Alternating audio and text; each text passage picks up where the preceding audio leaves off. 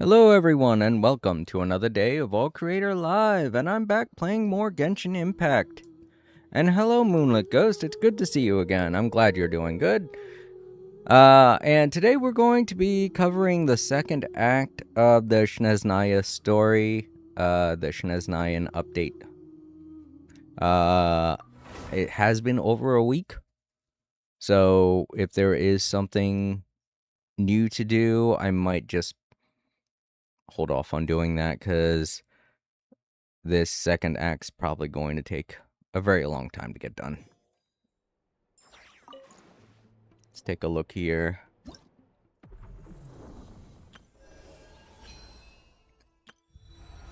Nothing unusual, still the same stuff as last week, minus that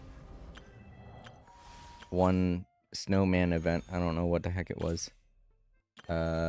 But it didn't seem that important, so I didn't bother doing it. Alright, yeah. Same old, same old. Moonlit Ghosty said, Midga SVA is literally the best. I've been making art for him. Aw, that's right. He's your new favorite, isn't he? Well, that's good. I'm happy you're happy that you have someone from Snezhnaya to enjoy. Alright, so we're going to be covering the second act. To anyone who is who doesn't want any spoilers on the second act, don't stick around. I don't want to spoil anything for you. But yeah, if you do want to know everything that happened in the first act, that's my last Genshin Impact stream covered all of it, basically. And I'm expecting the same length of stream with this stream.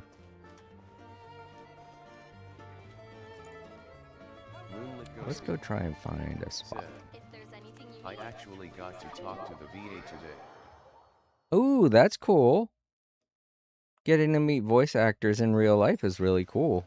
I used to do stuff like that, go to anime conventions and stuff up back when I lived in Baltimore, but that's only because it was a lot easier to get around there than it is where I live now. So I was able to go to events and certain activities like Otakon.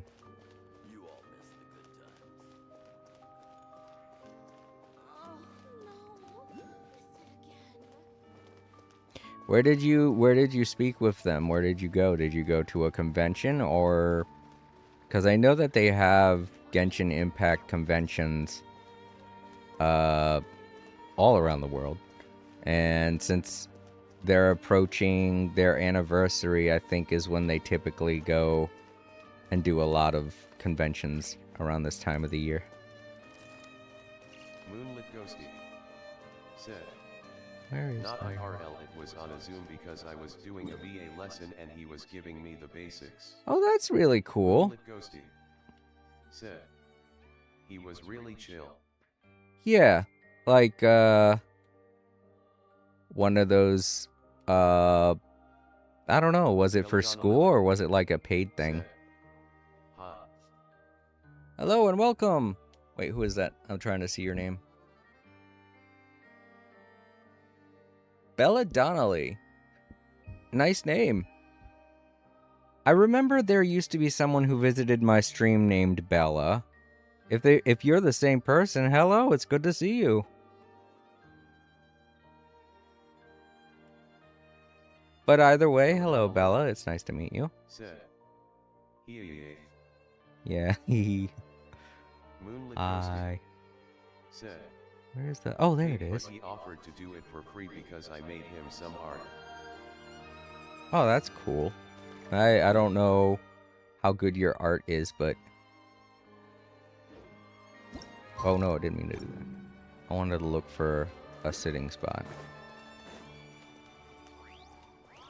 Well, yeah, I'm glad you got to talk with the voice actor. That's always fun to meet voice actors and speak with them.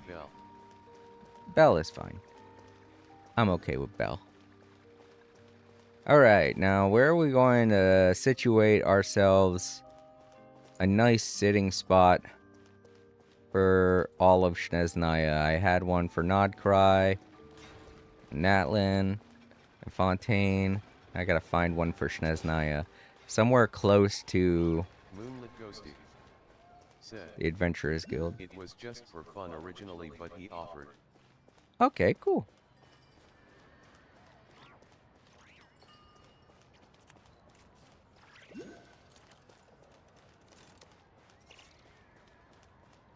Me, myself, I don't really like doing things like that. Zoom and stuff.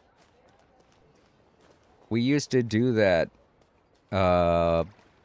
back when I was working during the pandemic.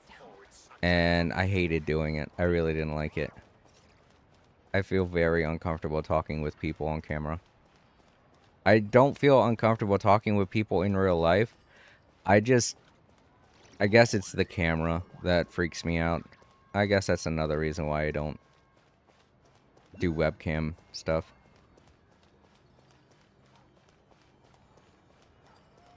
I guess the idea of having something recorded is what freaks me out, you know?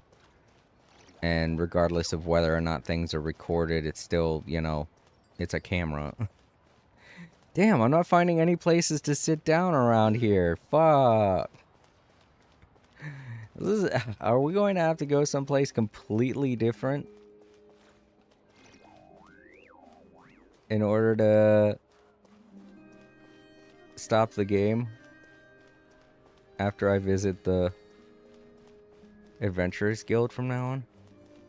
I always do that. I always go to the Adventurers Guild, get my Prima Gems, and then end the stream by sitting in a certain spot. But I can't find a spot to sit.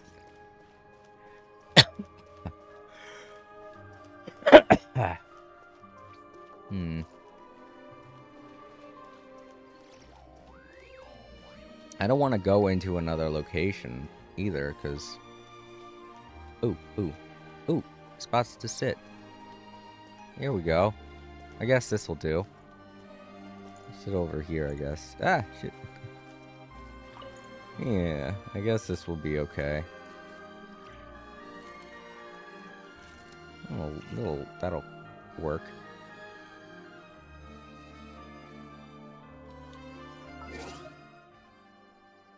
Yeah, I like it.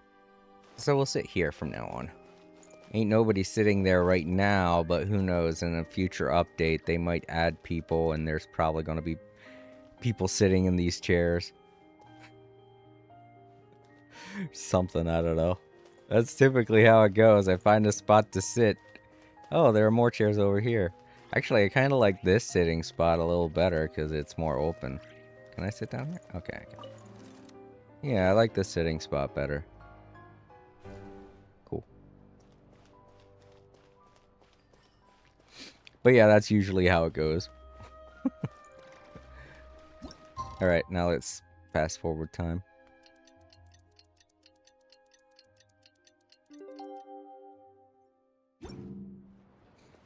Every time I find a good spot to sit down, magically people pop up. For Nodcry, it was funny because like 3 people showed up and they surrounded my sitting location. They weren't in my sitting location, they were just around it, and I was like, what? Where'd these people come from? I am powerful. Cool. I am too. Wait, what am I doing? Rest until the following day. What? I gotta do it again? Okay, I guess. Weird.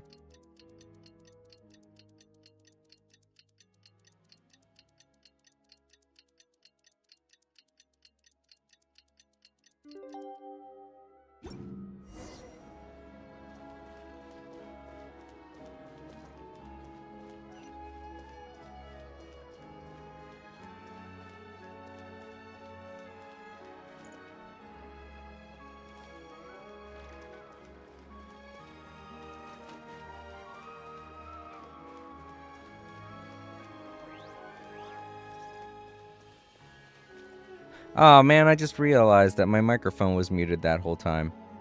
When did I mute it? Maybe I sneezed or something and had to mute it. I don't know. Well, I found the spot where I was going to sit, so I decided to fast forward time to continue the story. Sorry about that. I didn't think it was muted. Maybe I had to sneeze and I forgot to unmute it after I sneezed. But yeah, Moonlit Ghost, I was saying, it's cool to be able to talk with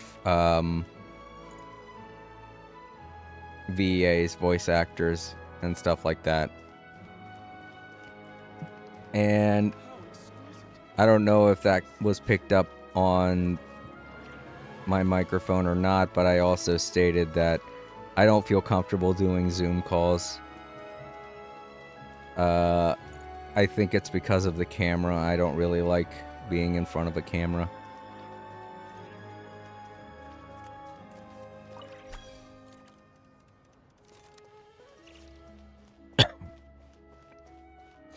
So it's cool that you were able to talk with them like that.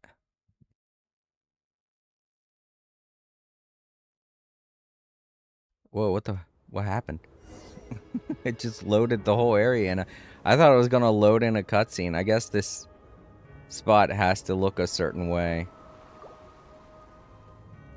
Oh yeah, I'm in a special. Okay. But also I mentioned, hello Bella, welcome. This is Moonlit Ghost. Moonlit Ghost, this is Bella. Or Belle. And Moonlit Ghost is a regular, but they only pop in every now and then, so they're not always here. And I hope you both like Genshin Impact. I mean, I know Moonlit Ghost already likes Genshin Impact, but Belle, I hope you like Genshin Impact, because that's all I'm going to be playing this stream. And I hope I'm not going to spoil anything for you. I'm in Act 2 of Snezhnaya, so if you don't want any spoilers, this is your warning. About to start up the story.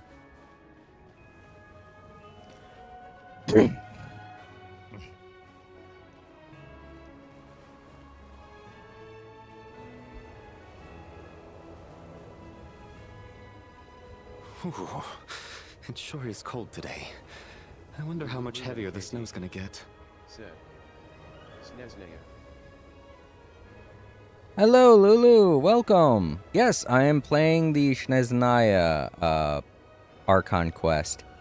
I'm doing Act 2 today, so if you don't want any spoilers, feel free to dip out. It was nice meeting you. And, you know, I always enjoy it when people stop by to say hello. Don't forget to leave a like before you leave. It helps out the channel as well. Here to see Odette? I just need to see your tickets for the preview. Perfect. Thank you. I'll hold on to your tickets. Come on in. It's freezing outside.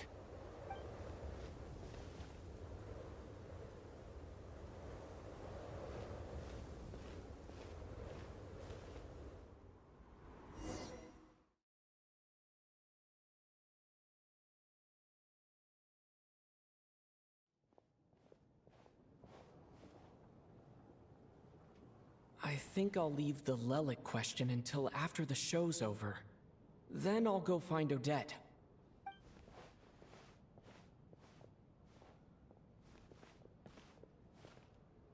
Child said he was originally going to come with Tonya. So I'm guessing Tonya's already here somewhere. Is there anyone here who looks like a Tonya? Let's see. It's a small audience. Makes sense for a preview. But wait, I do see some familiar faces. I don't know. There are about 2 people there that look like they have their own outfit. So they might be suspicious characters. Mr. Chuganov's back again by the looks of it. Oh, and is that Mitya? And that Fatui officer, Valeri. Guess he must be playing cat and mouse with Mitya again. Oh no. It looks like the show's starting and I still haven't found Tonya. Never mind. I'll just have to take a seat for now and see if I can catch her afterwards.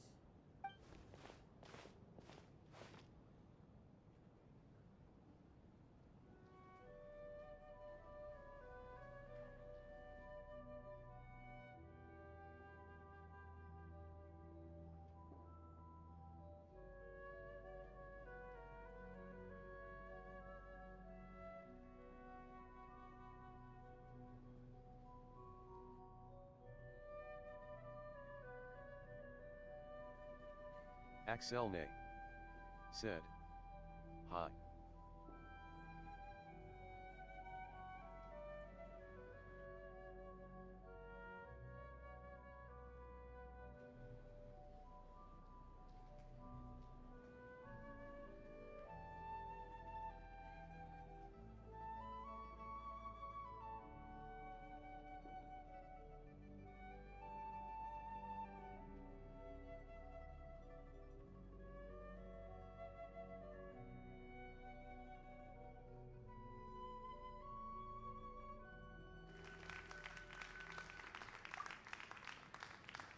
Well, that was unusual. Something very suspicious happening in the background of this play. But hello, Selenes. I don't know how to pronounce your name, but I'm guessing that's it.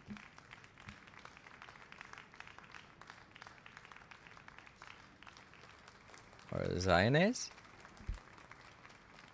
Either way, hello, Zionese. Welcome. It's nice to meet you. Hello, members of the audience. I'm a staff member here at the theater. Today's performance was a very special one for us, as it marks the first attempt in a long time to revive the classic Snezhnayan ballet, Spirit Seeker. To commemorate this occasion, we would love to take a group photo of the cast, crew, and audience members present today. Could I kindly ask the audience to please come up onto the stage?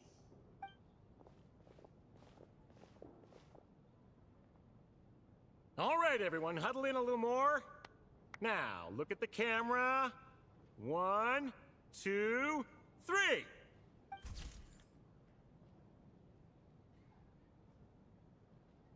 First picture, I'm not a part. Oh, wait, yeah, I am. I'm right there. Why am I part of the... I don't know. I can't remember everything that happened last time. Maybe I am part of this menage a trois of actors and actresses.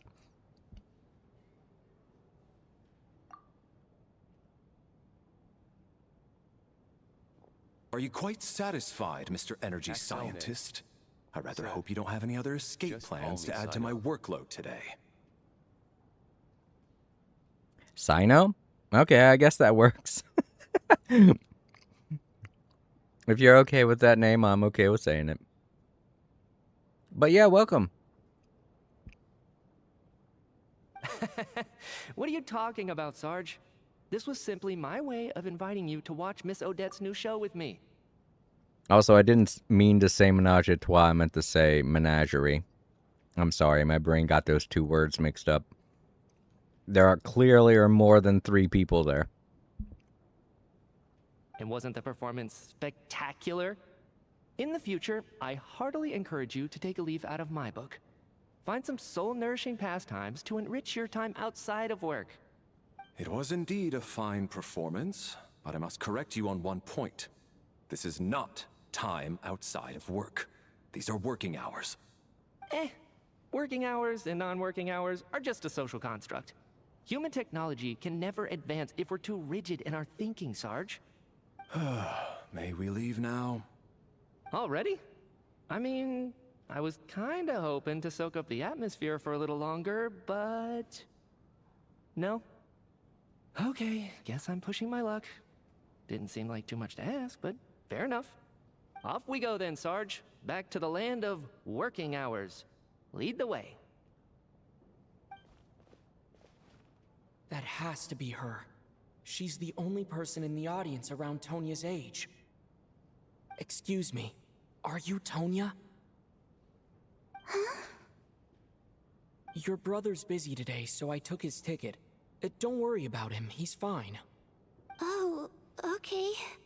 Sorry for the trouble.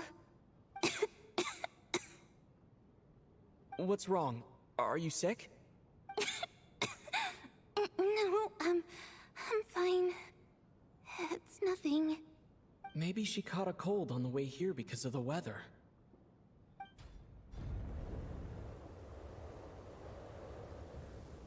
I haven't seen snow like this in a long, long time. It's most unusual. I know. It's completely white out there. You can barely see a thing.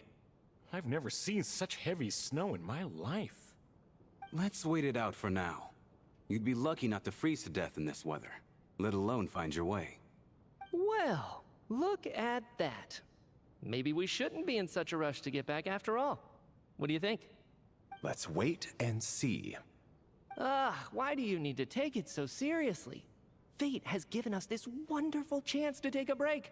We owe it to ourselves to make the most of it. Come to think of it, there's a small inn not far from here that always keeps plenty of extra blankets on hand for guests. I know the route well. Shall I head over and borrow a few blankets? That way, anyone in a hurry can wrap up warm for the journey back. Just remember to return them next time you're over this way. Sir, there's really no need to go to all that trouble. Hey, it's no trouble at all. Wait here, I'll be right back.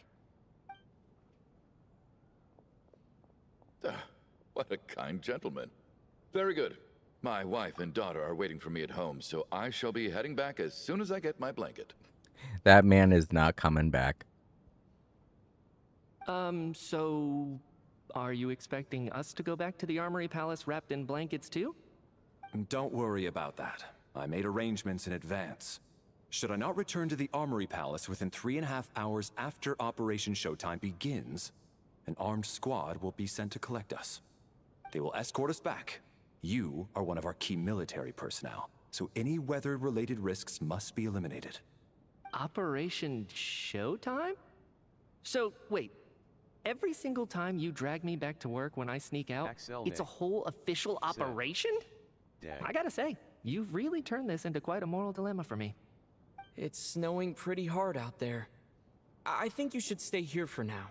You seem a little under the weather. Sure. My brother might come pick me up in a bit anyway. Time to get to work. I should head backstage and find Odette. I need to look her in the eye and ask her about Lelik.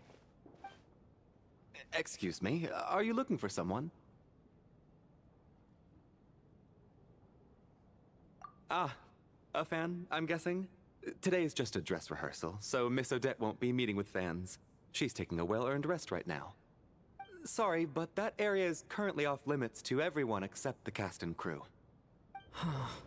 Bad timing, I guess. Well, I might as well stick around. I doubt Odette will be leaving before the snow lets up in any case.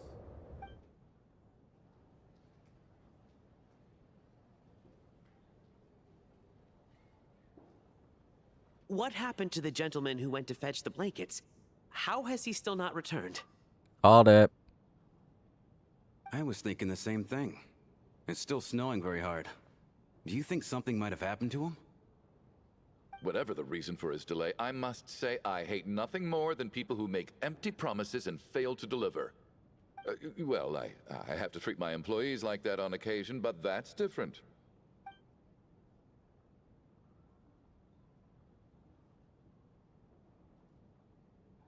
You seem anxious, Mr. Valeri. It's been nearly 4 hours since I left the armory. The army should have arrived to extract us by now. They know how much I despise tardiness and disrupted plans. There's simply no reason that they shouldn't have shown up by now, barring exceptional circumstances. Surely a snowstorm like this one counts as such. Few things in this world can stop the Sneznyan army, Mr. Mitya. And a snowstorm is certainly not one of them. Aren't there people in this world or in Sneznaya who are made out of snow and ice? Couldn't they do something to help people during times like this? I don't know. It just feels like it. Why don't you go out and take a look? They might be right outside, waiting for your orders before they dare come in. An absurd hypothesis. I have no intention of leaving your side for even a moment until I have escorted you back to the Armory Palace. This doesn't look like an ordinary snowstorm to me. That guy who left earlier, it looked like he just vanished into thin air. Either that, or my eyes were playing tricks on me. A man-eating snowstorm? Come on. Night hasn't even fallen yet. Spare us the ghost stories.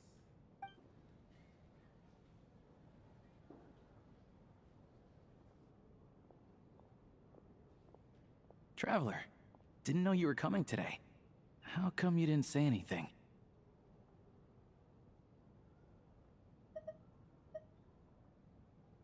What is it? Something the matter? Tell me, I can help. Whoa, that's quite a snowstorm out there. I've been working backstage this whole time, so I didn't even notice. No wonder the audience hasn't left yet. Is weather like this rare, even in Snezhnaya? Yeah, snow like this. I'm sure I've seen it out in the wild before, but never in the city. Actually, I take that back. I don't think I've seen snow this bad even in the wild. This is something else. It's not normal. If even Alosha thinks snow like this isn't normal, could it have anything to do with that monster people have been talking about? We can't stay cooped up here forever. Someone needs to go out and take a look. No need. I have plenty of experience with snowstorms. Besides, I work here while you're an audience member. I should be the one to do it.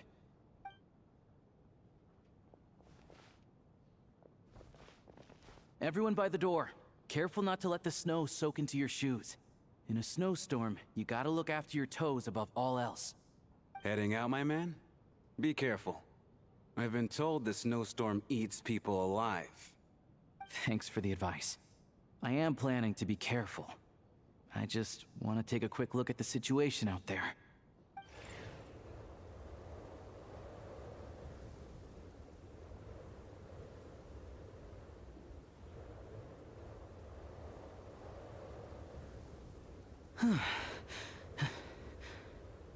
He's back! He's back! How was it? What's going on out there? Did you see any soldiers patrolling the area? Something about this storm isn't right.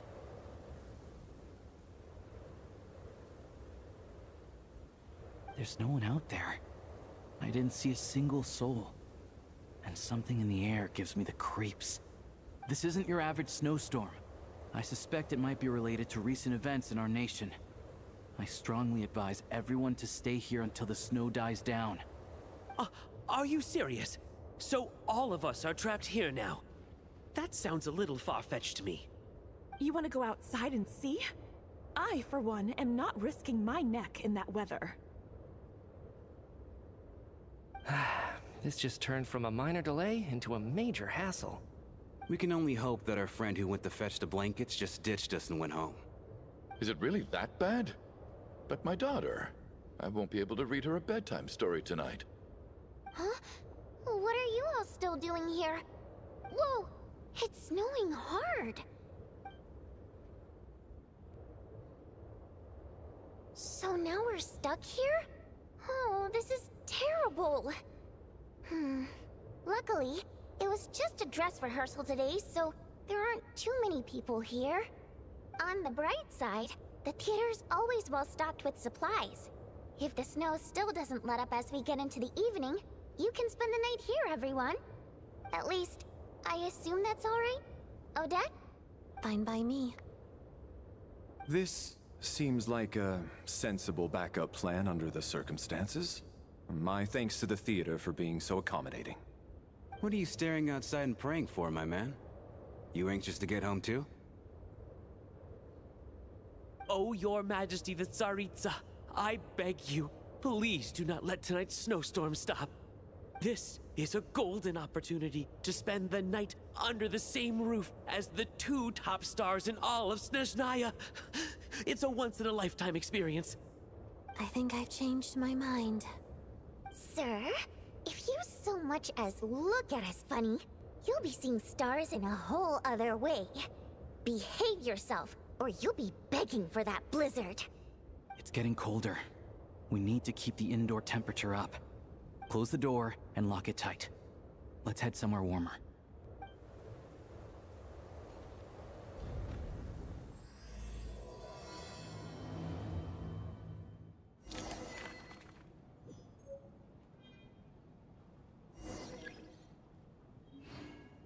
Okay, thank you for telling me I have a picture. Oh, they're pointing to somebody. Oh, I get to check out each of the characters that we're stuck here with. So, I guess we're going to have to try and figure out who Lelek is out of all these people.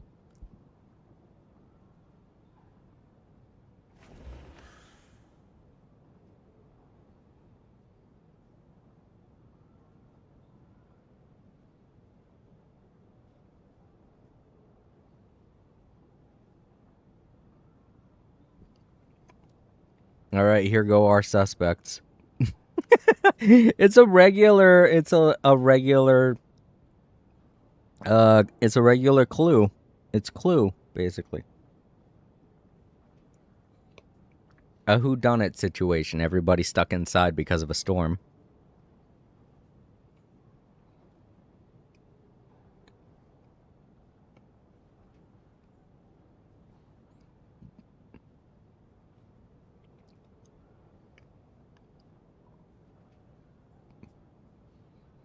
He's a fan of Odette's.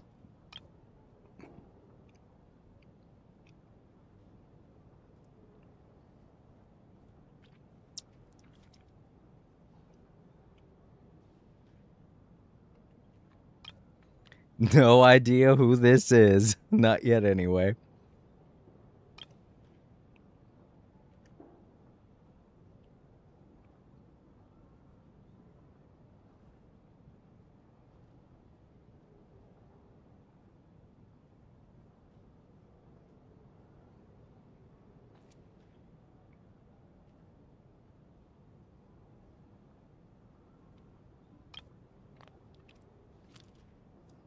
Oh, this is Tartaglia's younger sister. That's right. That's why we were here to speak with her. Because Tartaglia was like, here, you can have this ticket. Let my sister know. Oh, it sucks that she's sick, though. This makes me scared for her.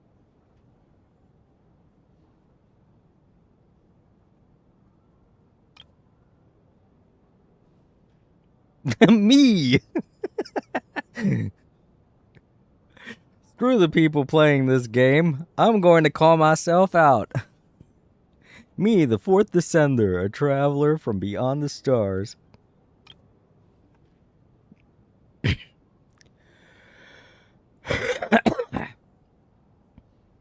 Just completely throw me out. Here I am expecting to be playing this in third person.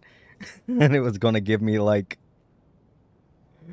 an introduction to the traveler. But no, this is the traveler just reading everything.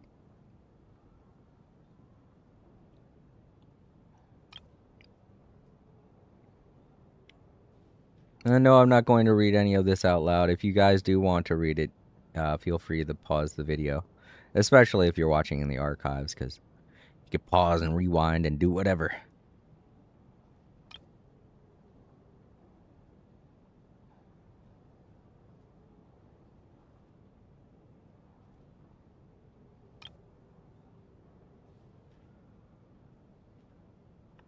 And there's Moonlit Ghost's favorite guy right there, apparently.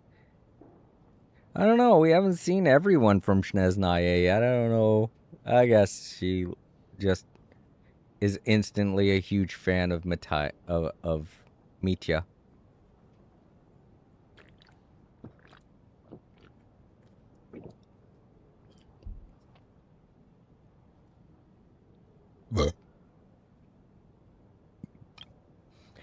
Don't know her either. Or him. We know that he's a big fan of both of... Or was he the one who did that? The weird praying and creepy actions?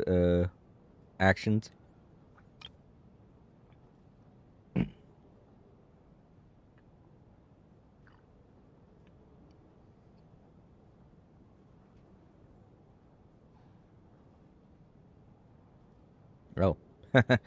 Gets a little too fixated on things. And that's everyone. Oh. It's weird that they took a picture with everybody, even audience members. But I don't know. I've never really been to a recital in my life. Not even when I was in school or anything like that. I've been doing things behind stages before, like prop work, and I've painted scenery and stuff like that before, but never really did anything or went to any of the plays. I just did stuff for them. I wasn't really a huge theater goer. I still kind of am not, you know? Alright, there's all of our suspects. One of them is Lelik. We gotta figure out who it is. Not to seem mean or anything, but oftentimes in this game, the one who's done it is typically an NPC. Like, not a character. But sometimes they'll make it a character. So I'm going to say it's Aloysia, or however you pronounce his name. Damn it. Gee, wish I had some primos. Wow, that'd be cool. Said. Same. I don't know. I feel like I think I still got a lot of primos. That's not a lot, to be honest. That's not that lot. That's not that much. But I'm going to guess it's Aloysia, or however you pronounce his name. That's my guess. That's not backed by anything other than this game tends to do stuff like that out of nowhere. A lot of times they'll make it an NPC, but then occasionally they'll be like, it's a character. Haha, we fooled you. I'm not going to doubt that they're doing that this time. Axelne said. I got like. You got 5? Wow, you must have spent all of them. Well, hopefully you got something with all the pulls you probably put in. Hopefully you spent them wisely. I can't go in there. Oh, they're all on this side, that's why. Okay.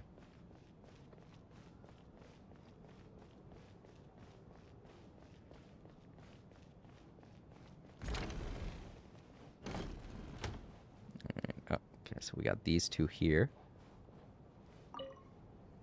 And then there's the aristocrats. Easiest of all to deal with.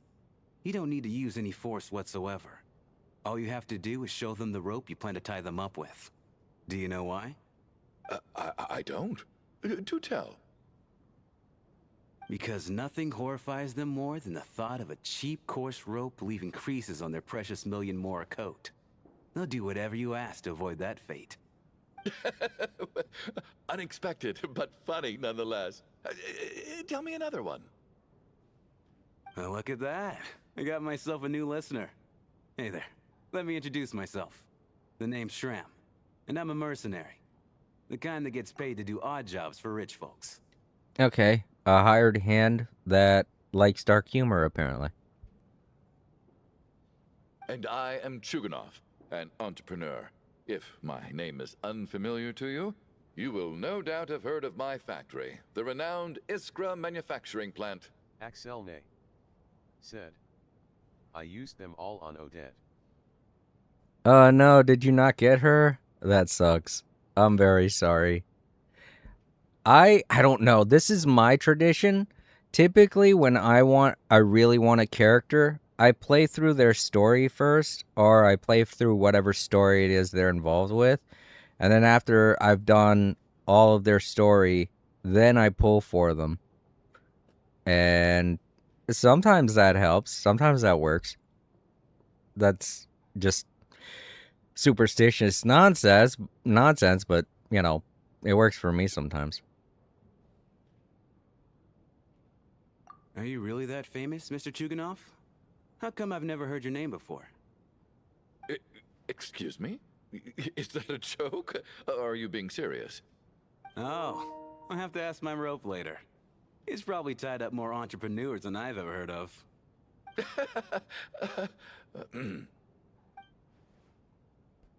Very dark humor.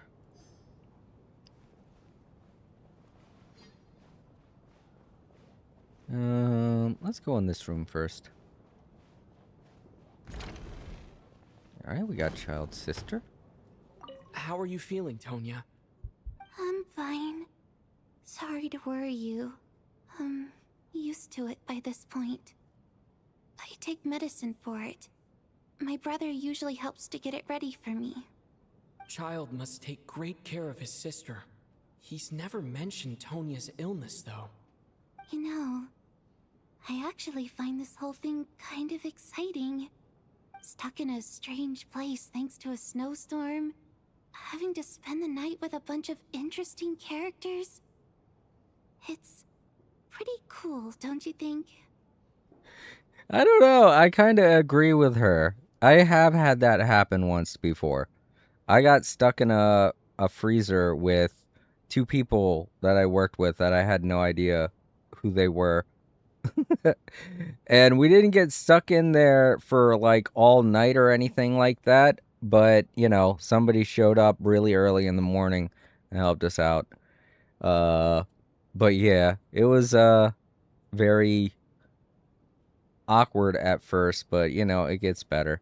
And before you say it, no, you don't instantly freeze when you get trapped in a freezer. That's just a cartoon thing. It is very cold though, you know, staying in a freezer for that long, but you could stay warm. There are so many different things that can keep you warm. Said. LOL. But it can be kind of exciting to just be trapped with people you don't know and get to learn about them. And I mean in like a safe sense, like this kind of sense. But, you know, as long as people don't start dying like how it happened in Clue, then everything's kind of pretty cool. I say that now. Now watch, someone's gonna die or something. Oh, shit. Said. I was about to say that. Yeah, I'm thinking about it now, and now I'm thinking this could go completely wrong. So take what I just said with a grain of salt. I don't know what's going to happen in this story. Someone could end up dying, and then we could have a real Clue situation going on, you know? I'm I'm starting to worry myself. Exactly. It's like one of those stories where an ordinary school trip turns into a magical adventure. I've always wanted something like that to happen in real life.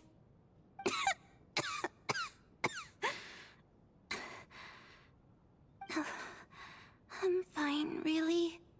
Just got a little overexcited. Look after yourself. Otherwise, your brother will come after me.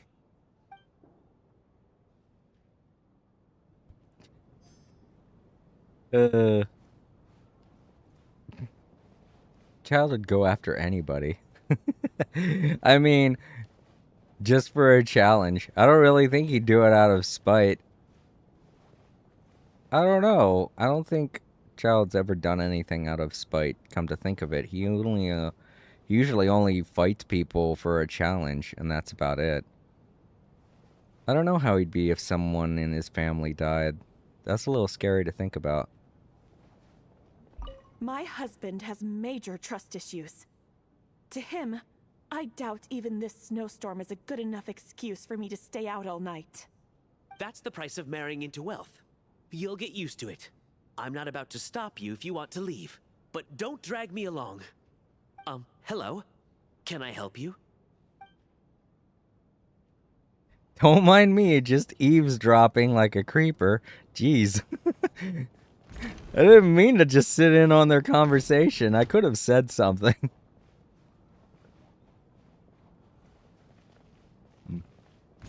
That door's locked. Alright, so we got these two over here.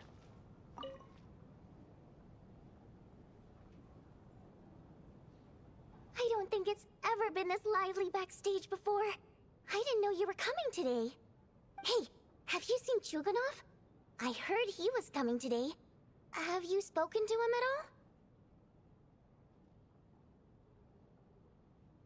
Whoa, whoa, whoa. That's a lie, Traveler. Didn't we just talk to him? I'm with you. This could be just the chance we need. Yeah, I gotta figure out a way to coax some more intel out of him. I want to know why he suddenly changed his stance on Project Stuja. What exactly happened before the most recent Vetcha vote? For the Rokad, or just out of personal interest? Shh! There are other people around. Don't say the R word.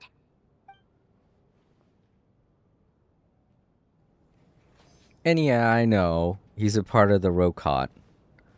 He's a member of the of our forces. So it would be weird if he turned out to be Lelik.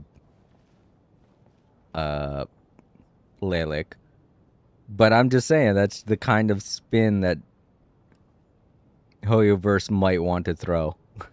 I'm just saying. I'm not about to disqualify him as being, because he wasn't there during that entire proceeding. So he stepped out for convenient reasons, and then the whole vote happened. So I'm like, that's a little suspicious. So This is highly irregular. A delay of over an hour during an operation like this theoretically warrants a Harbinger-level response. I wonder what the issue is. The storm, or something else. Sarge, the day you learn to let go and just enjoy moments like this is the day you'll finally understand the meaning of life. Ah, why, hello, sir. I believe you were the one sitting at a nearby table back at Podvorye Restaurant. Any friend of the theater's star performers is a friend of mine. It's a pleasure to meet you. I'm Mitya from the Energy Commission. Greetings. Major Valeri, head of the Special Assignments Battalion. Armory Palace Royal Grenadier Guards, 1st Regiment. I am here to ensure Mr. Mitya's personal safety. Please let me know if I can be of any assistance. Mr. Traveler, I cannot help but notice that Miss Odette is stealing glances at me. Any idea what that could be about?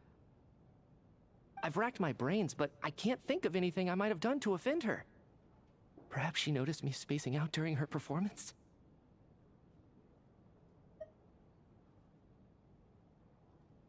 What? You mean I really did do something to upset her? Well, thanks for letting me know. So, Mr. Mitya, is your work related to Project Stuja? Yes, that's right. The higher-ups in the Fatui transferred me from the Energy Commission to the Armory Palace because they wanted me to... Really? I can't even talk about that? Pretty sure it counts as part of my private life. All right, I won't say anything. Sorry, Traveler. As you can see, I'm afraid this pleasant chat will have to end here.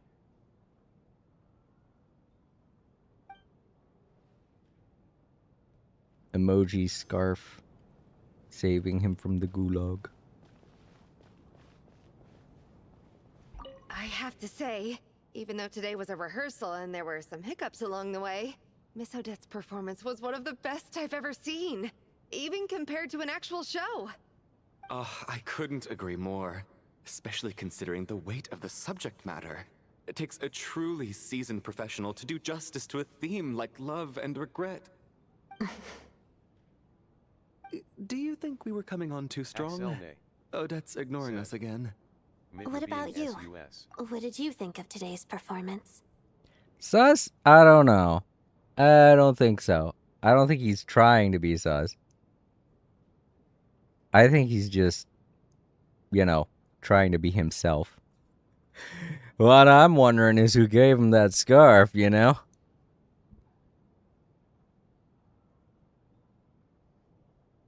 I'm sure we'll learn that at some point. There has to be a way that he got that scarf. It can't just be something that he made or something. Because it doesn't seem like if it was something he made, it would be doing stuff like that for him. Or to him.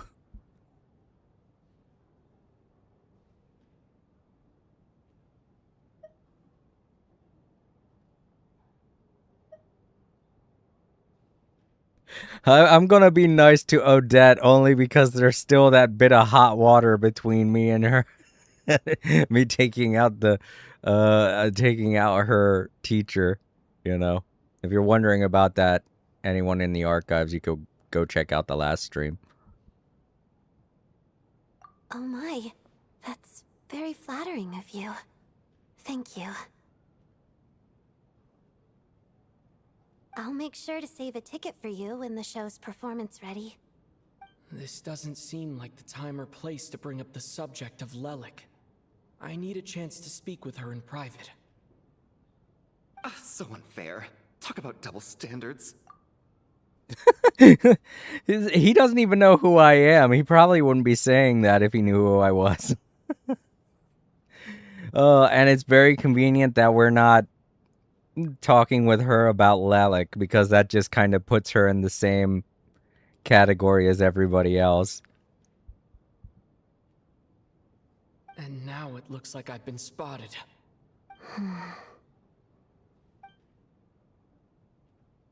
You know Mitya too? No, I don't. I just have a feeling that he might be dangerous. He might be dangerous. So happy, big smile. How's it looking, Alosha? No change from this afternoon. Heavy snow with no sign of slowing down. May I have your attention, please? The storm is unlikely to stop tonight, and it'll be even more dangerous outside at night than it was during the day. We at the theater owe everyone here a duty of care. Therefore, we strongly suggest that you stay on site overnight and avoid going outside unless absolutely necessary. In a few short moments, we'll give you a tour of the theater's various quarters. You can choose to sleep in the VIP room, the office, or backstage. Or on the stage if you'd prefer. We won't mind. Which one of those seems like the most relaxing place to sleep? I would honestly... I hear the word VIP room, that's immediately where I want to go.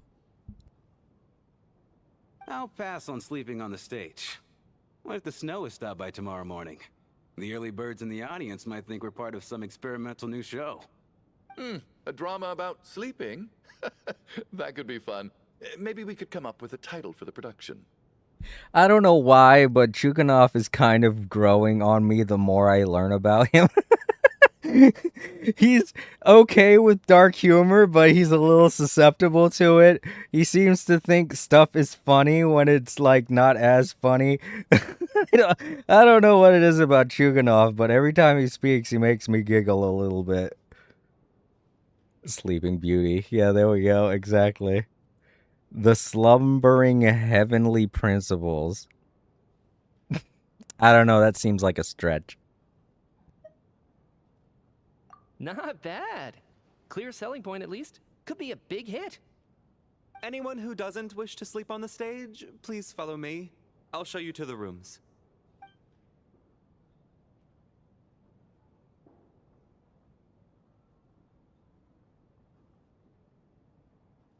I guess I'll call it a night. Though I feel like I won't sleep very well without Paimon here. I'm sure she'll be worried that I haven't made it back yet. But as long as she looks out the window, she'll probably realize what's holding me up. I wonder if she's feeling any better yet. At least she hasn't been getting any worse. Still, I should try and get back first thing tomorrow morning.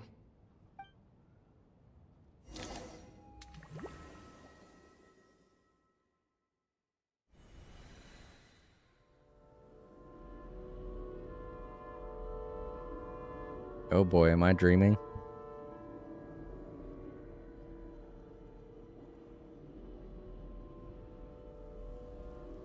Ah, finally. Welcome back to the world of the living, lazy bones. I was about to wake you. The black mist is almost on us. Still waking up, huh? You know, the black mist. It's been chasing us from below ever since we were born. You're just dozy. There's no way you've forgotten. This is very dreamlike. Am I having a Twin Peaks moment where there's some kind of clue to all of this that's going to appear in this dream? That's what this feels like. Everybody's kind of talking like something's going on and I don't know what it is. Next thing we know, we're going to have someone walking backwards and then speaking erratically. Oh, I thought... I forgot Paimon existed. Yeah. It's a little sad that she's been not under the weather this entire adventure so far. Come on, let's keep heading up. Onwards and upwards is the only way to survive. Don't listen to a word those Black Mist cultists say. Here we go again. The endless march toward survival. What's going on? That black mist down there is creeping me out. And it's rising. Guess I should head upwards and get away from it. The Black Mist cultists believe that being swallowed by the Black Mist leads to everlasting peace. But if you ask me, they're just lying to themselves. We're the only heretics left. The only ones who refuse to give in. We have to keep going. But how do you actually know that they're wrong? Dangerous question there, Torgov. The moment your faith wavers, you start a chain reaction that ends in the collapse of your will. Put the question out of your mind. Stay strong and believe that the Black Mist means certain death. Okay, but it's not my mind that's the problem. My body's about to give up on me. It's already starting to falter.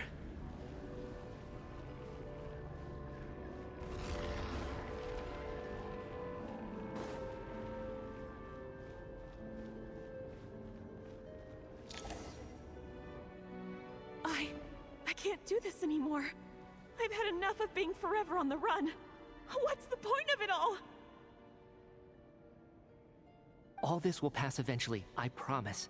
Keep fighting. It will be worth it. You accuse the Black Mist cultists of being liars. But you're lying too. There is no end to this path. It keeps going up forever. There was never any hope to begin with.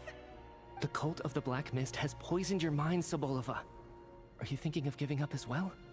I am. I think I'll take my chances with the Black Mist over this perpetual torture. As much as I detest the Black Mist cultists, I'm just too weary. Then I bid you both farewell. Let me put my personal opinions aside for a moment and say, I hope that you both find peace within the Black Mist. Oof, boy. Fate always appears so impossibly complicated. But at moments like this, its raw simplicity is laid bare. Their fate was sealed from the instant they entertained doubt.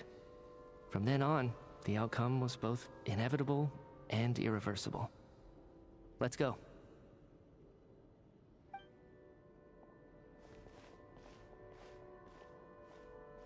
And Media's right. No matter what, you Torgov shouldn't give and up. Sobolova are gone. I never thought the day would come when even they would be swallowed by the Black Mist. It's just you and me now.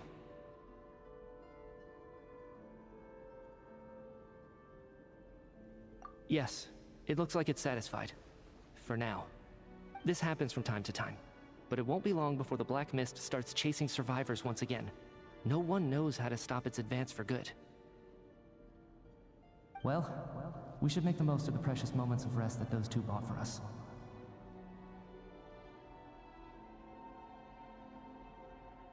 Huh? Are you really that sleepy, traveler?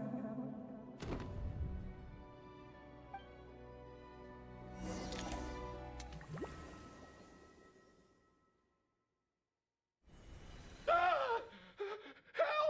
Somebody, come quick! What is it, Chuganov? What's wrong? Huh? Is it morning already? What's all the commotion?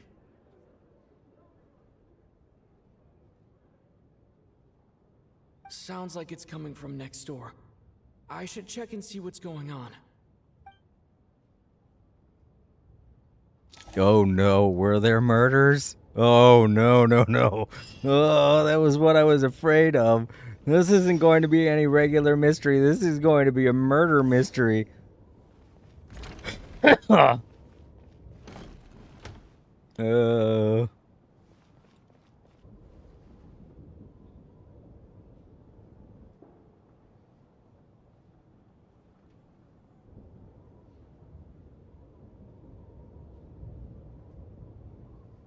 Don't look, Miss Axel Tonya. Stay here. Said. Murder mystery. Okay. What happened to them?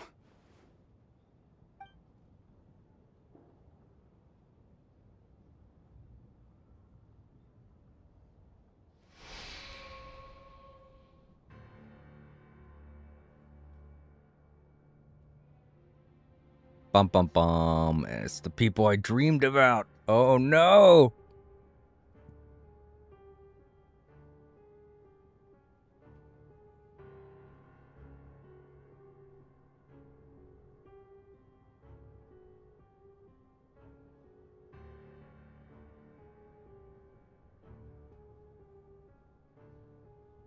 These two people have passed away. And the strange thing is that somehow, I knew this was going to happen. I knew that they would be the ones to die. Have I seen this moment before? Or did I have some kind of premonition? I can't remember what it was. Let me take a look.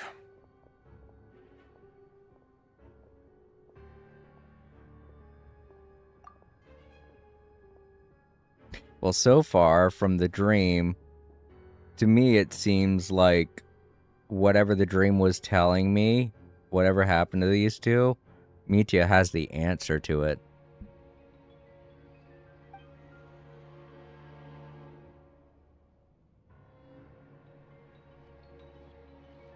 No vital signs in either of them. They're dead. The cause of death, however, remains unclear. No wounds on the bodies, no signs of a struggle, and no skin discoloration caused by the buildup of toxins. But just last night, they were chatting and joking away. This is so sudden.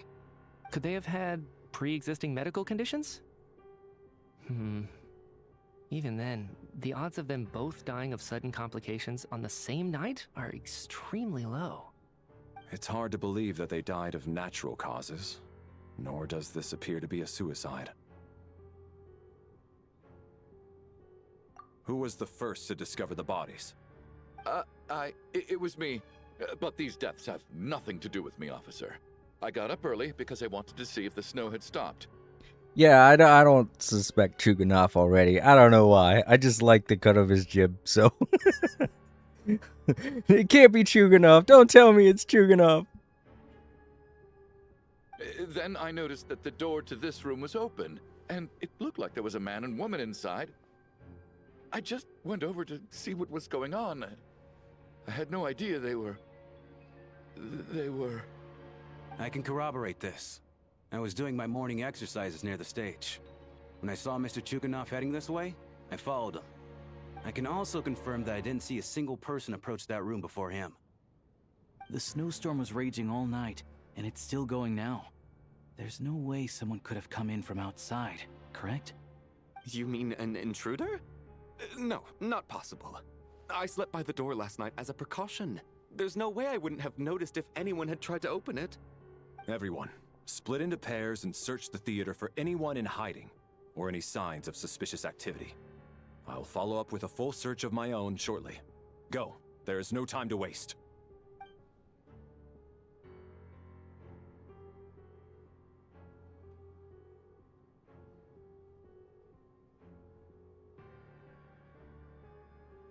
Axelne said. Then who do you think it is? It's still a little early to tell. I gotta get a little bit more information out of Mitya. I feel like he has some answers in all this. That seems to be what my dream was telling me. Even if Mitya doesn't know what's happening, in some ways I feel talking with him might allude to better answers.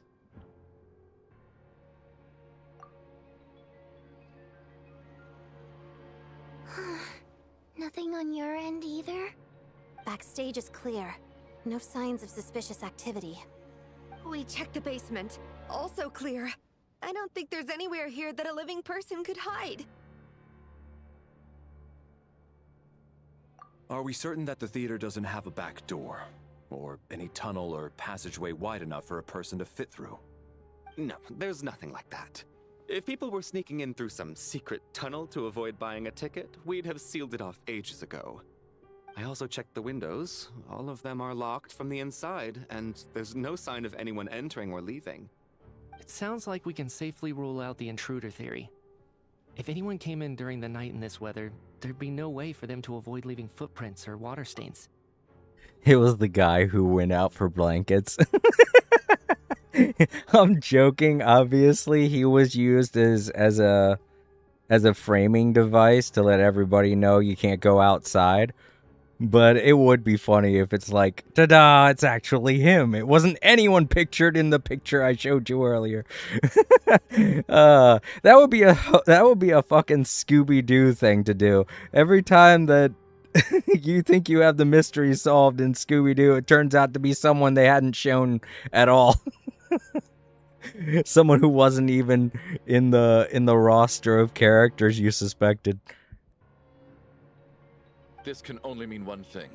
It's like one of those murder mysteries you see in novels and plays, isn't it?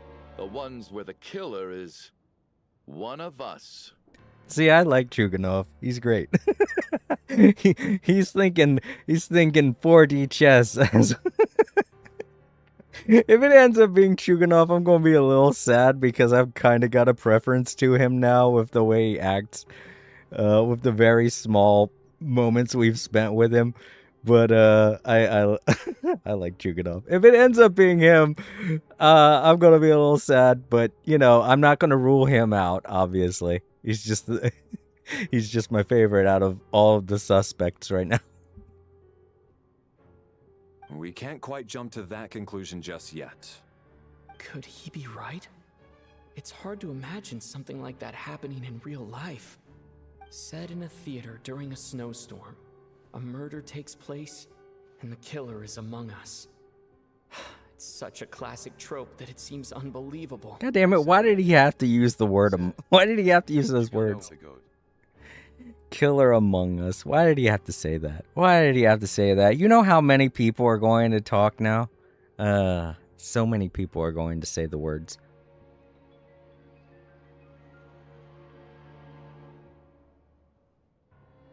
Chuganov the goat. In my opinion, at this moment, yes, out of all of my suspects, he's the one that I hope hasn't done it the most.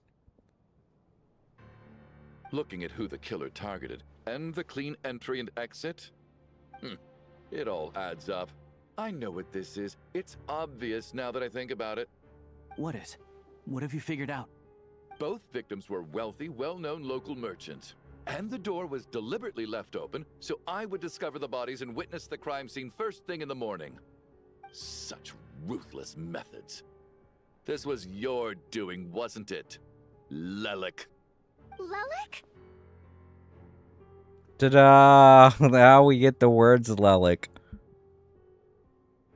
You mean Lelik is among us? And he's the killer? Lelik. I know this code name. Member of the Rokot, anti-Project Stuja. Always works alone. I've read the case files at the Armory Palace. Walk me through your reasoning, Mr. Chuganov. What do you know about Lelik?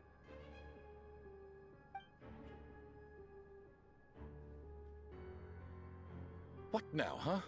What now, Lelik? What more do you want from me? I already voted against Project Stuja at the Snezhno Gradvecha.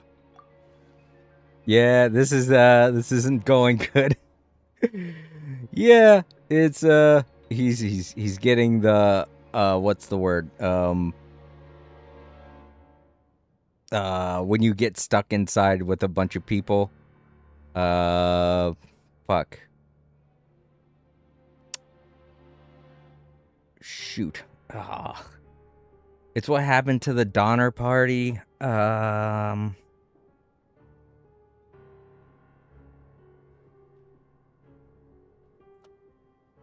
I don't know. The only word that's popping into my head right now is Homestuck. He's getting that mental disease that mental disease that you get when you get trapped inside of a place with a bunch of people. Fucking shit, what is it called? I wish I could remember. God damn it. I could say it right now and it's not it's not coming to me. God damn it. Oh well. Oh fuck. Can't remember the word. Oh well. It's somewhere up in my brain. I'm sure someone's going to state it, but yeah, he's starting to grow suspicious of everyone in the room. You snuck into my house the other day while I was asleep. Left a threatening letter. And I did all that you asked. But Project Stuja cannot be so easily shaken. Not with the rooster in charge.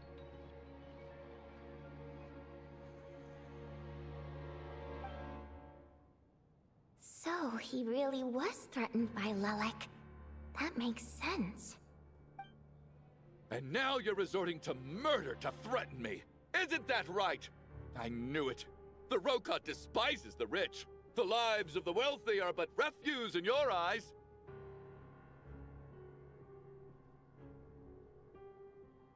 Show yourself! Which one of you is Lelek, Tell me! I'll do whatever you want! Just stop playing these mind games!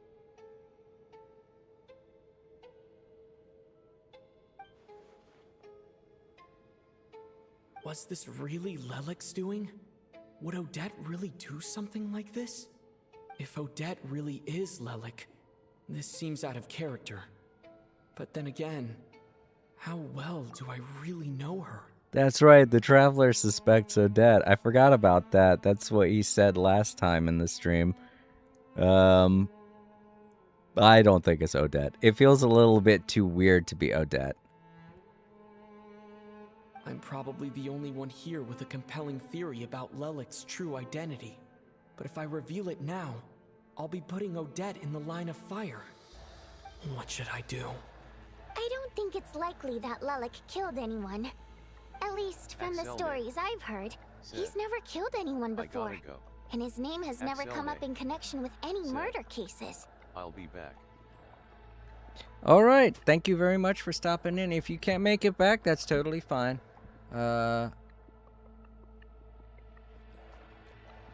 Sino. I forgot what you wanted me to call you at first, but now I remember. But yeah, thank you very much for stopping by, Sino. If you can't make it back, it's fine.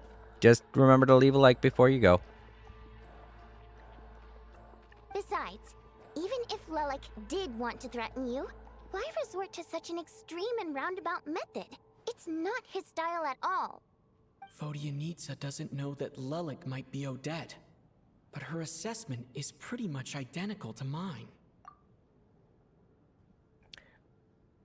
I'm gonna say I don't think that Lelek is the one who murdered those two.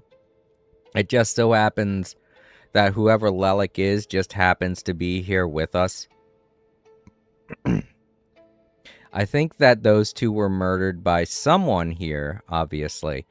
But I think it was someone who is for Project Stuja. That could be why they murdered them and want to freak out the rich guy, Chuganov. But like I said, it's still a little bit too early. And then there's the matter that maybe they aren't dead. I mean, we said they're dead. They look dead, but who knows? At the end of this, they might wake up. I don't know. It's not like death is uncommon to this game. People die in this game all the time, so it wouldn't be unusual. It's just the way that my character described them made me think maybe they might wake up and they're not actually dead. Miss Vodyanitsa, why do you suddenly feel the need to speak in Lelek's defense? Defense? Oh, no, it's just... I'm worried that we're jumping to conclusions here, so I wanted to share my point of view. Also, I don't think the Rokot is as bad as you're making it out to be. Well, if you think I'm so wrong, what's your theory then, Why don't you tell us who the killer is? The case is still evolving, Mr. Chuganov. Please do not prevent others from expressing their opinions so early on in the discussion. Even so, there's no denying that the recent threat received by Mr. Chuganov may well be an important clue. So there's still a good chance that Lelek is right here among us. I can't do this anymore. I don't care if it's still snowing outside. I have to get out of here. Oh no, this guy's that guy. Oh no. Whoa, take a beat. We all know it's far too dangerous out there. Even the soldiers couldn't get to us. Go out that door, and you might not live to tell the tale. And whoever this Lelik is, they're surely not going to murder anyone in broad daylight. Be sensible, my man. You're safer inside. Okay. I just remembered what the word is. Cabin fever. So we have two people who are already suffering from cabin fever. That guy who wants to get out, and Chuganov, who's very suspicious of everyone and thinks everybody's out to get him. Those are two very dry-cut cases of cabin fever. That was the word I was trying to think of before.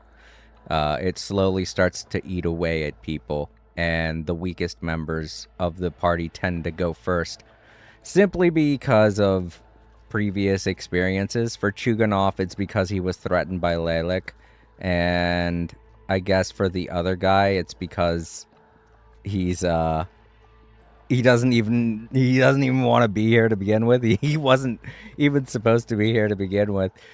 I guess that's the whole like victim mentality, where you get cabin fever and you instantly start concerning yourself with staying alive. It's a defense mechanism, but it can cause you to do stupid things. Like right now, this dude was just about to run out into that storm and die. So it's a good thing Shram stopped him. As much as I regret having to say this, I'd like everyone to cooperate and refrain from exiting the premises until further notice. Because as things stand, every one of us is now a suspect. Unless anyone has further information to share, let's adjourn for now. Feel free to keep searching for clues, but make sure you don't go off alone. All right, so we've got two people with cabin fever and three people hoping to get everything, keep everything together. It's the General Shram and let me see. Can I pull up the picture again?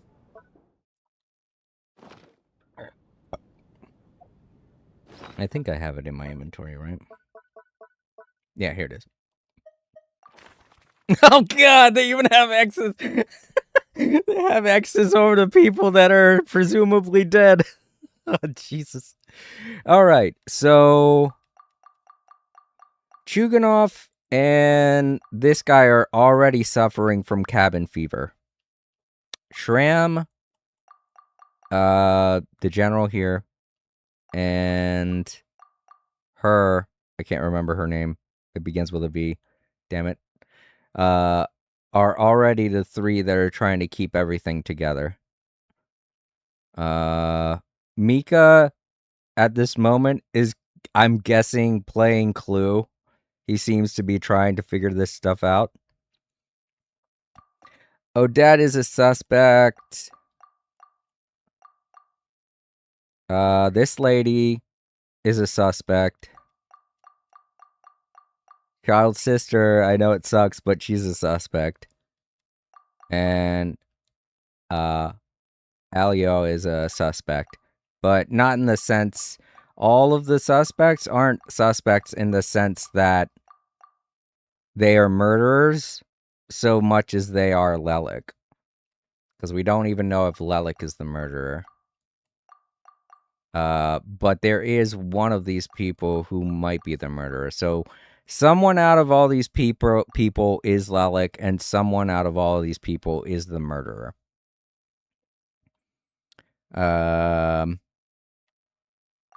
At the moment, I still haven't decided on who Lelik is. My first suspect, I'm going to say is Alyosha, or however pronounce it. I keep saying his name wrong. Only because it would be funny. That's the only excuse I have. And as far as who the murderer is, that one's like, I didn't even think people were going to die when this first started, but now I gotta think about that. I don't know if it's Chuganov, but he is the only current one that is a suspect in terms of murder, because the only way that he could be seen as the murderer is if he murdered these two just to try to figure out who Lelik is, by going through and accusing people one by one, or, you know, just like what he just did. He could have been doing that to try and get somebody to defend Lelik, which is why he jumped on her the minute she decided to defend him. Because he could be trying to figure out who Lelik is, and that's why he murdered those two. But, you know, like I said, I don't want it to be Chuganov, because, I mean, it's not just the fact that it's, you know, in my opinion, he didn't didn't seem like the type of person that would be doing that, but also I'm not going to rule out the fact that he did it just to try and get somebody to confess to being Lelik. But I guess the other reason why I don't want it to be Chuganov is because that's a little, you know, on the nose. It's I don't know, it just makes me a little sad whenever it's the person that is obviously the murderer, you know? The first person everybody suspects is the murderer. I don't know. I don't like that in storytelling. It kind of ruins the whole thing, you know, because right now we have a clear indication that he's the murderer, but I don't want to go by that, you know? And my whole theory, my whole assumption of him being Lelik is just for the lulz, you know? A serious idea of who Lelik is? I don't know. I mean, I guess it could be Child's sister. She does have a motive to be Lelik because she is the sister of Child, a member of the Fatui, and Project Stuja is causing Child and her family a lot of problems. She is also not seeing Child as much because of Project Stuja.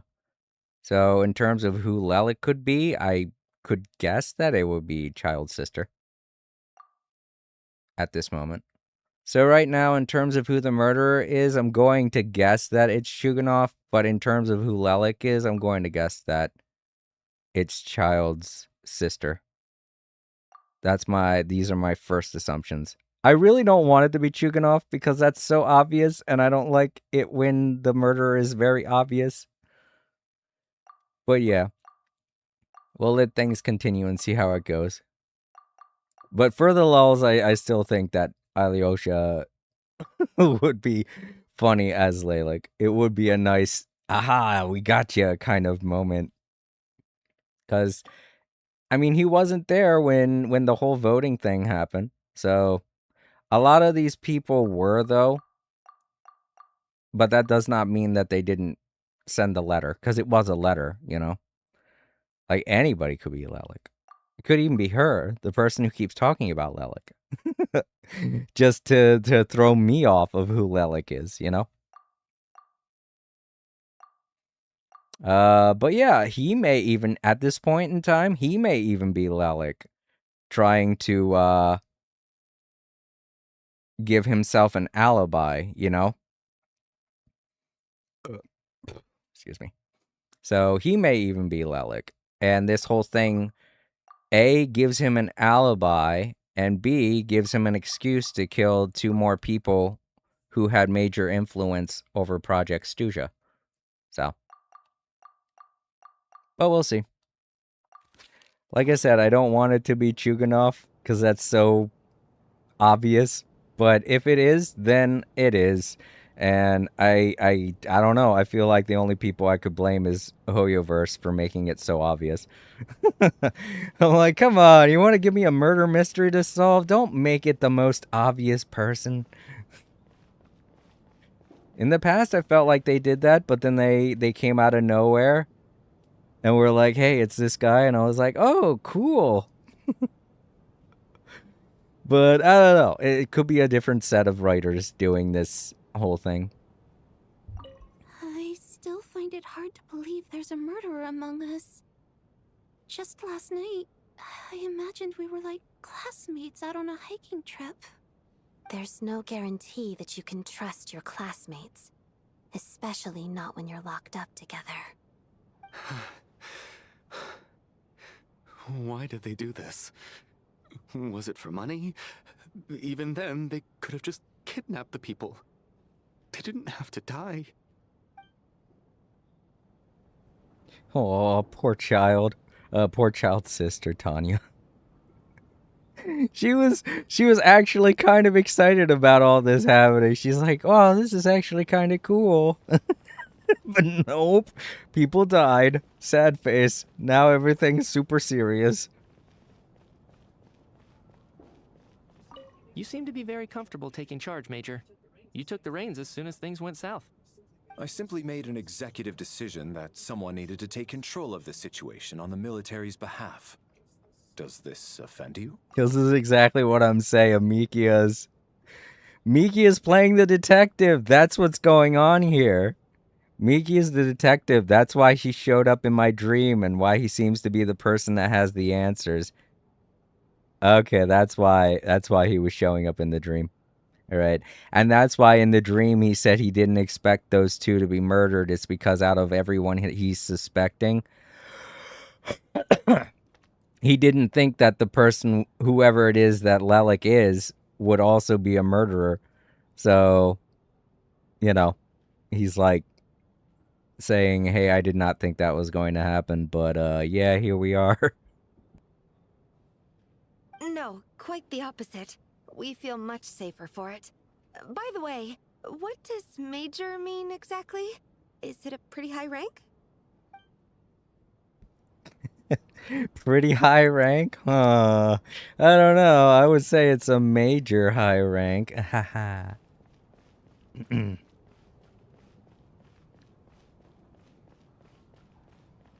Alright. That's not everyone, so... Okay, we gotta speak with Odette, but we can go in this room, so let's see if anyone's in here first. This is also good to do when you're being a detective. It's to check all places and make sure that nobody's done anything in certain rooms, you know?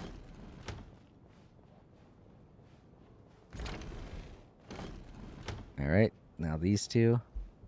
You're right. That was my bad. It was a knee-jerk reaction. I didn't think it through. Luckily, no one suspected my identity. Oh, phew. It's just you. I thought someone was eavesdropping. Since Vodianitsa and I were on the same page earlier, I think I should share my thoughts with the Rokot members first. Alright, so that line that she just stated was very suspicious about her identity, but it could go two ways. I like how subtly they made that. It could be either A, it's because she mentioned the Rokot and was defending Lelik, or B, it's because she's Lelik and Aoshia knows that she's Lelik, maybe? Who knows? Or maybe the both of them are Lelik. Maybe they're both working together. They do seem very chummy. Maybe Lelik's not one person. Maybe he's two people.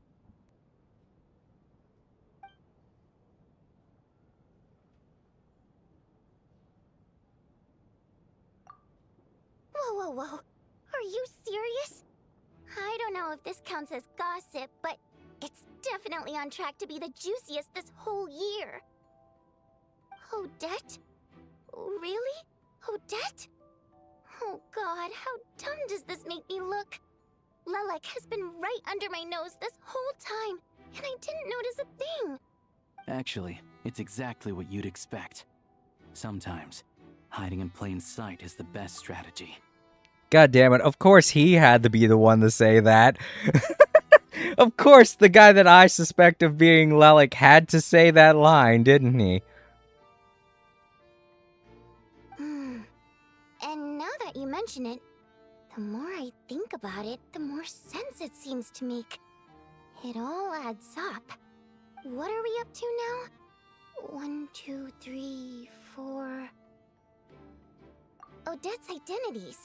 She's my coworker, specifically a ballerina, and also a fatous, a member of the Rokot, now Lelek. How is why what? She's pulled up like fucking 5 fingers? Okay. That's an interesting way to count. It must be so exhausting.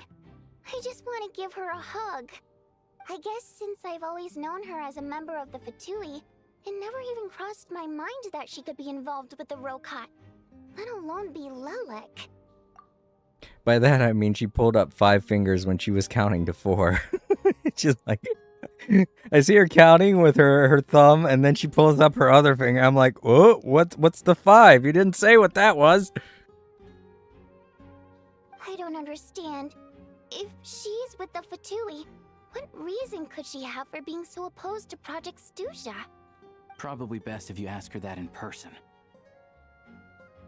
Well, since you waited until now to bring this up instead of announcing it to everyone earlier, does that mean we're all on the same page here?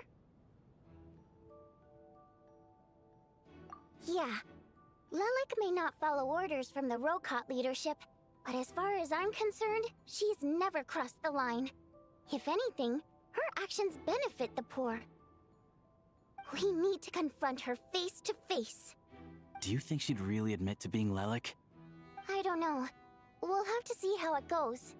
For now, we'll work on the assumption that she didn't kill anyone, and see how much she's willing to tell us.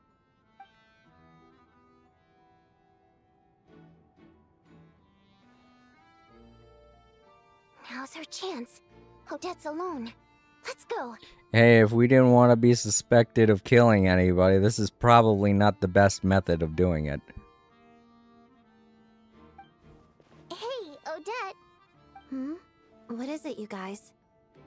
Shh. Keep your voice down. We need to talk. So, you're Lelek, aren't you? Alright, fine.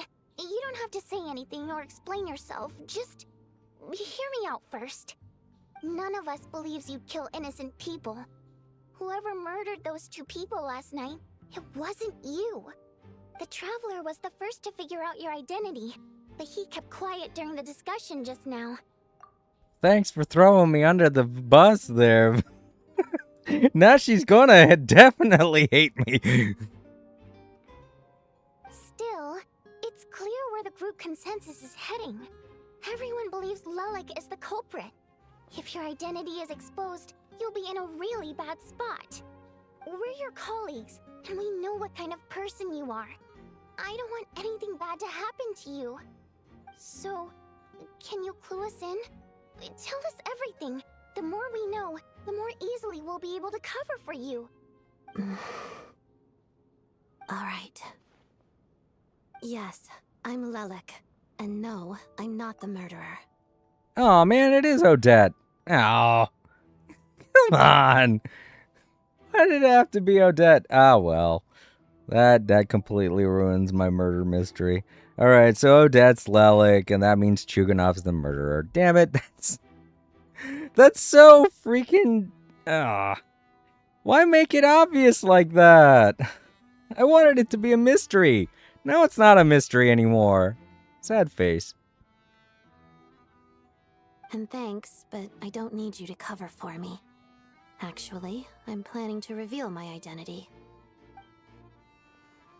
Axelne. Said. You're gonna reveal that you're Lelek? Here? That's right. I'll admit I was surprised at first when Chuganov guessed that I was here. It was just a lucky guess, but it caught me off guard. But after taking some time to assess the situation and confirm where everyone stands, I don't believe I have anything to worry about.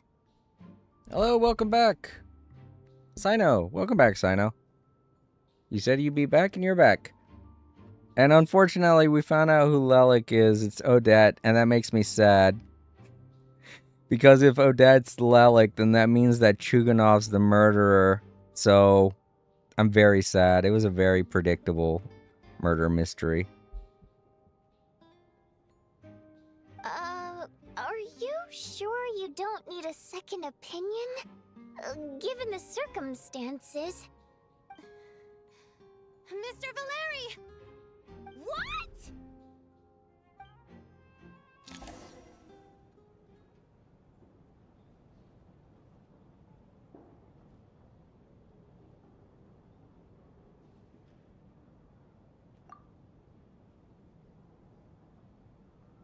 So... Odette is Lelik? I don't know what game you're playing, but you've got a lot of nerve. It's just one identity. Time Lords. So what if it's exposed? Said. I can disappear and Jason, adopt a what new do you like identity the Archon anytime quest? I please. Axelne. Said. That's so sad he was the goat. Yo, Time Lords, it's good to see you. I was pretty excited to solve a murder mystery, but now I'm not, because Odette just said flat out, I'm Lelik, and now I know who the murderer is, and it's Chuganov, so it's super obvious now. I wanted to solve a murder mystery, but they just ruined everything. Made me sad. I made my peace with this when I chose to become Lelik. But more importantly, I promise I am not the murderer, which means that someone else is. So, if anyone still insists that I did this, you'd best produce the evidence now. Otherwise, I suggest that you bite your tongue. Because if you really believe I killed 2 people without making a sound or leaving a trace, pointing fingers at me would surely only make you my next target. Is this really the truth, Miss Odette? That's confidence, all right. I believe you. A real no-nonsense attitude. I can see why Marionette said that she's on track to inherit the title of the Fair Lady. Are you seriously buying this? Hey, officer! She just admitted to being Lelik. Aren't you going to do something about this? I do have one question, Miss Odette. Why have you chosen this moment to come forward and reveal your identity? If I didn't say anything, everyone would be focusing all their efforts on finding Lelik. And that is exactly what the real culprit wants. I don't want to be the scapegoat who lets the murderer get away with this crime. Despite all the accusations, she made the smart choice. A remarkable display of rational thinking under pressure. Clearly, Odette's talent extends far beyond the art of dance. She thought so far ahead. Ugh, why do I always feel like I'm one step behind her in everything? You've convinced me. Dealing with the murder case remains the top priority right now. Let's put the name Lelik and all related incidents aside until further notice. Nevertheless, the group still considers you the prime suspect. I assume you have no quarrel with that, Miss Odette? I understand. You're welcome to keep an eye on me around the clock. I have no objections. Mr. Chuganov? For my wife and daughter's sake, I'll let you off the hook for now. But don't think you're forgiven for breaking into my house and threatening me. Just wait till we get out of here, Lelik. We'll settle the score then.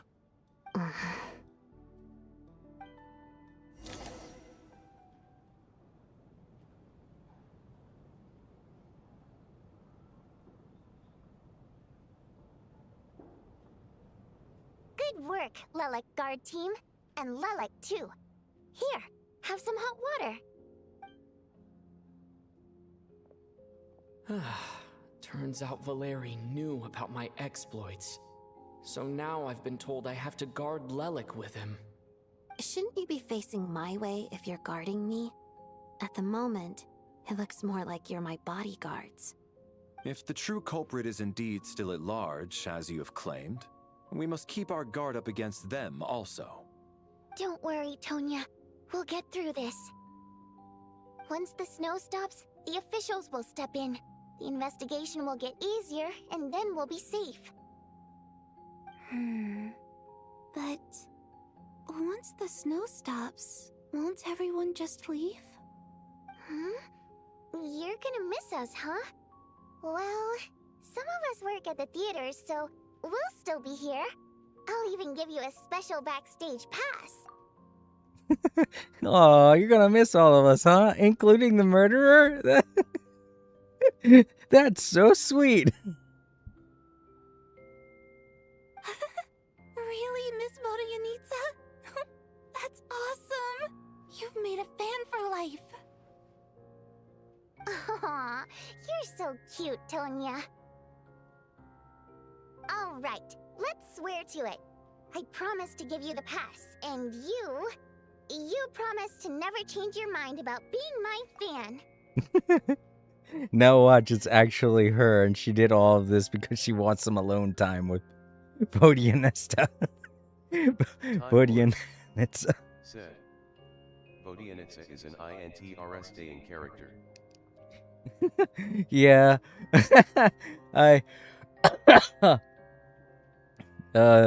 I'm sorry. Now my brain's just like, it's actually her. It's actually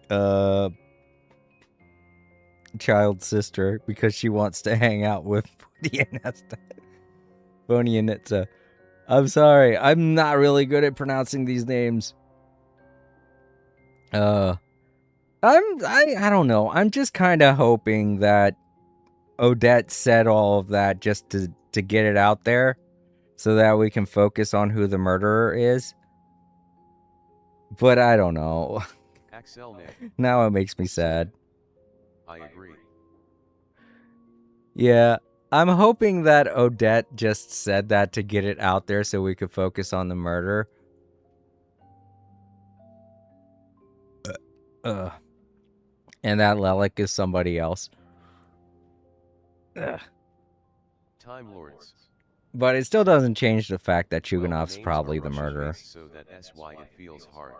Yeah, that's true. A lot of the words and the names that they use have a lot of what we call in America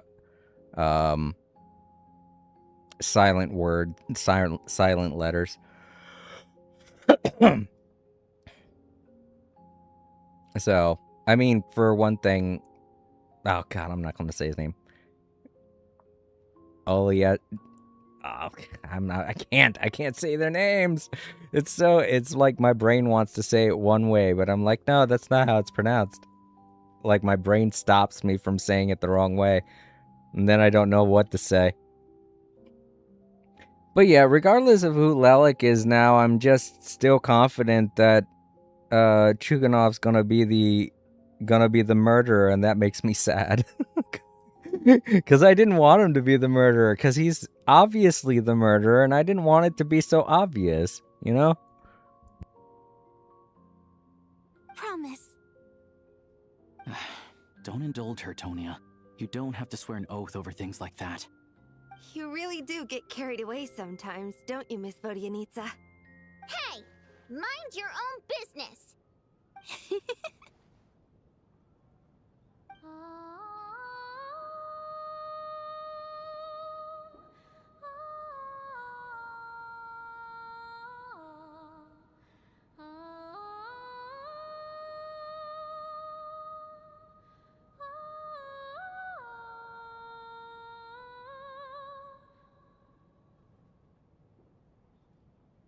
Don't be nervous, Miss Wateramp. Everyone's here. There's nothing to be afraid of.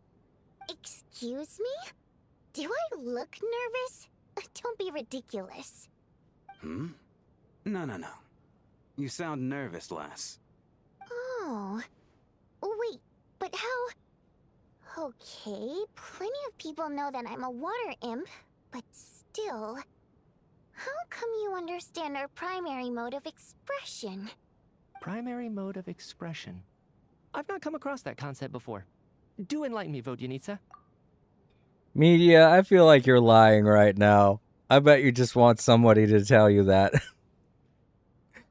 Because you're trying to de-escalate the tense situation. Well, it's just... We water imps tend to communicate our emotions to each other by singing, rather than facial expressions. The emotions we convey through song take precedence over our facial expressions. So, we think of it as our primary mode of expression. just to let you guys know, out of everybody that I suspect, Mitya is like the furthest from my suspect list because I feel like he's playing detective this whole time. I'm impressed, Shram. I didn't take you for a man of culture, but you're clearly rather learned. It's not about being cultured or not. The thing is, this mode of expression can usually only be understood by other water imps. It's not a simple case of a song sounding happy or sad. I mean, the other thing that is suspicious is that Chuganov is buddy-buddy with Sham, who's obviously very... who knows his way around the theater, because he's a theater hand. So, there's a possibility that the two of them could have been working together to get this done. Lords said, Mitya is also an electro character I might pull for him or save for Tsaritsa. Yeah, I'm not saying that Mitya is someone that I want to pull for, you know, when I say that, in the sense of what's going on right now, I just think that Mitya is the furthest from being a suspect in anything, because he seems to be playing the role of a detective. I realize I'm doing that too, but there's no reason why we can't have two detectives in this whole thing. And yet, you're clearly human, Mr. Shram. It's really not the big deal you're making it out to be. I think I just have a knack for it. Plus, I have a... very close friend who's a water imp. A delightful lady. But keep that a secret. Anyway, we spent so much time together that before I knew it, I noticed I could understand her expressions. Oh, I guess that makes sense. Still, the fact that you have a water imp friend is even more surprising. I'd better watch what I'm singing when I'm around you from now on. Hey, what are you implying? You're not secretly insulting the audience in your songs, are you? Heavens, why would I do a thing like that? It's getting late. We should discuss our sleeping arrangements for tonight. To guard against the killer, someone needs to keep watch. That was such a fake yawn. Just kidding. With everything that happened between the two of them just then, I'm just like, it's gonna be funny that it's Nodia. I did say that she could be Lelik, but it'd be funny if I was right. If I'm right in Fontaine we did the same thing with Navia and Lenny.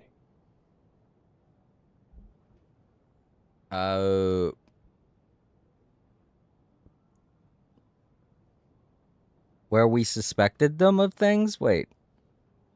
Or, oh, no, where they were detectives. Yeah. That's what I mean. Mitya's more of a detective type in what's going on right now than anything. I guess the second least suspicious character out of this lot is the General Major. I keep calling him that because I don't remember his name. I suggest that we don't sleep in separate quarters tonight. It will be safer if we all stayed together. As long as someone keeps an eye on Lelik, I'm quite sure we won't have any trouble. Are you saying that you wish to bet your life on Miss Odette being the killer? Nonsense. Of course not. Then I propose the following arrangement for tonight. The Traveler, Odette, and I will form the Night Watch.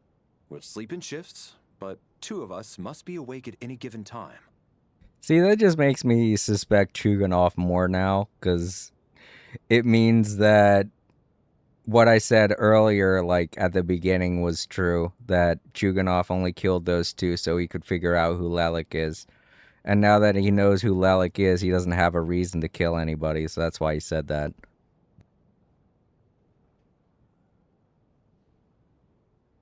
An excellent idea. This allows us to handle the Night Watch while also keeping an eye on Lelik. Meanwhile, the rule of taking shifts in pairs resolves the other issue. Namely that we can't necessarily trust the Traveler or Valeri either. I expect that plan took you quite some time to come up with, didn't it? Time Lords said, Once when I was in school I yawned, it was so big that it could be in the book of world records. Yeah, yawns can get pretty long. Okay, so I have another sneaking suspicion of what's happening right now is that they're setting it up for someone else to die. And when they die, that means, oh no, now whoever you thought the murderer isn't the murderer. So if someone does die tonight, then it's a possibility it's not Chuganov. Because if he believes that Odette is Lelik, then he wouldn't have a reason to kill anyone right now. So, but to be honest, we're kind of running out of murder suspects. So, Actually, our field combat manual outlines a similar approach. Although the scenario there involves guarding prisoners overnight during field operations. That being said, I must clarify that I harbor no disrespect towards you personally, Miss Odette. In fact, Lelik's numerous covert operations make fine textbook examples for military agents.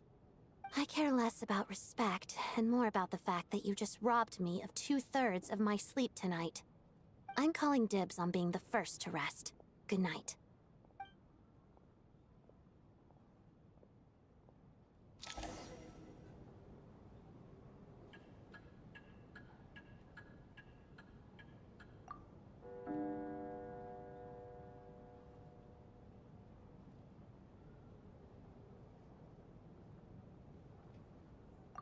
It's almost time. We should wake Odette. How are you faring? Oh, not going to argue with that. I'll take a quick nap. If you start to feel sleepy, wake me up anytime. It's finally time for Odette and I to share the night watch. I should wake her up.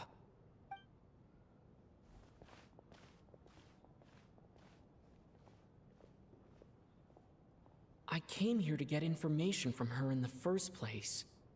Maybe I should think about what questions I want to ask before she wakes up. How long are you gonna keep staring at me? Couldn't sleep. My mind's been running haywire. Plus, there's something I've been meaning to talk to you about. I had a hunch that you wanted a conversation too. Let's take this chance to clear the air, shall we?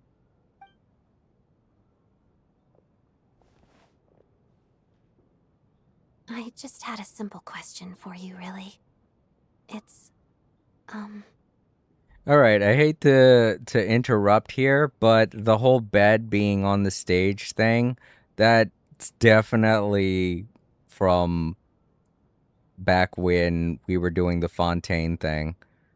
'Cause Farina's past life being shown to the traveler, that's something they did with the stage, is they had a bed on the stage. So I'm just going to point it out. It's very, I feel like I know where they got the assets for the stage now. Rosaline, in her final moments, did she have any last words or anything?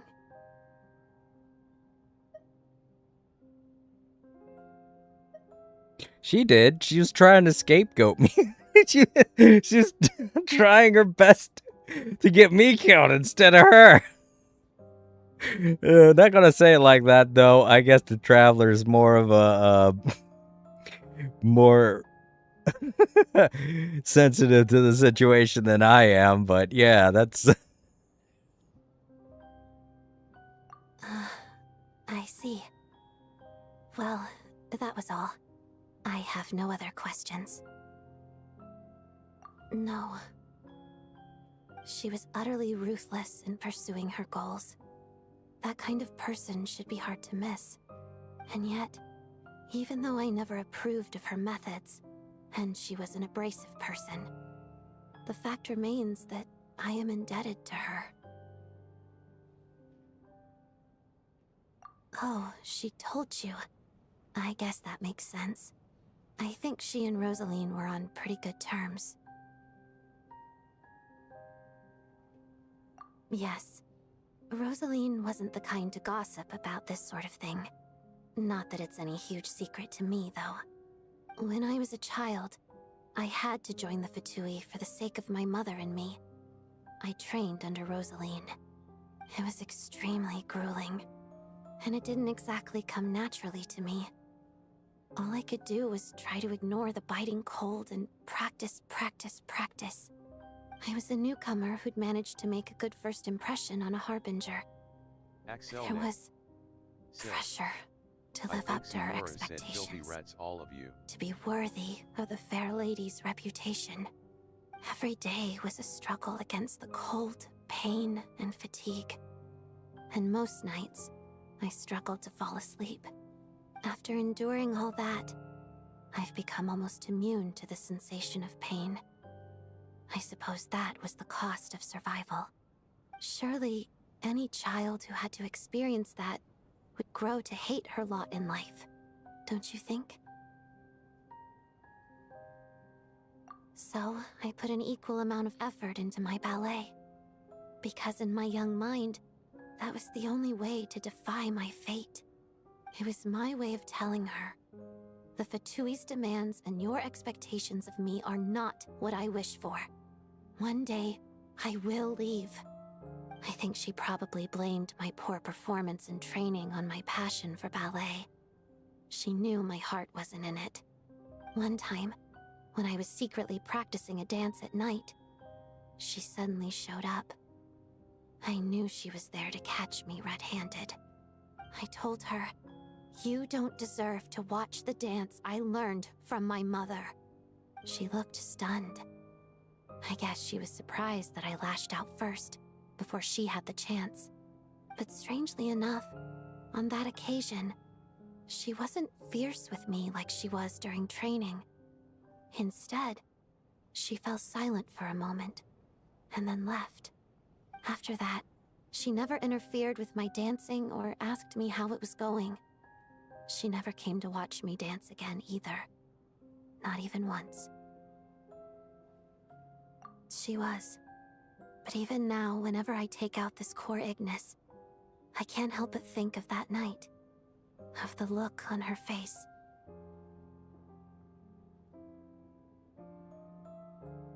Sort of.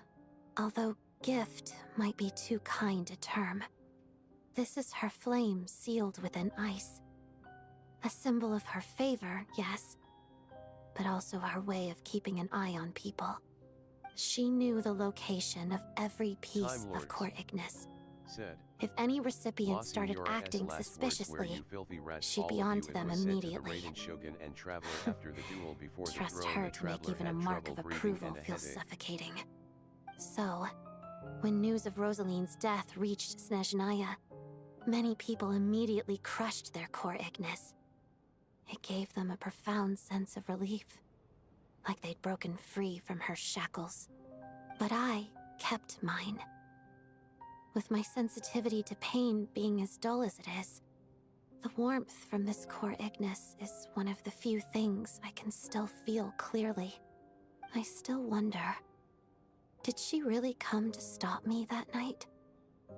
I wasn't sure, but I was scared, so I said some really awful things. I guess she didn't leave anything behind. Not that I expected her to. It's fine. It's just a bit of a shame that we couldn't settle our differences before the end.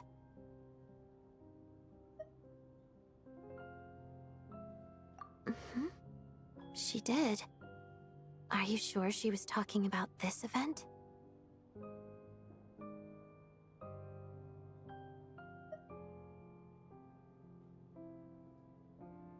Huh. No, she didn't. I didn't even find out that she'd gone to Mondstadt until a while after she'd left. Wait, in that case... Okay, I will. Thanks for letting me know. There's something I'm trying to figure out. I'm beginning to suspect that Paimon's mystery illness is being caused by the energy research behind Project Stuja. Paimon's very important to me, so I have to get to the bottom of this. I figured that since you're Lelik, you might know something about all this. The ultimate goal of this energy experiment is to create a weapon for the final battle. The weapon's construction was completed in Nodcry. Now, all that remains is to arm it with a sufficiently powerful energy.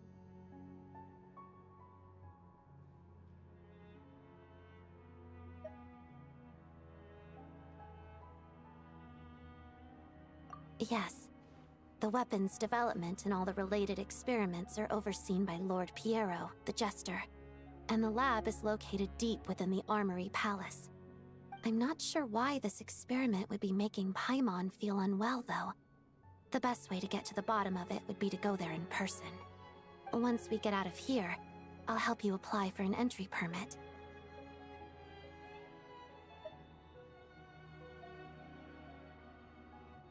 And I'm hardly the organization's proudest member, as you know. You answered my question about Rosaline. I want to do you a favor in return. It's that simple.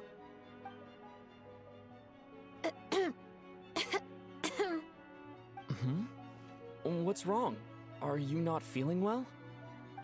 You two seem to be hitting it off. I thought you were sleeping. Of course I was. In the military, one learns to fall asleep quickly, even in the most inhospitable environments. It's vital to staying alert and energized. Why? Is something wrong? Even if he was awake, he can't have overheard us, right? Well, thank you both for keeping watch. Traveler, I'll take over for now. It's your turn to get some sleep. It is a common trope in movie camera magic to allude that someone is overhearing your conversation by slowly panning the camera towards the person who is sleeping. So it would not be any doubt in my mind that he heard that entire thing. Sure.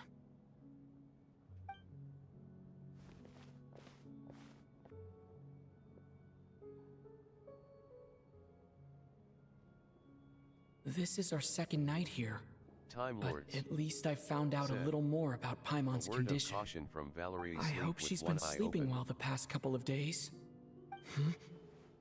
Why do I feel like I'm being watched? I mean, you are sleeping on her bed. Seriously? Is this payback for when I stared at And her 1 ear to the earlier? ground. But I thought she was asleep.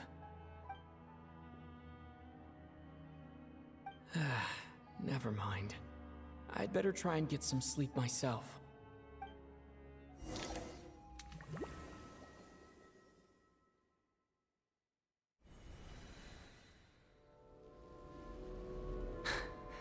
Hey, what are you spacing out for? Are you reaching your limit too? God damn it, I knew it would be one of these two. Okay, so maybe Chuganov isn't the murderer.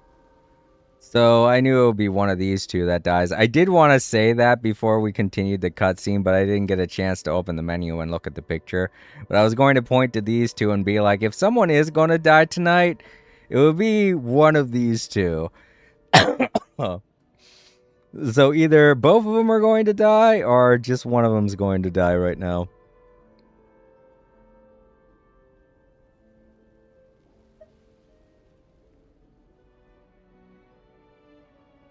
How long have we been walking for? Do you remember? Time's lost all meaning. Ever since we noticed that thing above our heads. What was it called again? A star key? Or key star? Selne. Anyway, the Said. person who named it was The swallowed by the NPCs black always mist. die first. Whatever it's called, ever since we noticed it, we've been walking up and up, hoping that as long as we reach it, we can find a way out of this place. But it seems like no matter how far we walk, we never get any closer. Well, we've come this far. You never know. Maybe we're almost there? Come on, enough moping. Let's go. The black mist is catching up.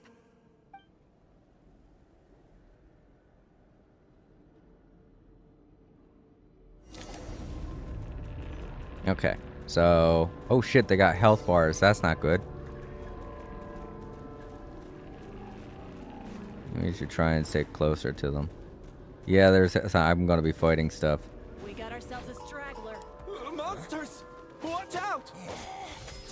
Not again! I've lost count of how many times we run into them.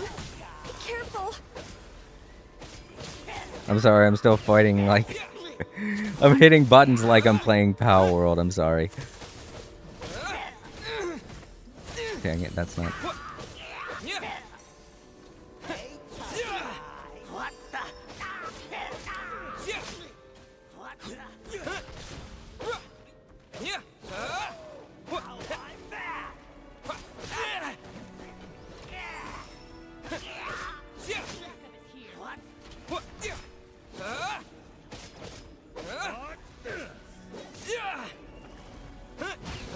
Shut up. Run faster.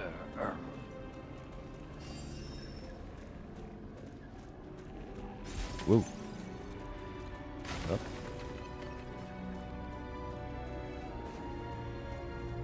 Okay. So this kind of just says to me that the two of these individuals have hope because they think that they've caught the killer. Fuck. So they're getting through this like they are gonna be fine. They don't have any doubt like the previous two individuals did. You know, because to them, the murderer's been caught and everything's fine. They just have to keep going and wait it out. They are unsuspecting of what's about to happen. And leaving them behind probably wouldn't help.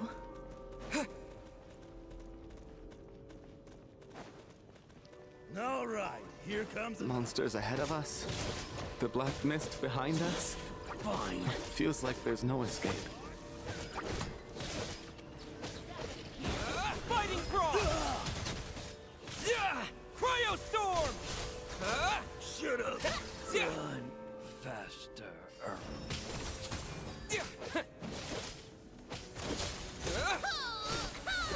What is it? Does she have... Oh, it's like... Oh, bunny lady with swords on her feet. Cool. Are you hurt, Coolish? No. I'm fine. It's just... Suddenly I don't want to walk any further. I get you. In fact, I reached my limit a long time ago. Sometimes it feels like there's hope where there shouldn't be. Yeah. The hope that the star gives us is the only thing keeping us going. But I'm not sure it's real at all.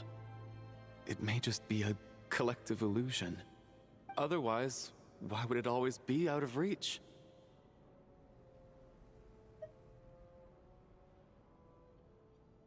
We know you mean well, but you're only saying that to try and encourage us to keep going, aren't you? Thank you, friend. But enough is enough. Please don't give me any more false hope. Hope is poison in this place. You're going to continue, aren't you? I admire that. I've given up, but I wish you the best. May there come a day that you catch up to the star and leave this godforsaken place.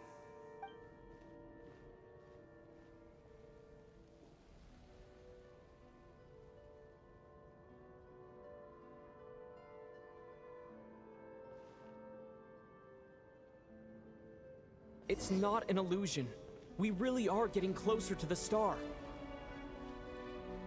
Time Lords said. Cryo Traveler is a good DPS for stellar conduct and stellar swirl. Congratulations. You're the first person to make it here.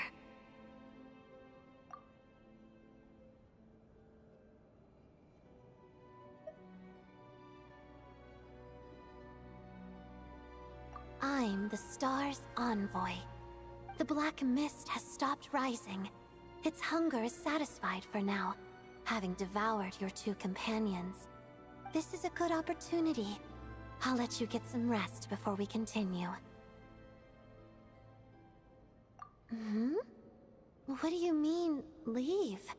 The star represents the starting point. It's the waypoint for the beginning. Congratulations on reaching the starting point. Once you are ready, we will head out and walk upwards. I will be right by your side the whole way.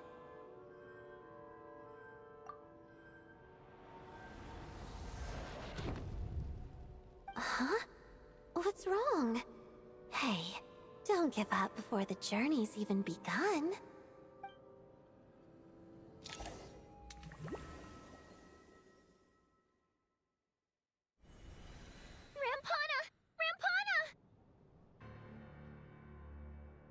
Is that Vodyanitsa's voice? What happened? Coolish, wake up! Please wake up!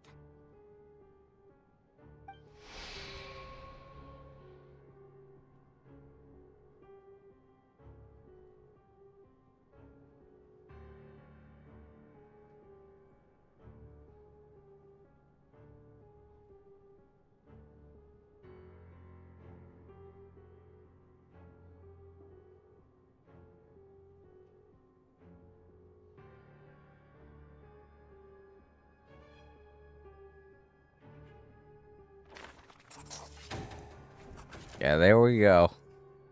2 more deceased. There wasn't too much reason for Chuganov to kill those 2, so now I'm a little suspicious of Child's sister. I know I joked about it earlier, but now I'm like, she's the only one that's not an NPC. Or she's the only one that's an NPC, so... I mean, there is also Sham. Sham and Chuganov were kind of buddy-buddy. I did say that. So...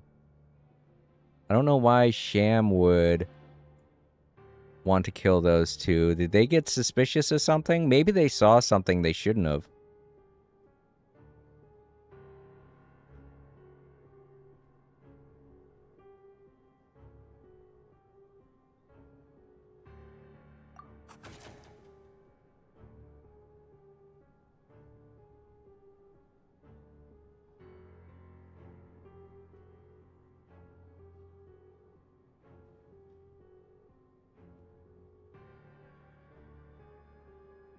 The situation is identical to that of the 2 casualties yesterday. We cannot ascertain the cause of death. At least there are some elements that we can rule out this time. They slept on the stage with everyone else, so I suppose the surrounding environment can't be a relevant variable. Rampana. Coolish. Weren't some of us keeping watch last night?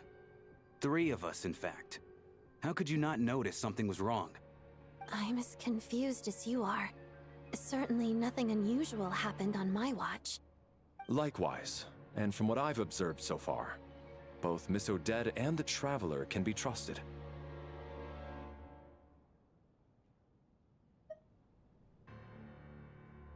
To be honest, I didn't get a wink of sleep last night.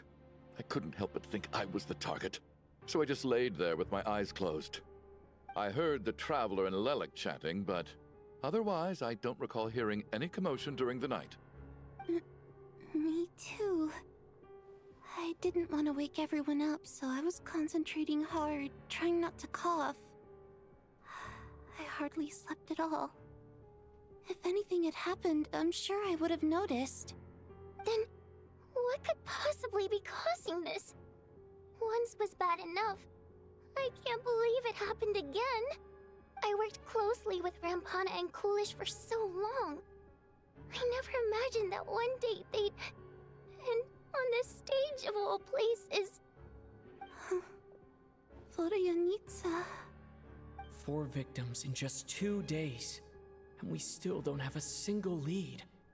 I need to get to the bottom of this as soon as possible. And above all, keep Tonya safe. I'd never be able to look Child in the eye again otherwise. Do we know that Tonya is Child's sister? I mean, she's the one who said that she's Child's sister.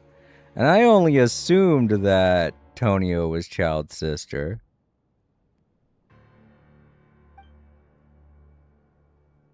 Still snowing? Yes, I just checked. Still no sign of anyone outside either. So we only have ourselves to rely on. If you ask me, this killer can clearly strike whenever they please. The Night Watch was a useless endeavor from the start. Lelik must be an expert in poisoning. Clearly she used some poison that can't be detected on the corpse. Here we go again. Listen, I was already thinking to myself last night, was Lelik's reason for revealing her identity the real story? Well, now I have my answer. It most certainly was not. She's been playing us for fools. You get off on this, don't you? Revealing your identity, only to carry on with your killing spree? That's a hideous thought.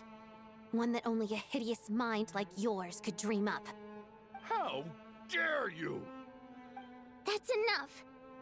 Yesterday, you named Lelik as a suspect because the victims were both wealthy merchants. Lelik might have had a motive then, but today's victims were just ordinary people. Not to mention that they were colleagues of Odette and mine. What reason would she have to murder them? Let me guess. Just to scare you? Who knows? Maybe you don't know her as well as you think. I implore you all to ask yourselves, how many people are there really in this world that have what it takes to kill another person? Not many, I'd wager. Lelik is well known to be a ruthless operator, and now she has revealed her identity. How could it be any more obvious? Everything you've said so far is still just conjecture, which doesn't constitute a concrete lead. You need to back up your claims with some evidence. How can you defend her, officer? What did she say to you while you were on Night Watch? Maybe I shouldn't be so surprised. You military types are always colluding with criminals to target the rich.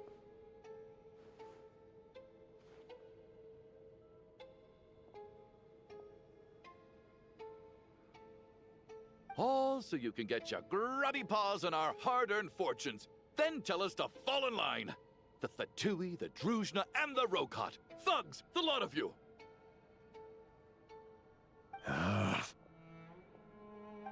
Don't you dare!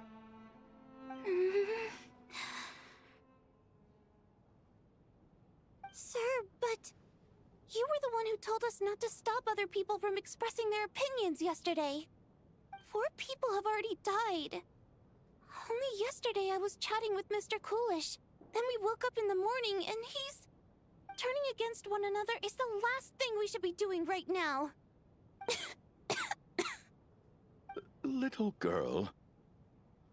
Even if Mr. Chuganov is a puffed-up, pig-headed windbag who doesn't have a clue what he's talking about, he's still one of the victims here, isn't he?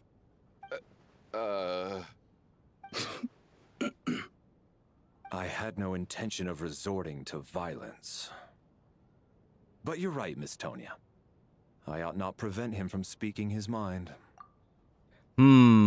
That's suspicious, the way that Sham just laughed. I mean, it's funny what she said, but it could also be funny in the fact that that Chuganov murdered them, and she's calling him a victim. That could be why Sham is laughing, because the both of them might be working together. I don't know what their plan is now. At first, I was thinking that their plan was to get the person to reveal themselves, reveal who Lelik is, but now I wouldn't know what the heck it is, you know? They are painting Chuganov to be the murderer, and in some way they are painting Sham to be working with him. But now out of all of the suspects, the only 3 that are actually capable of being suspects are Chuganov, Sham, and Tonya. So that very much does limit it down quite a bit. But now I only have 2 suspects, really, Chuganov and Tonya. Sham might be an accomplice in some way, but I don't think, unless he's the one that murdered the other 2 hands because they saw something they shouldn't have. I don't know, but it's still a little bit obvious, and it's sad that the other 4 wouldn't even have been considered to be the murderers, because it could have been more plot twisty. I'm just saying. I know we in a murder mystery we have to have people that die, but we had so many suspects at the beginning of this, and now we only have 3, and I'm like, darn, you know? In any case, I believe Mr. Chuganov has calmed down a little now. We may resume our discussion. I don't think there's any need for that. What is there to discuss? Nothing about this situation is normal. Okay, cool. Like I said, I've been looking towards Mitya to try and figure out a couple of these things, because Mitya is supposed to be painted as the suspect, or as the detective in this whole situation. So listening to what he says is very important. I'm just a little sad that they don't have him talking more. Did you have an idea, Mitya? You're the brainiac here, right? Come on, clue us in. I've been mulling something over. All the leads we have so far concern things from outside the theater. Miss Odette's alter ego, the threats Mr. Chuganov received. But then there's the 2 double murder crime scenes themselves, which have given us absolutely nothing to go on whatsoever. That's highly unusual. Even with the most careful killers, there's always some evidence left behind. I mean, I think the only reason that Tonya would have to kill all of these people is because they're too close to the person that she wants to be with, which is the water imp girl. I'm sorry, I've just gone into this because I can't pronounce the names, but that would be my only reason for suspecting Tonya, because the 2 that were murdered at the beginning, the husband seemed very obsessive with the water imp girl and Odette, and the other 2 are stagehands. Maybe they're a little chummy. Maybe they were a little chummy with the water imp girl. So it's a possibility maybe Tonya is one of those types of characters that wants to eliminate everyone just so that she can be alone with her. Maybe? I don't know. Like I said, we still don't really know much about Tonya. We suspect that she's Child's sister, but that's only because of something we basically assumed when we first met her. So, I mean, there could be anything going on with Tonya at that point, you know? So what are you suggesting? I think this could be a supernatural event. It isn't characteristic of human-on-human homicide at all. Correct me if I'm wrong, but aren't you supposed to be a scientist? That doesn't sound like a conclusion someone like you is supposed to make. I got into scientific research because of my insatiable curiosity. But if the present situation defies all known scientific explanations, I don't mind shifting my curiosity toward the paranormal instead. Now that you mention it, I remember when I first came to the theater, I heard rumors about this place being haunted. Haunted? Yeah, I think I heard the same thing. But I mean, they're only rumors, right? We've worked here for years. Surely we would have noticed any spooky goings-on by now. Man, are they gonna pull a Scooby-Doo on me and just make it some ghoulish creature? I'm gonna be mad if that's the case. I'm gonna be like, this wasn't a murder mystery at all. Great. Blood, I am vampire. I came in and sucked their blood. Well, this has taken an unexpected turn. A haunted theater? If Paimon were here, she'd probably be hiding behind me in fear right now. Why don't we take this opportunity to look for clues again with a more open mind? Maybe a different perspective will help us see something different. Very well. Whether it's criminals or ghosts we're looking for, the same rules apply. Everyone needs to tread carefully. I'll move the bodies into the same room for now. Okay, now we got the picture. Alright. Wait, where's the... Okay, there's the arrow.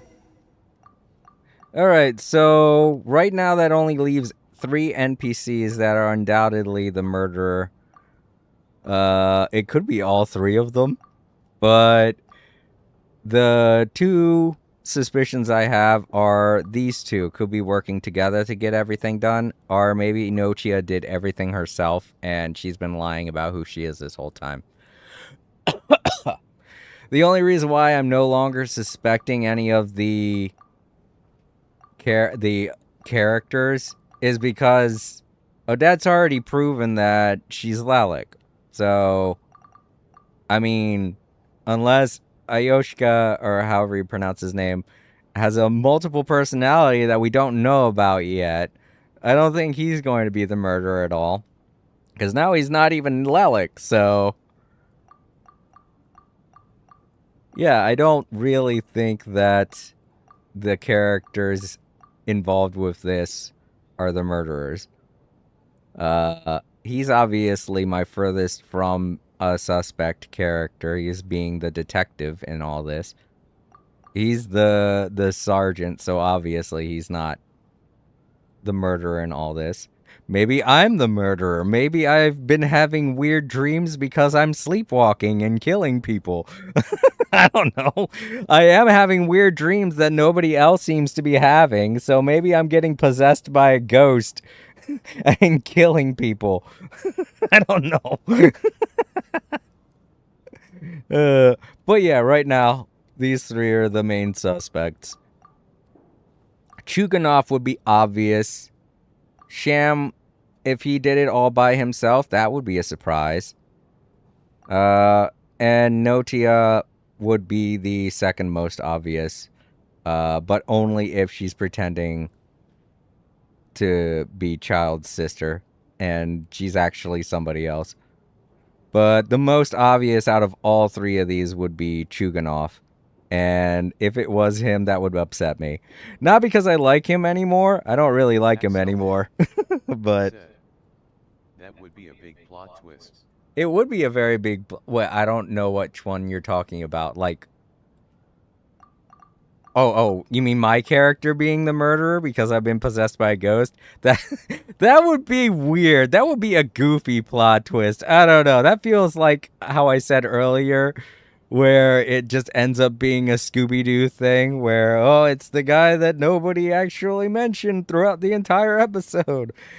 That would be a very goofy... plot twist, but I guess it would be a plot twist. But yeah, I would be upset if it was Chuganov, but only because it's so obvious. I don't like Chuganov anymore, obviously, because he's got cabin fever and he's going freaking nuts and accusing everybody. Well, mostly Odette now because she's Lalic. But yeah, the other person, like I said, who had cabin fever, he died.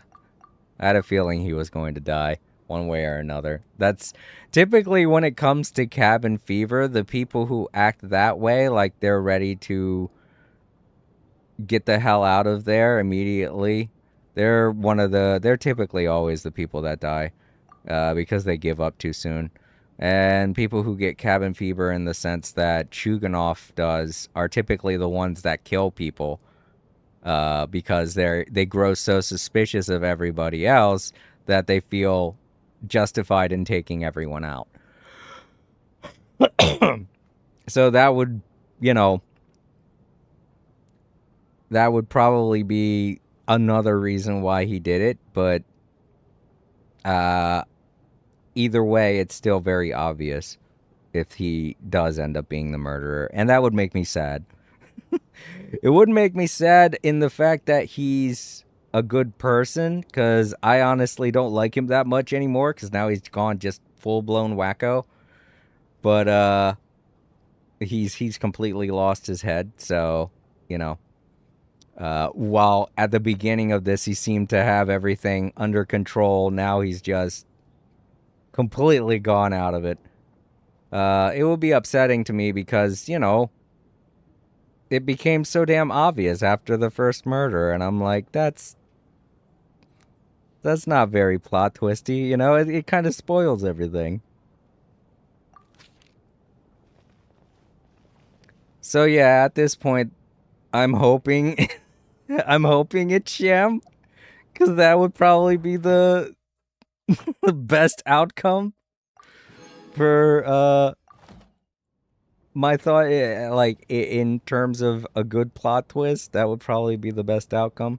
I mean, there is the whole I did it and I'm being possessed by a ghost thing, but that's way too goofy. I'd kind of be upset if that was the case too, because there was nothing going to give that indication, especially not through the dreams.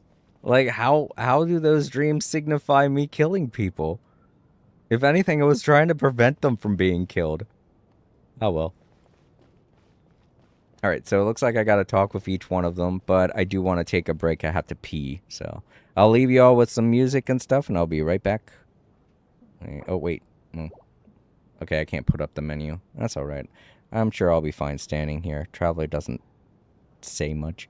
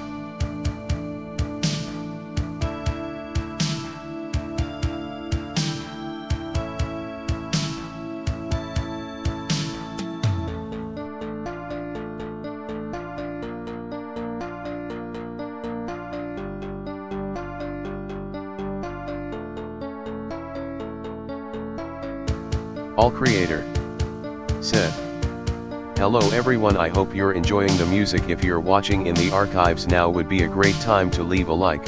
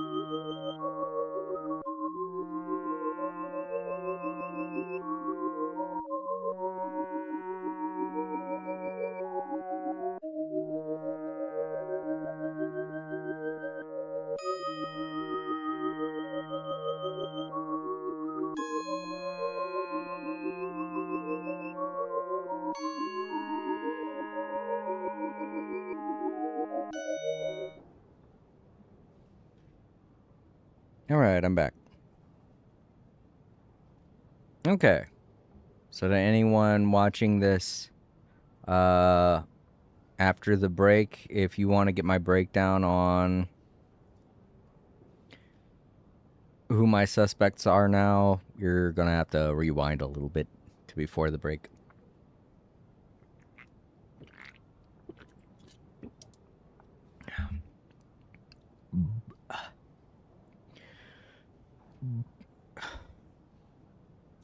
Investigate the available clues in the theater. I need to think very hard about whether there's anything that ever needed hiding. After all these years, there must be some things even I've forgotten about. I mean, you work here, so... Oh, there are several beds on the stage. I don't know why, I just saw the one. But yeah, you gotta admit that this single bed location and stuff, it's, with the table here and everything, it's also very reminiscent of when they did the thing in Fontaine, where they were showing Farina's life. Very reminiscent. Of course, there weren't a bunch of other things on the stage, like a bunch of other beds. You know, they are kind of copy and pasting the beds and the rugs. It's weird, but they took the time to just grab the stuff and put it out here on the stage. Oh, well. I'd just make everybody sleep on the hard floor. Hey, if one of you is the murderer, just confess now, or we're gonna make everybody sleep on the hard floor of the stage.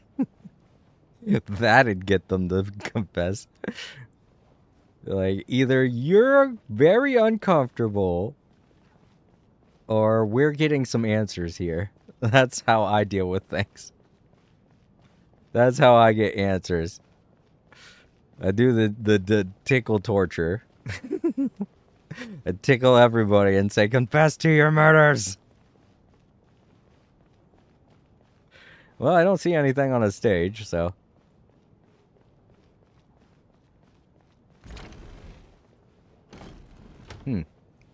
Just one on the carpet here? I don't see anything. It didn't say anything. Oh, I guess they wanted me to go in there. Guess I go in here first.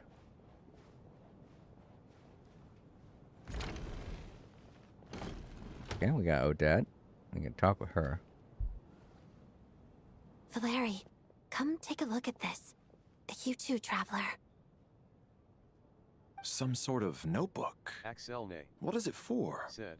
It's the I on-duty admit it would work logbook on for me. the theater. Kulish was the main person to use it. He mostly used it to record any unusual incidents during a show, audience numbers, exit times, and so on. Yeah, the... making people uncomfortable so they'll be so they'll confess to murder. I'm gonna tickle you till you confess to murder. I don't know, though. Some people might like it. And be like, no, I'm never confessing. You can tickle me all you want.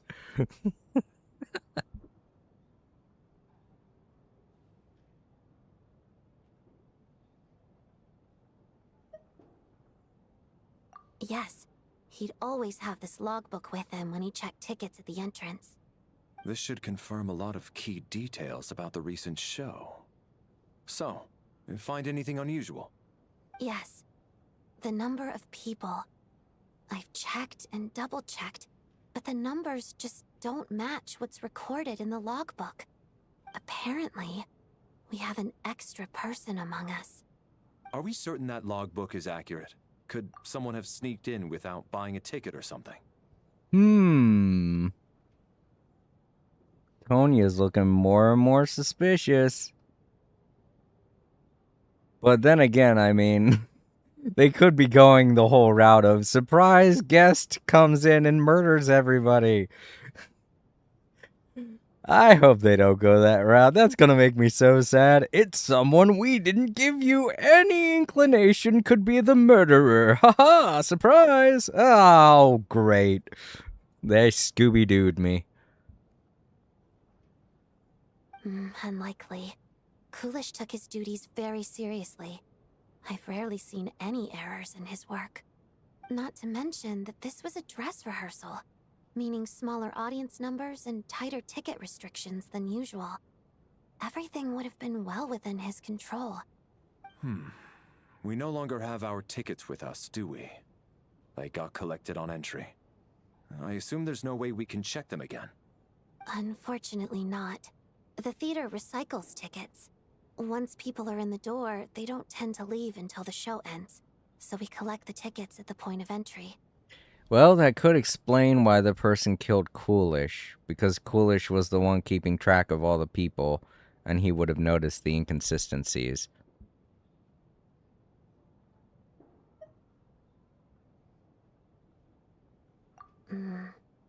Still, I'm inclined to believe that this discrepancy in the head count is significant somehow.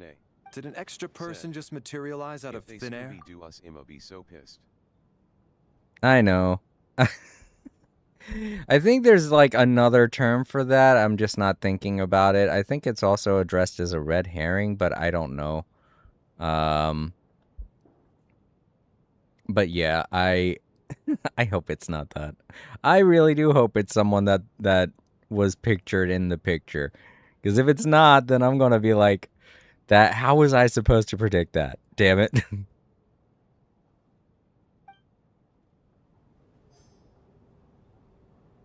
But then again, that was the point of Scooby-Doo. It was just the adventure. It didn't really matter what was going on with the mystery. People were just watching because funny, goofy Scooby-Doo. I don't have anything against Scooby-Doo. I love Scooby-Doo. But I will be the first to admit that their mysteries were always just allude to somebody else being the criminal and then pulling someone else out of nowhere and saying they're the criminal. That always didn't sit right with me. This is supposed to be a mystery. I'm supposed to be following along in a mystery. I want to solve a mystery. Don't pull shit like that on me. Did an extra person just materialize out of thin air? Exactly, Valeria. Or I don't want to say his name like that. I know it's pronounced a different way, but my American mind wants to pronounce that as Valerie. That's not even the American spelling for Valerie.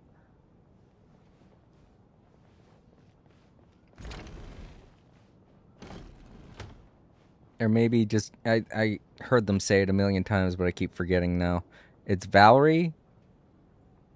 Maybe? That's how it's pronounced? Don't put so much emphasis on the EI or IE. Oh. I know I'm going to get people yelling at me for pronouncing all these names wrong, but hey, if Moonlit Ghost, if you're still watching, at least you're happy over the fact that I keep getting your boy oh crap, now I forgot his name. Moonlit Ghost, don't watch this. You're gonna be mad at me. I forgot his name. Dang it, he's not out here. Shit.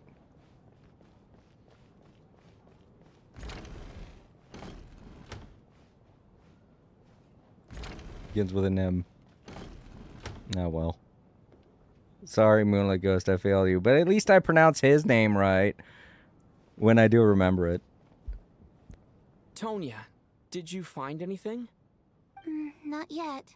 Still looking. So... Are we supposed to be looking for something paranormal? I think I'd prefer teaming up with you than looking around on my own. This looks like somebody's notebook. Shall we read it together? Axelne said, I have to go for well, real this it time. doesn't Hope look you enjoy scary the or Archon anything. quest. So I guess it should be fine. Alright, Sino. Thank you so much for being here. And I hope you have a great night, sleep. Thank you again for stopping by. Don't forget to leave a like. And I hope to see you again when I stream Genshin Impact next week. I will be streaming Genshin Impact on my scheduled time next week, which will be Monday at around this time. So, look forward to it. All right, let's read it together. Oh boy, now I actually have to read this if I want to try and figure stuff out.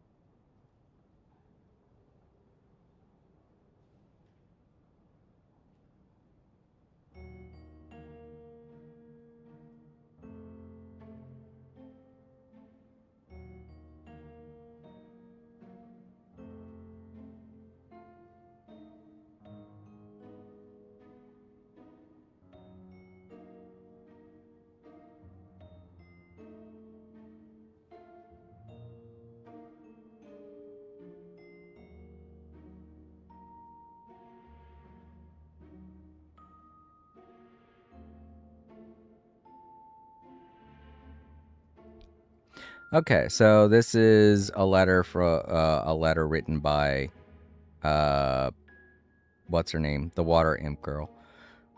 So, let me think. All right. So, it looks like they're making Tonya out to be the murderer.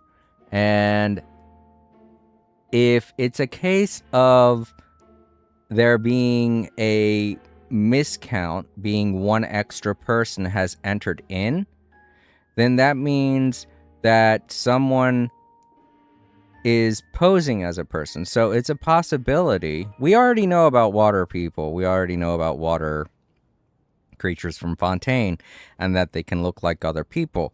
So it's a possibility that Tonya is only taking the appearance of Child's sister.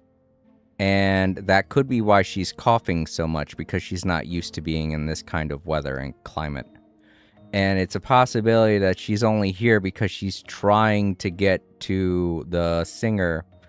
Oh God, I can't pronounce her name. Water Imp girl. She's trying to get to her to try and bring her back to with the other water imps. Maybe in her eyes, she's trying to free her. So that could be what's going on here. It feels like they're alluding to that with this letter. And, you know, it kind of goes hand in hand with what I was saying about Tanya pretending to be someone she's not, and me just assuming that it's Child's sister. So this could be it. Tonya could be the one that's been murdering people for, I don't know, maybe she has very biased reasons. Maybe she just does not like humans. Maybe the water imps have a grudge against humans. I don't know that yet. See, I've just entered Shneznaya, so this would be new information to me. Huh. This has to be Vodyanitsa's writing, surely. That's her name, Vodyanitsa. You know, a good way to remember her name and how it's pronounced is that it has the word Vodia in it, which is a way, well, old-timey radios and microphones used to be addressed in, I think, I don't know, I can't remember exactly what culture, country, or company named them this, but they were known as Vodophones. So that could be a good way for me to remember Vodyanitsa's name, is the fact that microphones used to be called Vodophones. And her name kind of sounds similar to Vodiophone, sounds similar to Vodio, because it has Vodia in it. Maybe it's a little rude for us to peek at this. I feel like I just read someone's secret diary by accident.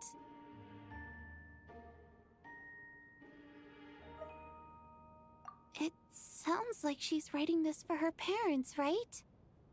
I don't understand. Why put this stuff in a notebook instead of mailing it in a letter? The other idea that she could secretly be a water imp is the fact that she has blue eyes, and we've encountered a lot of water characters and water creatures in Fontaine, and they all had blue eyes, so. Because her water imp parents belonged to the aristocracy, who were driven out of Snezhnaya by the Tsaritsa long ago. And now they live somewhere new, where the postman can't get to.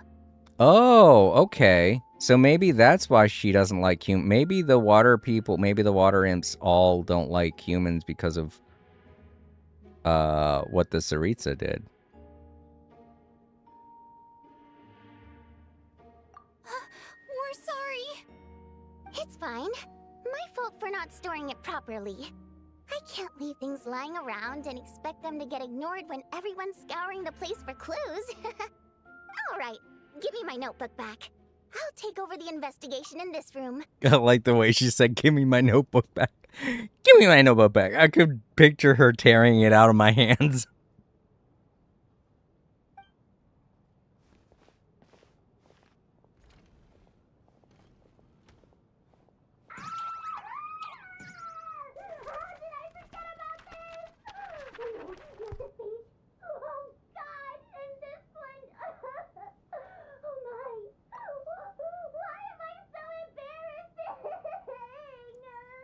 Okay, that's funny. I do like that Time Lords came in and he said that Vodyanitsa is very interesting. I don't know if he was trying to give me a hint that Vodyanitsa's a culprit in some way, but if that's true, Time Lords, why would you do that? Why would you do that? You know I don't like spoilers, first off. And second, like, if she is the culprit behind all this, not the killing, but maybe something else, this is pretty good acting on her part.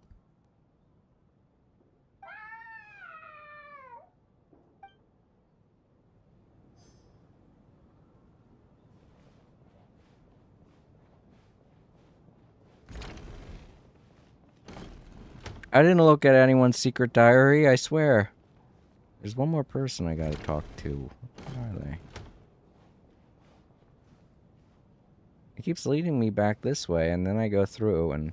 Oh, is there someone behind the door? No. Wait, is there another door? There is. There's a hall. There's a staircase here. I didn't even notice it.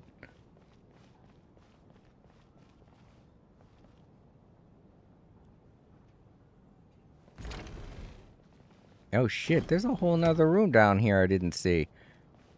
Got this nutcracker over here. They're the culprit. They're the ones that killed everybody. Look at it. It's totally the criminal. Said.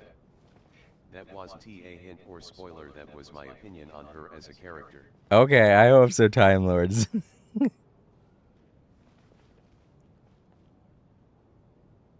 Ah, Traveler. Since you're here, come take a look at this. Alosha found it. We're both curious to hear your perspective. It appears to be well, an investigation report.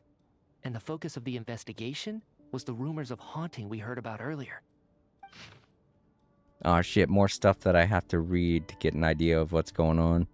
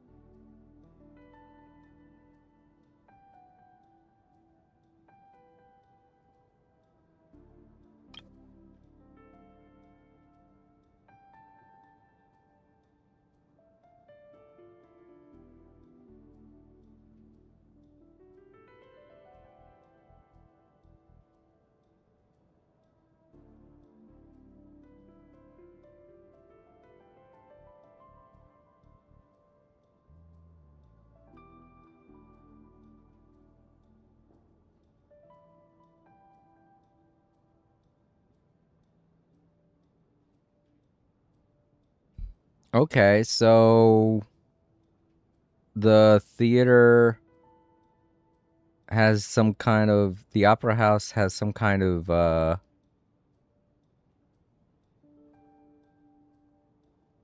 limbo quality to it. Maybe the people who are dead aren't dead.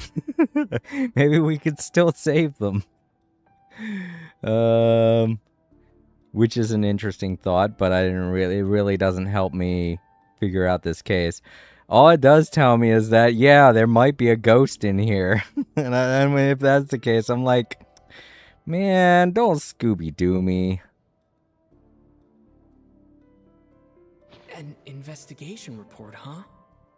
Looks quite old. This person's name looks to be of Sumeru origin to me. Was the investigator from Sumeru? I mean, that wouldn't surprise me. I'm just saying also that, like, if this is an old investigation, could it mean that the people who were killed are maybe even everybody here except for the main characters? Maybe they're all ghosts and they didn't know they were ghosts? I mean, that could be the case.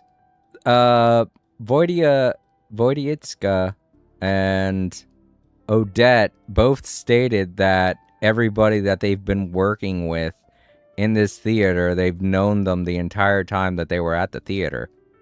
So they were obviously there before Odette and Voidietska made their appearance. So that could mean that they were ghosts this whole time and didn't know it. They were just doing what they thought was like, oh god, and that could mean that the guy that ran out to get the blankets, he might have been a ghost too. Maybe he didn't die. Maybe he just left the theater and realized he was a ghost and then went poof. That could be what's going on here. Maybe they're not dying. Maybe that's what the dreams were signifying, that they're all already dead and that they've been running from the darkness because they've secretly been trying to... They've been secretly living in doubt that they're dead. And now that this whole thing with the snowstorm has been happening, they've been slowly realizing that they are dead and that their souls need to pass on. That wouldn't explain why Odette and Mita are there. I don't know. Unless maybe they are part of an ongoing investigation to this place. Who knows? But I mean, that could be a plot twist. I mean, it doesn't have anything to do with a murder mystery. That's just a story. That would just make this whole thing a story at that point. It's not really a murder mystery anymore if everyone's already been dead. Then it is just literally a Scooby-Doo episode. It's Zombie Island. It would just literally be Zombie Island, which is still kind of a cop-out in my opinion. The theater manager must have hired an investigator once specifically to look into this issue. But it doesn't look like anyone ever looked at the report. Presumably, the manager wanted to know if the supposed haunting was dangerous, while also being fearful of word getting out in case it affected the theater's business. Anyway, the bottom line is, the haunting is actually real after all. It's caused by an obstruction in the ley lines. Is there any chance this is the key to finally making some progress with the murder cases? Ley line problems are pretty unexceptional to me by this point. And while it certainly offers an explanation for the ghosts, it's hard to imagine what connection it could have to these two murder cases. Some of the language that appears at the very end of the report caught my eye. Angel civilization, ley line renovation? My area of research doesn't touch on any of that, so it's completely outside of my wheelhouse.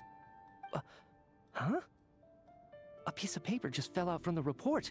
It landed right by your feet. Oh my god, it's going to be a picture of the people who just died.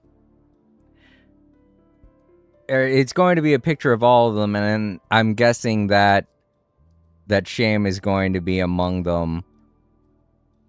So it's basically going to be all of the NPC stage crew. Wait, what about the two rich noble people who died first? They weren't stagehands. Oh, they were fans though. They were fans who had been to every one of the... Okay, so they died at the theater too. They've just been showing up to every one of the rehearsals because they're huge fans of Odette. And okay, I get that. That could be what's going on here. But they're not going to... They shouldn't be shown in the picture, right? Who knows? Maybe they will. I mean, it does seem like they take a picture with the entire crew and the audience attendees after every practice, so that could have been where the tradition started with the picture we're about to see.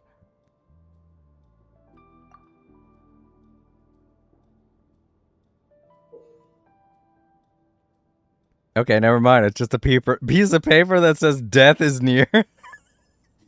I just got goosebumps. It's pretty ominous, no matter how you look at it.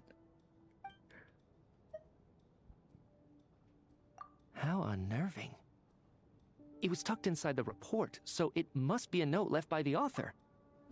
It's also a possibility that it was left by the Sumerian person because they realized there were ghosts in the place. Death is near. Is that supposed to be what's going on here? With us in the theater? But if so, how did the author foresee it? Could he predict the future somehow? Maybe things are more complicated than we thought. No, wait a second. If we take the report and the note at face value, they completely contradict one another. The report definitively concludes that the hauntings in the theater are harmless and cannot affect the real world. But the note seems to be warning of potential danger. The question is, what exactly does the note mean by death?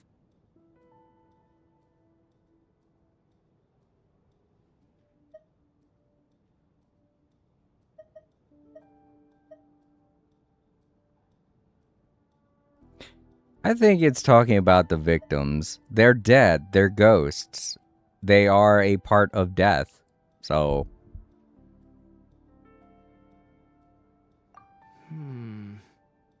The various ways we could interpret this keyword lead in completely different directions. Let's pause our analysis here for now.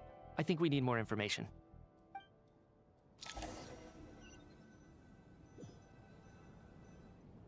If we take all this together, it's not impossible, is it? If anything, it's the natural conclusion. Oh, I beg to differ. This sounds to me like a product of a researcher's vivid imagination. And perhaps it's because I'm still viewing this through the lens of a typical murder investigation. But still, I'm struggling to be persuaded by your theory. Damn it. Alright, they Scooby-Dooed us. It's Zombie Island. Crap. Does it really sound that far-fetched? Alright, well, let's treat that as speculation for now. I do agree with what you've said, so let's go with your idea for now. Good. Okay, now that we finally have some meaningful leads, I think it's time to reconvene. Let's get the others.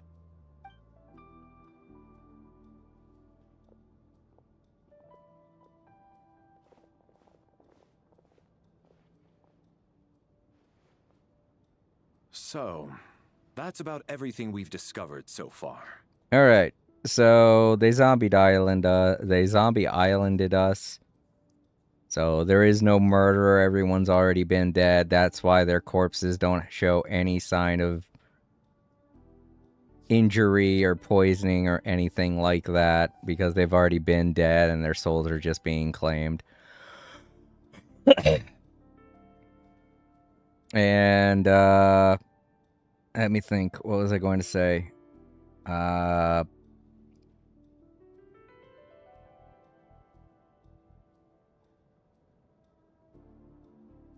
don't know. Then that could possibly mean that Tonya is dead. That could be why she's coughing. I don't know. She could have gone to the theater and passed away, and now she doesn't know that she's dead. She could be like one of the newest members of the dead club in the theater. Yeah. So everyone is alive right now, except for maybe Sham and Tonya. And I still say that Chuganov is still alive because obviously he wasn't in the theater. He was at the courthouse. He made the decision that he made. So obviously he isn't dead. But then again, he could also be the murderer. Maybe the two noble people who died were killed by him. I mean, that could still be a possibility. It could be both. It could be a murder mystery and Scooby-Doo. Maybe Chuganov did actually kill them. I don't know. The way he's acting right now, it doesn't seem like that could be the case. But... maybe just to stick it to Chuganov one more time with how much of a jerk he's been throughout this whole thing, maybe they will make him a murder suspect. Though, if the two that died at the beginning were also ghosts, then, you know, that wouldn't surprise me either, because they were apparently fans of the theater and they've been here many times, so it's a possibility that they were just ghosts lingering around this whole time. And the guy that ran out into the snowstorm was a ghost too. That's why he disappeared. So I guess the question then becomes, what's going on with the storm outside? Is it the Reaper or something? Is he trying to claim souls or something like that? Is there something going on with the ley line surrounding the theater right now? Because it only seemed to happen when I walked up to the theater. So it's a convenient plot twist if that's the case. Like, wow, the death suddenly decides to take their souls now, as opposed to yesterday or the day before. I'll share my theory first. Based on what we've learned from the logbook, I believe the extra person among us is most likely the killer. If the killer had simply bought a ticket, it would have greatly increased the risk of their identity being exposed. I expect he or she either hid in the theater ahead of time, or found a way to slip past the ticket inspection. They then blended in with the group and waited for an opportunity to strike. What about the note found in the investigation report? Any thoughts on how that fits in? The killer may have simply planted it there as some sort of sick joke. I've seen my fair share of psychopathic killers. They love playing cryptic mind games. So, it has nothing to do with the haunting of the theater after all. This theory makes sense to me. If we have an audience member unaccounted for, chances are they didn't come here to watch the show. Could it really be that simple? So, in other words, all we have to do is find out who got in here without a ticket, and all our problems will be solved? Then let me make one thing clear. All the theater staff should be well aware that I came here for the rehearsal legitimately, yes? There's no way I'm the one who didn't have a ticket. Yeah, but you typically want to come here to watch the show for free. You typically don't have a ticket. So... It's true.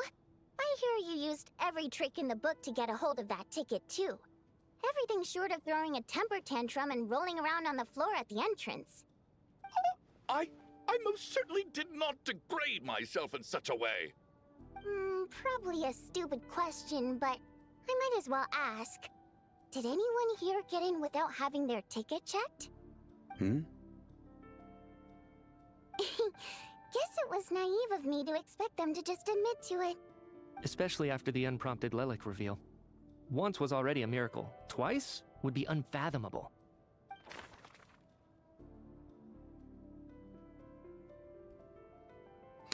The most likely extra person who entered without a ticket. Oh, they want me to guess. Well, I've said it before, and I guess I'll say it again. Nodia is the one that I only assumed was Child's sister. So, the younger sister of Tartaglia, or so we assumed. He talks about her so often that this is the first time you've actually met her in person. Though in poor health and prone to coughing, she's excited about spending the night away from home. Interesting. Tonya received her ticket the same way I did. I assume Child got both of them together. In any case, I knew in advance that Tonya was coming. Okay, am I supposed to do that with everybody, or...?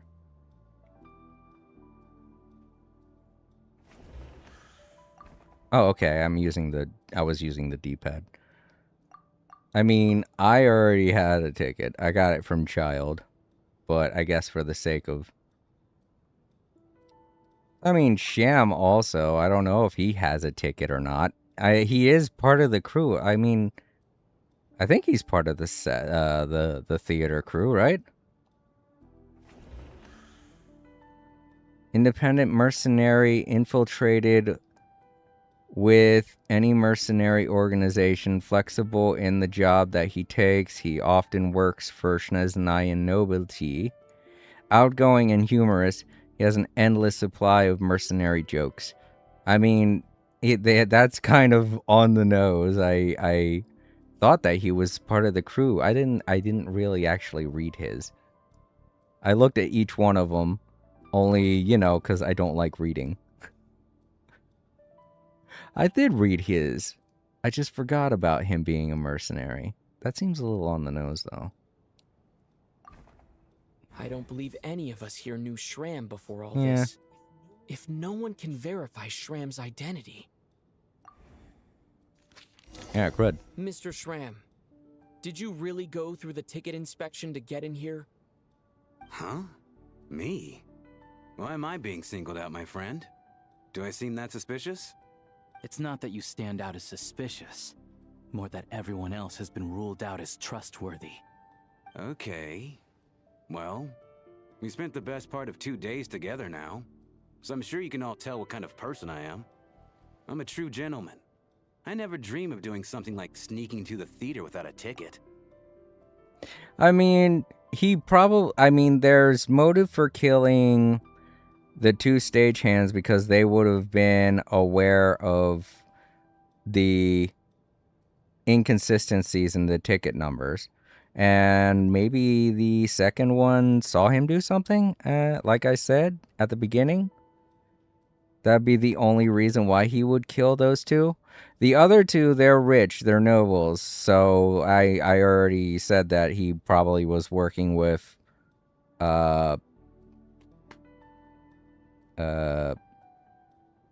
Chugan to have them killed. But he might have just killed them because he's a mercenary, and he might have been buddy-buddy with Chuganov because he was trying to get close to him to kill him too.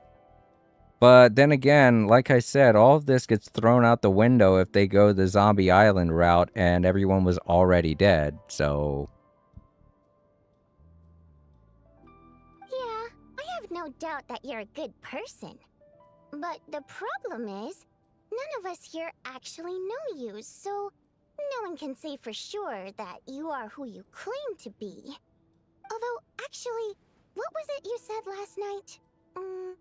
Yeah, you're friends with that water imp, which is why you understand our primary mode of expression. Last time I checked, there were barely any of us remaining in Snezhnaya, since most of the water imps left. Could you tell me a little bit more about your friend? There's a good chance I actually know her. Since he was working, or he could have been working with a water nymph. He could have been working with Tanya. And maybe he did have a ticket, and he did present it, and he's on the up and up in that sense. But he's only there because Tonya got him a ticket, and Tonya's the one that snuck in. And I suppose it's also kind of a way for everyone else to get to know you a little better.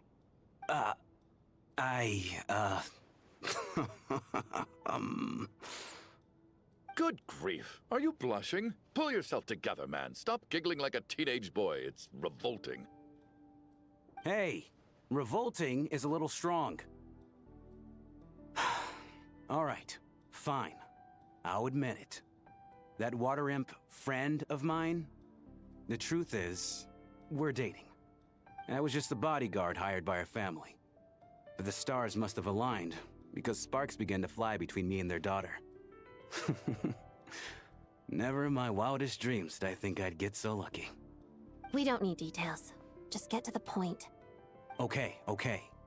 I'm just a little hesitant to reveal her name, that's all. You know how it is. These are delicate times. Even with me to protect her. If word gets out that she's dating a human, both the Fae and human factions will give her a hard time. Really? Wait, no. That can't be. That sounds like old world knowledge. The Fae have been interacting with humans like freaking crazy, from what I've seen. So that wouldn't really be... I don't really think that would be taboo. Maybe this guy's a lot older than he puts on. Maybe he is a ghost.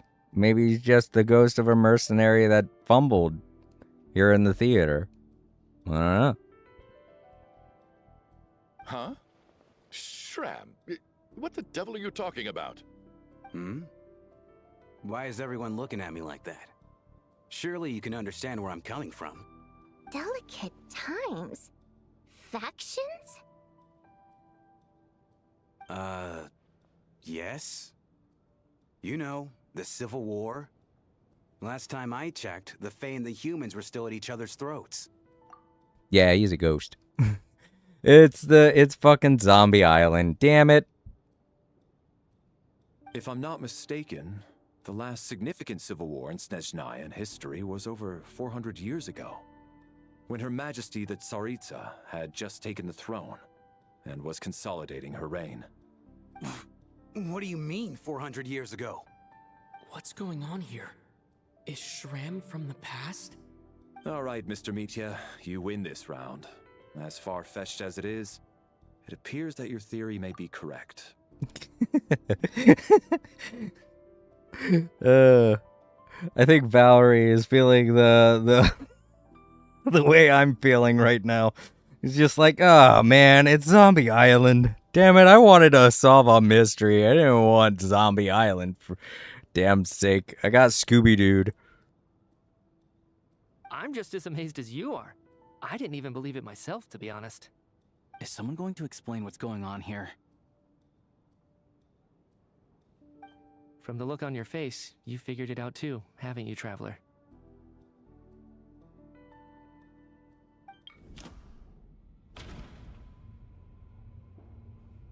Alright, so the only real plot twist I can see coming now is that Tonya is the one who's been pulling the strings in all of this, and she's the reason why all of those people are still alive. She's secretly some kind of creature that doesn't want to be alone, maybe, or something like that. I don't know. Alright, option 1. According to the theater's duty log, there seems to have been an extra person at the scene.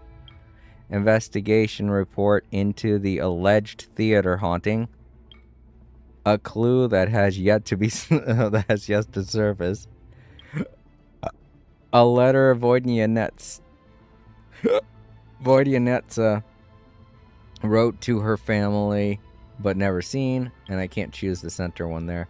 The clue to Shram's true identity is yeah, I think it was this, right?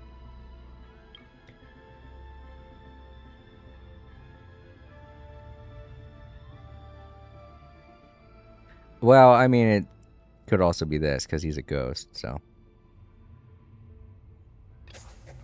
The theater's ley lines have been modified to block souls within its grounds from returning to them. Some souls can even wander this place forever. Mr. Shram's statement proves he is from hundreds of years ago. And according to the investigation report on the theater hauntings, Mr. Shram is very likely a lost soul wandering the theater. So I'm guessing that the person who's blocking all this stuff from the ley lines is Tonya, and she's doing it because she's collecting people for the theater. And maybe she's only doing it now because she wants Voidyanetsa and Odette. That would probably be the only plot twist I could see coming right now.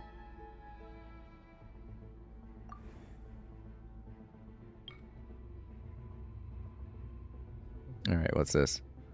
The true nature of the extra person is a soul wandering the theater. I personally, just an ordinary ticket dodger, the killer who hid in the theater ahead of time. Well, I would actually say this, maybe. I mean, to be honest, if it is Tonya and she is doing all of this to have friends or people to hang out with here in the theater, then that would mean that she's been waiting to kill people.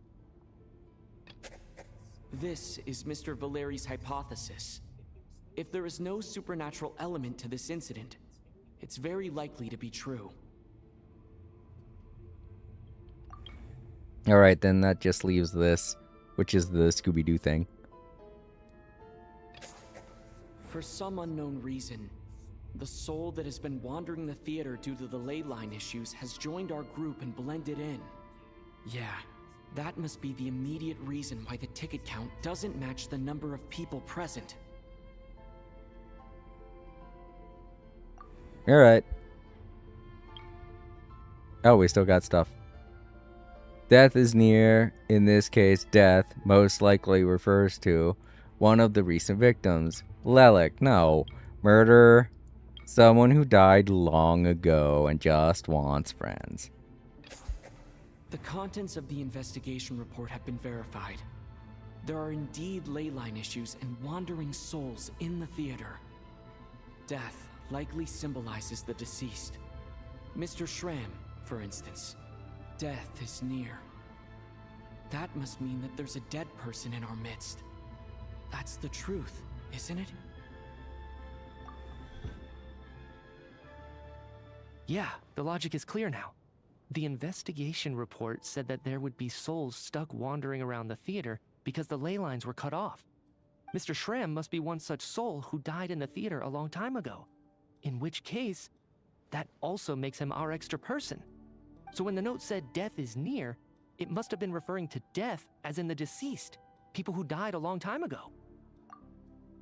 Yeah, I know I said that, and it's nice to be validated, but at the same time, I'm still sad that I'm still a little sad that I got Scooby-Dooed. This is Zombie Island. Makes me sad. Someone who died a long time ago. In short, there's a dead person among us. The extra person we've been searching for is a ghost from the past. You mean I'm a ghost? No. Don't make jokes like that, my man. There must be some mistake. But even if I was dead, I know for a fact I didn't kill anyone these past 2 nights. Yeah, even if all that's true, the report also said the souls inside the theater can't affect reality, right? They're harmless. Then what if the problem isn't the souls at all, but the ley lines themselves? I mean, one thing that I got to note here with everybody talking, literally everyone has said something in this whole conversation, except for Tanya. And if we're going by Among Us rules, typically the person who's not saying anything is the one that's the imposter. The ley lines have a powerful ability to attract and devour souls. Let's say that the ley lines are like a black hole, constantly seeking to engulf souls. But the souls that don't want to return are trying to avoid being sucked in. Huh. Why does this analogy sound so familiar? What happens when the black hole can't achieve its goal? I'm only speculating here, but what if it ended up swallowing innocent souls by mistake? Or intentionally taking other souls to compensate? That could explain why we weren't able to determine a cause of death. If you're right, and their souls were devoured by the ley lines, it does make some sense. Okay, this is literally Zombie Island now, because that's what was going on in Zombie Island. Ah, fuck. They Zombie Island me. It does seem to explain a lot of the things we couldn't make sense of. Does that mean it's true? Except there's no concrete evidence. Mitya's relying on a lot of logical leaps. I know, and that's probably the thing that's pissing me off the most, is that this had the making of a really interesting murder mystery with logic and all that shit, but now it's all just thrown out the window. Gah. At this point, they could have the fucking, what's her name? They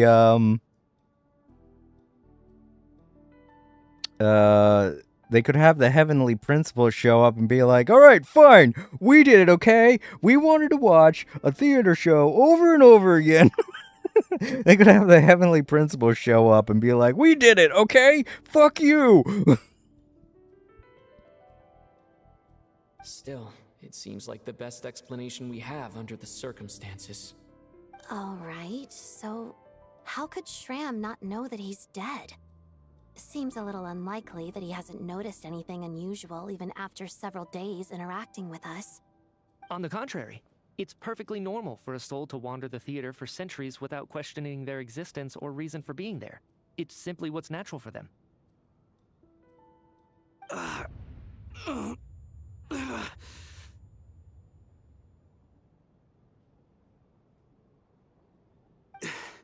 You know what, Mr. Brainiac? I think you might actually be right after all. Yep, it's time to go, Schramm. Sorry, been around 400 years too long. I'm trying to remember and... even though my head feels like it's going to explode, I think... it's all coming back to me.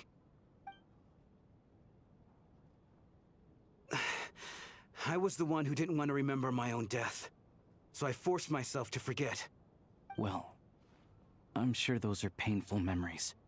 My lady and I snuck out to go on a date one day. We bought tickets for the theater. It wasn't really my thing, but I was just happy to be together. All of a sudden, a group of people burst into the theater, shouting for all the water imps to get out, performers and audience members included. It was clear the conflict between humans and Fae had reached a boiling point. This time, the extremists were even coming after the water imps who had nothing to do with the war. I thought I could pull one over on them, so I took off my jacket, draped it over my lady, and tried to sneak out amid the chaos. But I got caught. They started shouting, calling me a traitor to humanity. But I was going to do whatever it took to buy our chance to escape, no matter how many people stood in my way. I had to, both as their bodyguard and out of love. It's all right, friend. You can stop there if you want. You don't need to dig all that up again. It's just... Even now, I'm still struggling to accept the truth. How could I be dead? I'm sorry, everyone. If I'd known I was a dead man walking, I wouldn't have dragged you down with me. If I'm the cause of all this death, then punish me however you see fit. But, Mr. Shram... No. I refuse to be a burden. I know what I have to do. You said I've been wandering the theater for centuries, right?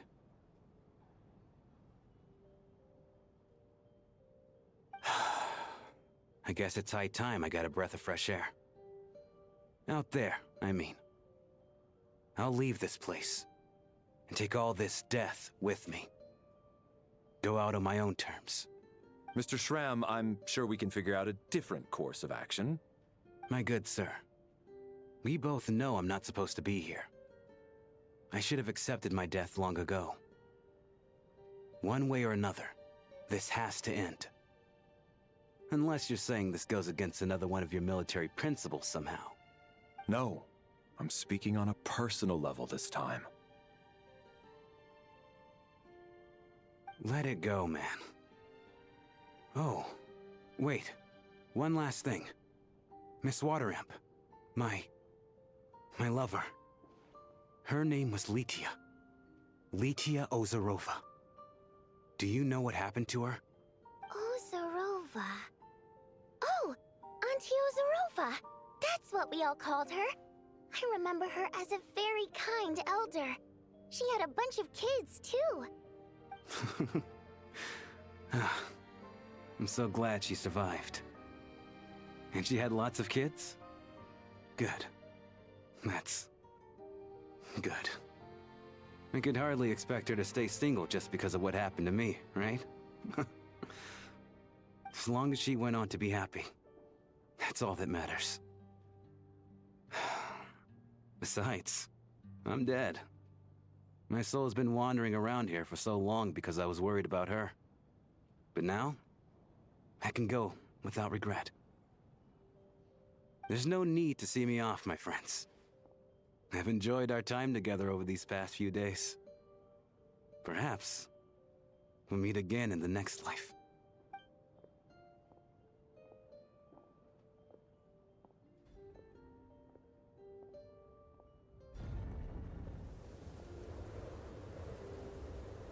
Take care, my man. I know Mr. Shram was already dead, but... I still feel so sad. Death is cruel, no matter how we might try to make sense of it. So, was the conflict between Fae and humans really that bad back then? I was only little, so I don't remember much. It's terrible to think that so many innocent people had their lives turned upside down. Even the historical records about that time period don't say much about it. All people know is that the Tsaritsa founded the Fatui, drove out most of the Fae aristocracy without explanation, then used her terrifying power to suppress the humans. Okay, so, like, the only thing I'm wondering is, how the hell are we going to get out of here? He was obviously just one of the souls that had been taken from this place. So, if that storm's still going on, like, how are we going to get the fuck out of here? It seems to me like the Tsaritsa chose to make herself the enemy. She downplayed the conflict, directing whatever animosity both sides had for each other at herself instead. That's also why, despite how brutal the conflict was at the time, there hasn't been much lingering tension between humans and Fae since. Things have been fairly harmonious for the past few centuries. So, the Tsaritsa banished the Fae to protect the Fae living in the city? She offered herself up to be hated in exchange for peace. Maybe it's not quite as bad as it sounds. I don't think Her Majesty is too concerned if mortals hate her or not. And besides, there are very few who truly do. All this time, I had no idea. Alright, if Mitia's theory is correct, then I think we can consider this matter settled. Let's all take a break.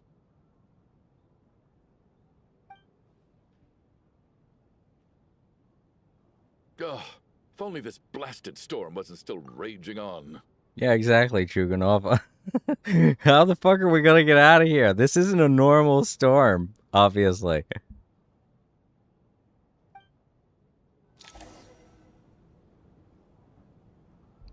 Okay. Yeah, and we're still not out of the instance, so story's still going. We have to figure out what's causing the storm. Like I'm saying, if they want to pull out one final plot twist and make Nodia the one responsible for the storm, then I welcome that. But, you know, she's the only one left that would be suspect to that. So, not much of a mystery from here on out.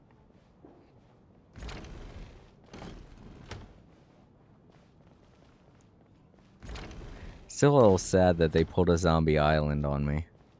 It was literally the plot of Zombie Island. There were a bunch of zombies, and the Scooby-Doo team thought that the zombies were the bad guys, but they weren't really the bad guys. In reality, it's the people that they thought were their friends. And they were keeping the zombies so that they could regenerate their lifespan. Or they were making the zombies to regenerate their lifespan.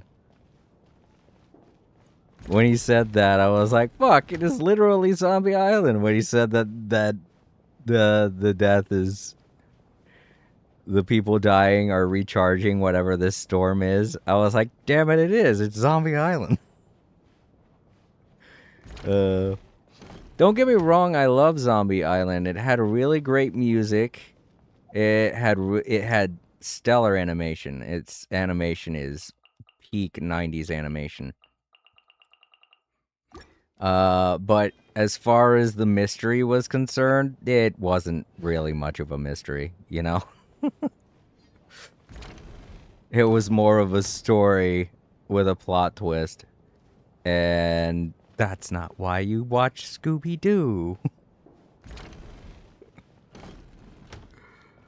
But I mean, I guess that could be said about every Scooby-Doo episode. Some of them maintain that What's New Scooby-Doo and I can't remember that one series from the 2000s. They did a really good job of actually making it a mystery. Mystery Incorporated was another one that didn't really have any kind of... I mean, it wasn't even projected like that. Mystery Incorporated was literally just no mystery at all whatsoever, just chasing actual scary spooks.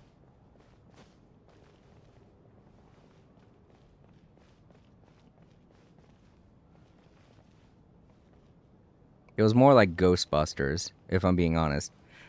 Mystery Incorporated was more like Ghostbusters than it was Scooby-Doo. But What's New Scooby-Doo did a pretty decent job of actually making murder, or not murder, but mysteries for the viewer to solve. Who am I supposed to be talking to? Oh, they're out on... I didn't realize they were out there in the stands. I was actually planning on hiring him as my bodyguard after we got out of here, you know. Oh, poor guy. Yeah, they really did get along very well. That's why when I was thinking Chuganov was probably the murderer, I was thinking that Sham helped him, you know, because they seemed so buddy-buddy. But nope, now that's just out of here. It wasn't a murder mystery, it was just a adventure. Even though Shram was already deceased, his decision to walk into the snowstorm was still a sacrifice, and a very brave one. This is one of the few times I don't feel at all happy to have my theory proven true. Ah, well.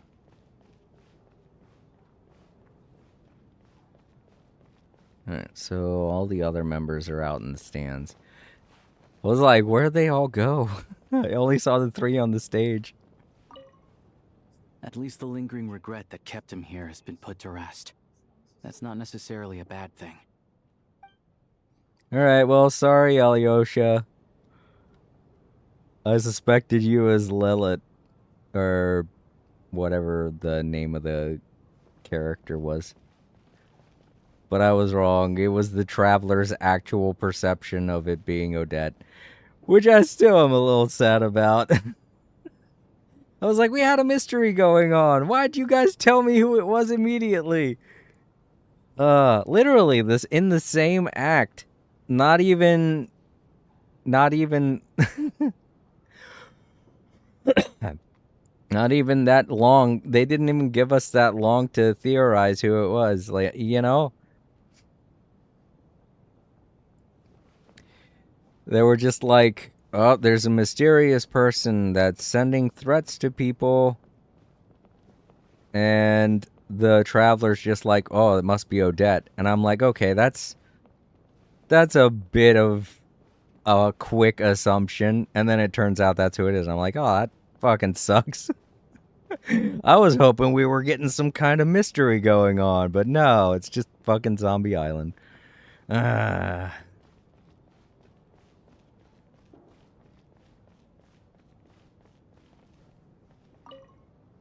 Well, at least it seems like Mr. Shram stayed optimistic until the end.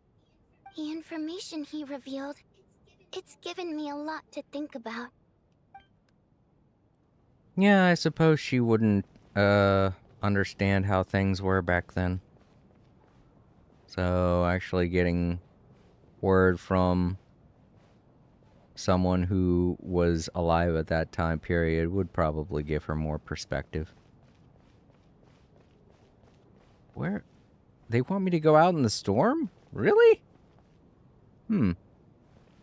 Return to your room to rest for now. Can I? Oh, that room. Never mind.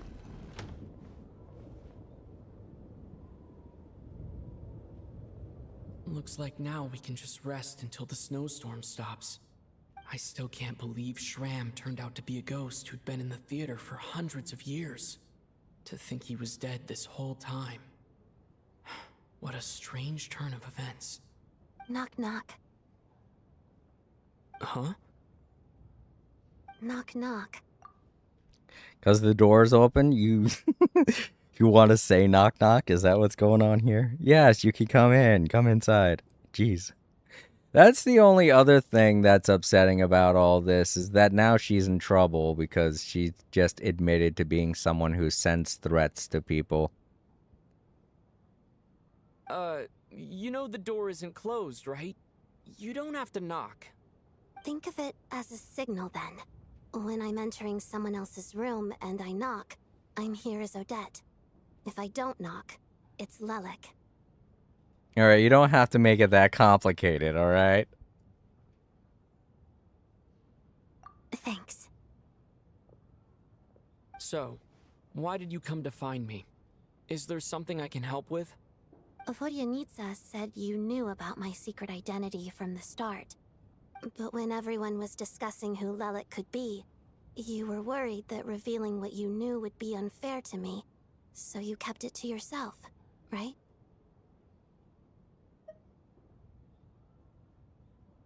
Yes, I'm extremely grateful for that. It's nothing. I mean, you didn't hold what happened with Signora against me, so I should thank you for that as well. Actually, there's something else as well. I found myself in a situation similar to the one you were in when you helped conceal my identity. So I thought I'd come and ask you for advice. It's about Mitya. Before all of this, the last time I saw him, he was dead. What? Scarfman's just gotten interesting. As I'm sure you know, my goal as Lelik was to stop Project Stuja. Well, when I found out the tech lead for the experiment behind Project Stuja was Mitya, I immediately started planning to track him down and threaten him to back out. I often saw him around the theater, but I soon concluded that making my move there would risk exposing my identity. So I decided to infiltrate the Armory Palace and go directly to his lab. That way, the threat would be much more effective.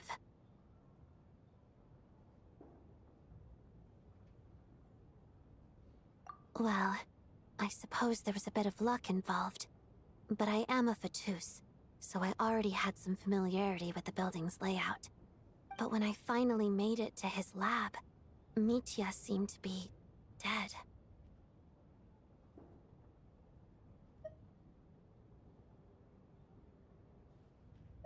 I checked his breathing and his pulse.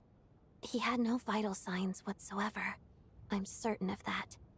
I thought maybe another anti-Project Stuja activist had beaten me to it, and chosen a much more brutal method. So I made myself scarce. That's why you were so on guard around Mitya that first night here. Yes. When I saw him sitting in the audience during the performance, I could barely contain the shock. To me, it was a miracle. Somehow, he'd come back from the dead. But then, the murders started happening and things got so complicated that it wasn't really at the front of my mind. That is, until Mitya himself said there must be a dead person among us. Then, I couldn't ignore it any longer. And yet, you thought that bringing it up right away would single Mitya out. Just like when everyone was suspecting Lelik. Exactly. I thought there could be something I was missing. Besides, we soon figured out that Mr. Schramm was a ghost. And we knew there was only one extra person. So we thought he had to be the one. Okay, so that explains why Mitya was in my dreams. Mitya was in the dream because he's also dead, and he's been eluding death, and he's been trying to convince in the dream, he was encouraging them to keep going. And they just decided not to anymore. But now, it seems like there's another candidate. I understand why you kept it to yourself. There was so much information being thrown around during that discussion. Bringing up Mitya would have just introduced more confusion. So, what do you think we should do? Let me confirm one thing first. When was it that you found Mitya dead? Around a week ago. Sometime in the afternoon. A week ago? That's earlier than I thought. I saw him just a few days ago at a restaurant. That definitely would have been after you found him dead. He seemed completely normal to me. Chatting with Vodyanitsa, trying to avoid Valeri. So he was definitely alive on that day. Huh. Well, all I can say is I know what I saw. Here's a thought. The reason we even suspected a dead person could be among us was because of the problem with the theater's ley lines. But Mitya's death happened inside the Armory Palace. The ley lines affecting the theater shouldn't reach that far. You're right. I guess he doesn't fit the profile of the person we were searching for. I think the chances of it being him are very low. Surely he can't have died for real in the Armory Palace. Unless... Unless what? Unless he really did come back from the dead. You're right. Do you think we need to disclose this to the others? Huh, what's this? A private meet and greet? Where do I line up? That's not what's going on here. Well, I was just making the rounds. Thought I'd try to lighten the mood a bit. Vodyanitsa's handing out food if you're hungry.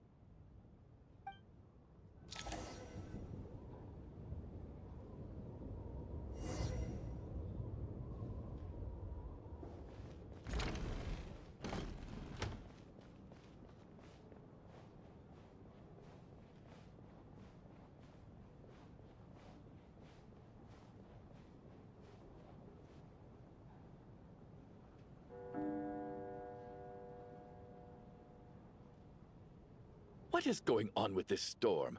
Could it be connected to that monster that just arrived in Snezhnaya? I almost hope it is. Her Majesty the Tsaritsa left to vanquish that beast herself. We just need to wait for her triumphant return. Do you think people still feel the cold after they die? I'm wondering about Shram. Oh, maybe we should have given him a coat before he went out there. Death itself is cold, isn't it? I'm sure the storm will embrace him. Well, I hope he has a safe journey. I'm going to miss him, I think. It's not like we can blame him for Rampana and Kulish's deaths. Thinking back on it, we barely made it out alive ourselves. Once we get out of here, how are we going to explain what happened to their families?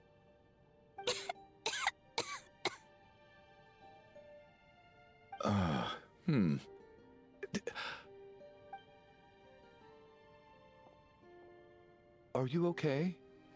Here, take this. I've never used it.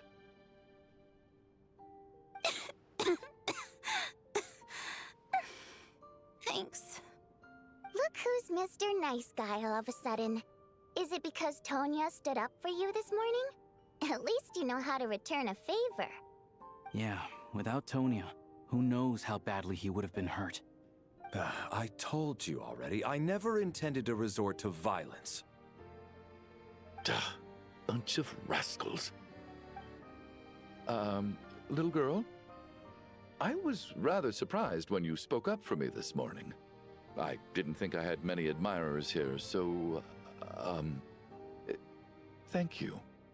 Oh, no need to thank me. I said some bad stuff about you too. I've been, too embarrassed to admit it, but, you remind me a lot of my daughter.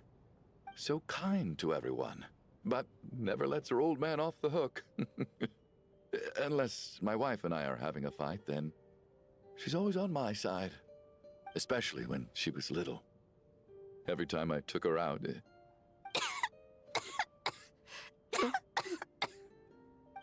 All right, easy now. How long have you had that cough, Tonya? I don't know. It's probably been a while. I'm fine. Are you taking anything for it? Yeah. I'll be fine once I see my brother. He's gonna pick some frost fairy flower leaves and brew a tonic for me. I'll feel much better once I drink that.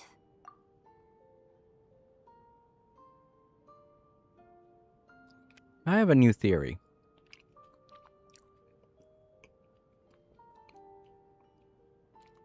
Now, I might be wrong, but what if... Nah, I'm not going to say it. I see. That's good to hear then. Okay, now I do want to say it. What if Chuganov is Tanya's brother?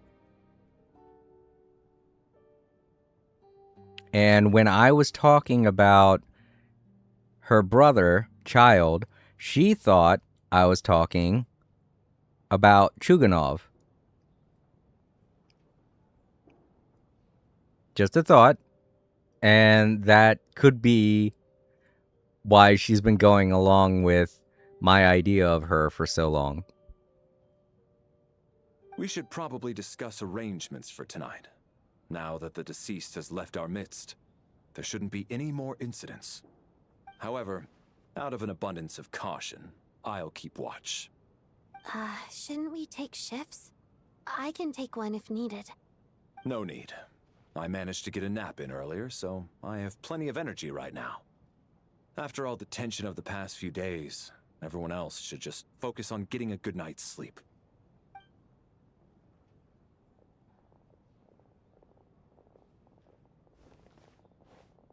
What a long day. This whole situation turned out to be way more complicated than I expected. But Valeri's right. I should just try to calm down and get some rest. The last thing I want is to give myself nightmares.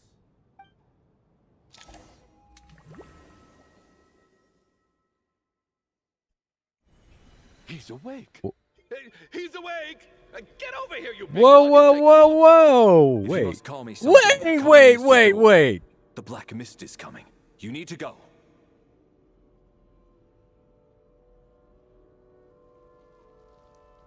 Okay, hold on, hold on. This doesn't line up with anything.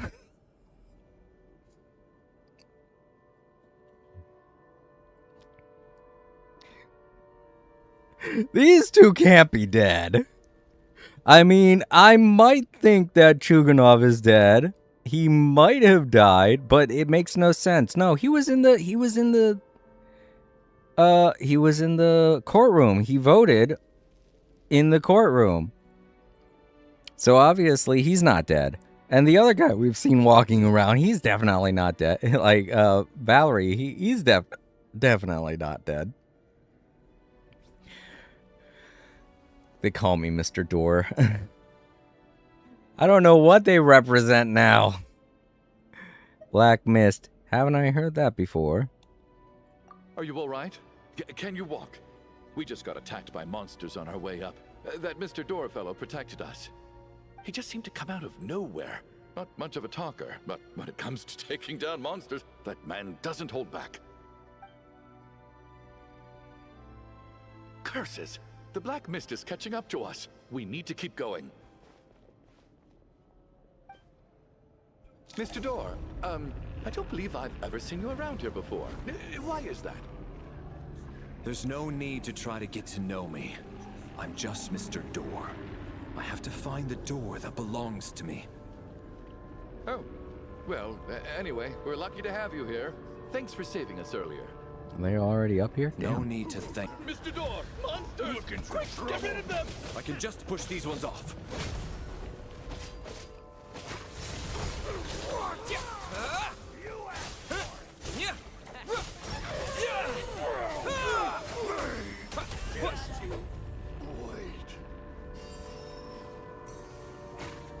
Oh, I could just ask for his help. Oh, I thought I got the change. Well, that's true. They probably don't have a model ready for him to be played as yet. Okay, all the doors are closing. Or windows. Halt! So we're doing this the hard way. Ready to chase my Encase!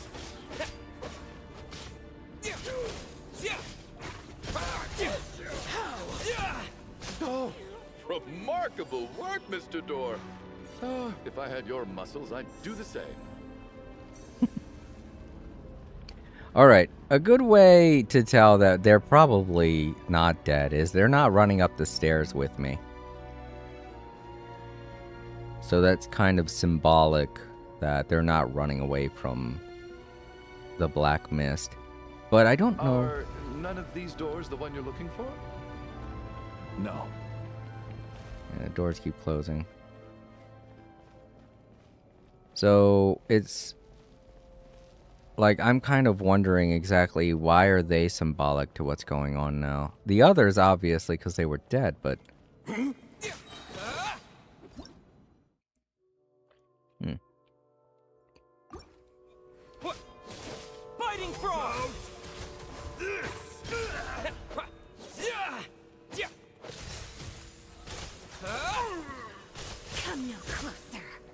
Oh shit. Spawn somebody in.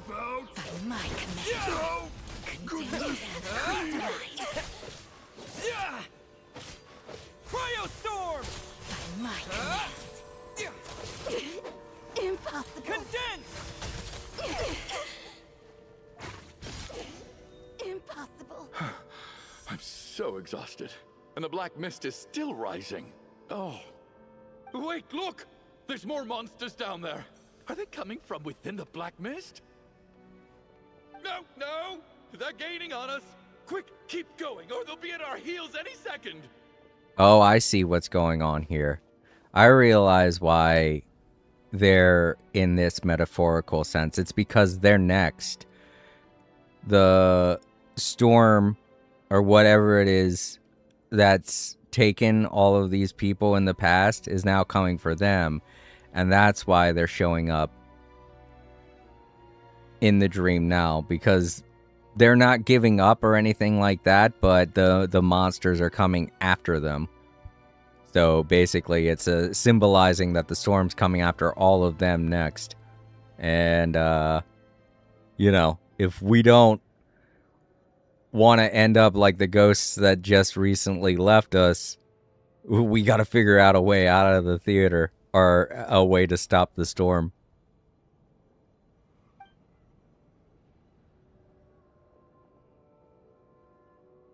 Mr. Door, what are you doing? We need to get out of here. They're coming! Found it. This is my door. What? You mean you're going to stay here? I am a door. This is where my duty lies. No! You saved us. We can't leave you behind. You must keep going. A door can only keep things out for so long. You must make haste. But... Oh, you're right. Let's go. We can't let Mr. Door's sacrifice be in vain.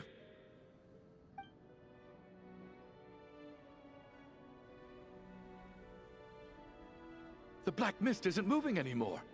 Looks like both the monsters and Mr. Door are gone. I didn't just imagine all that, did I? Surely I wasn't so scared out of my mind that I hallucinated a door as a human being. Oh, okay, good. There's no way we both hallucinated the same thing. Getting sleepy? Well, looks like we're safe for now. Go ahead. Let's get some rest.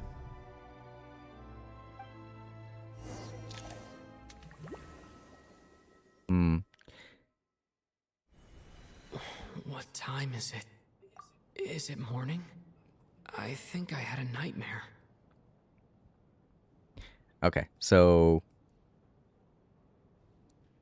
despite that one little incident where he got cabin fever and started blaming everyone, Juganov is an okay guy, and I'm back on his side again.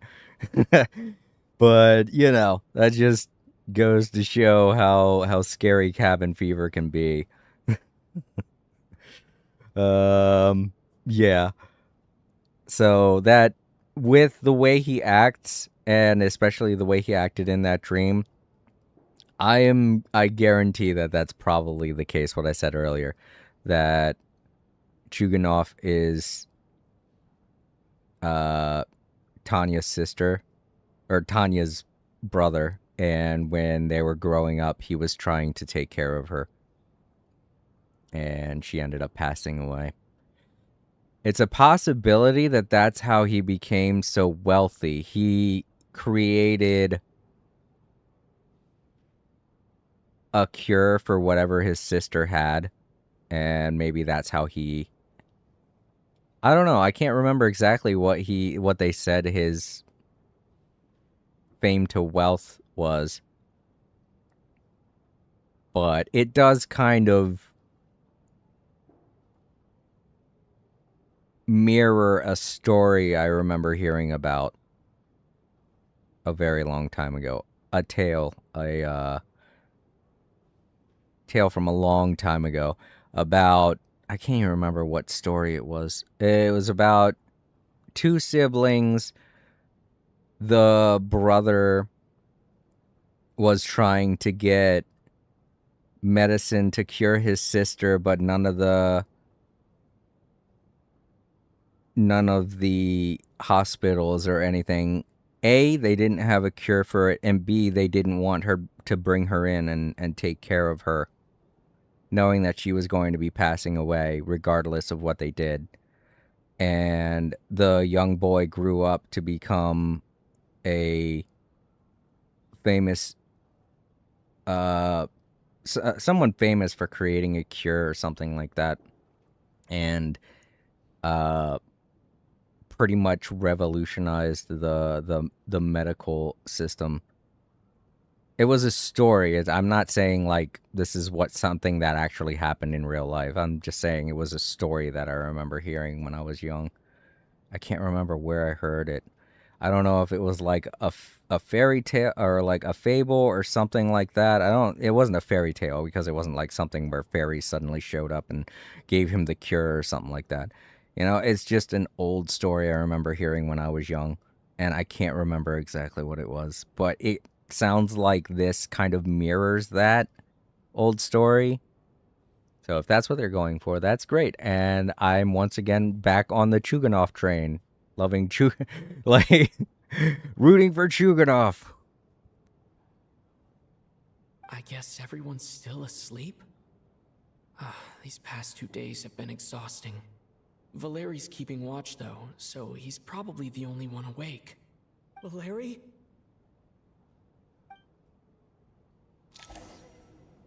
No. No.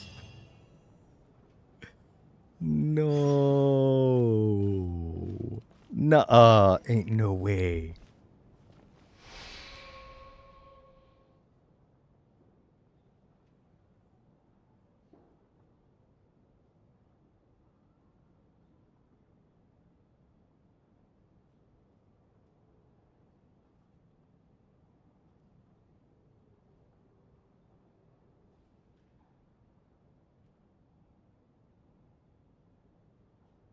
Wake up!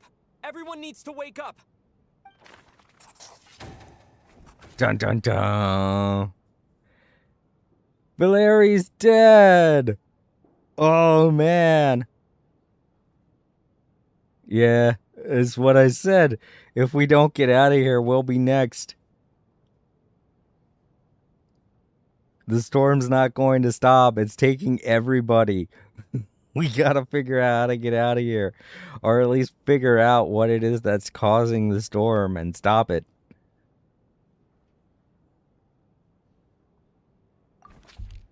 Just like the last 2 nights. No clear cause of death.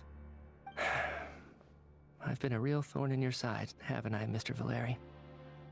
Now you can rest in peace.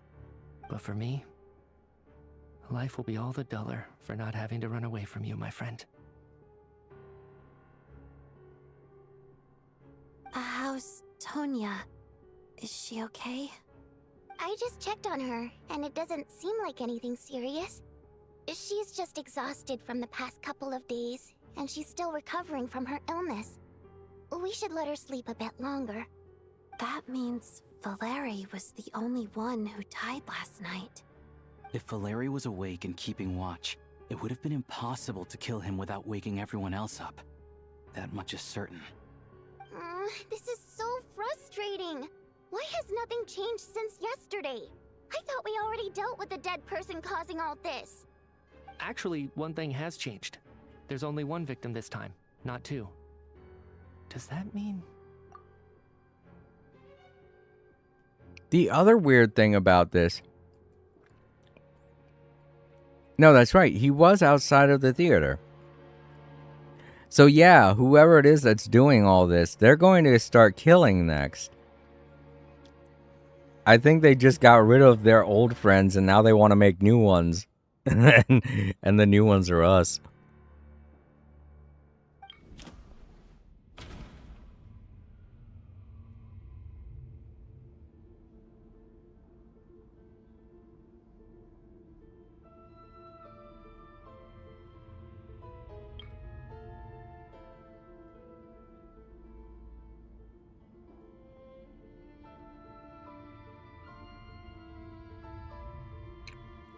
Technically, Sham disappeared, so...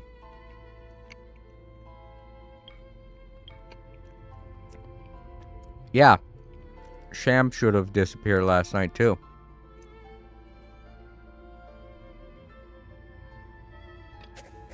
But Mr. Schramm was already deceased to start with. That doesn't seem very likely.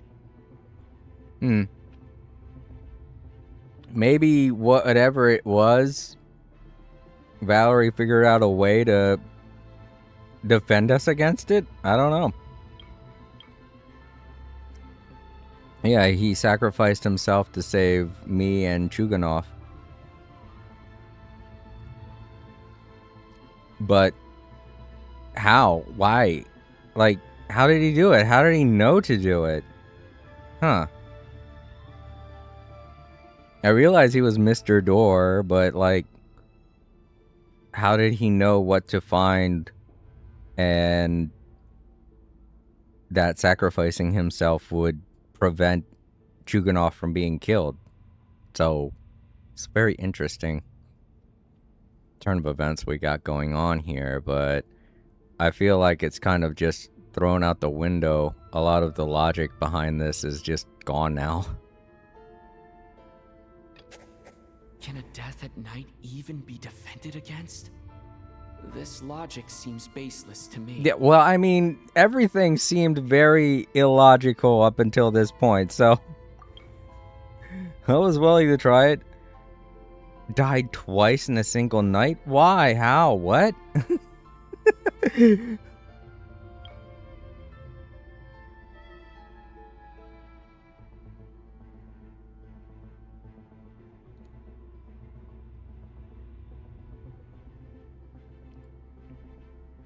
Maybe?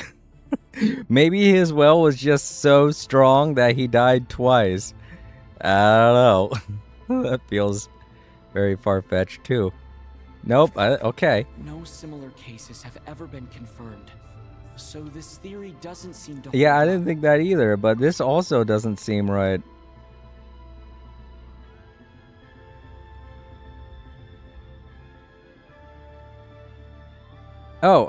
I just read it again. For some weird reason, I read that as in...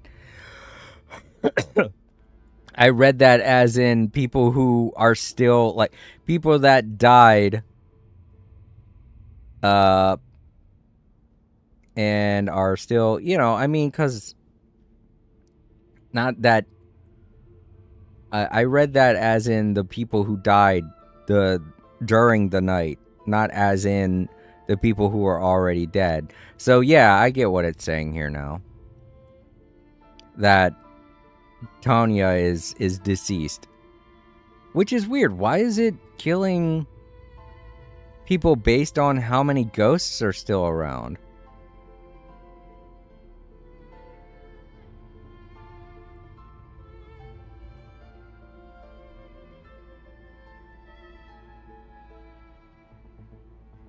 Is it because they're trying to claim Tanya's soul and they just happen to be killing people that slow down or something? Is that what's going on here? Or maybe I'm right and that Tanya is indeed killing people.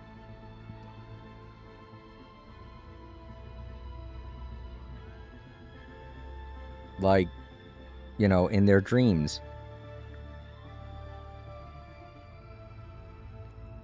Or maybe that could be what it is. Whatever this storm is, whatever the darkness is, it's trying to get Tanya, but Tanya's so far ahead of everybody that it's just killing everybody else along the way.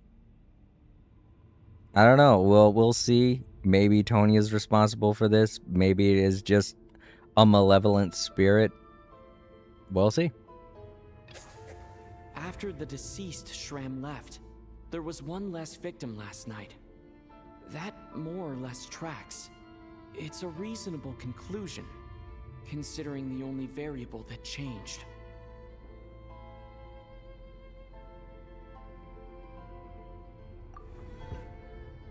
The number of people who die each night is equivalent to the number of dead among us. That's your theory, right? Exactly. We identified Mr. Schramm, and the night after he left, the death toll dropped from 2 to 1.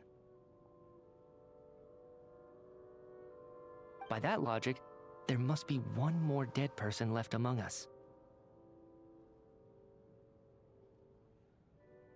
Another one? But there was only one person unaccounted for in the ticket checks, right? The head count should match up now. Having an extra person was definitely a cause for alarm, but being one person short isn't nearly as unusual. Someone could have left in the middle of the show, or made it out before the storm hit. One more dead person among us. If Mitya's theory is right, then what Odette told me seems a lot more relevant. It's just, at the time, we had no reason to think there was more than one dead person. If only we'd taken it more seriously as a possibility. Maybe this could have been avoided. I'm sorry. This is my fault. I had information that could have been helpful, but I held back.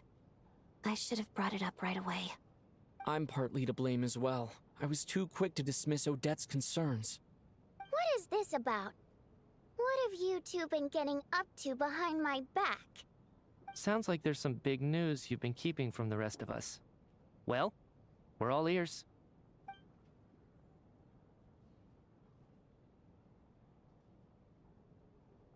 I'm the dead person?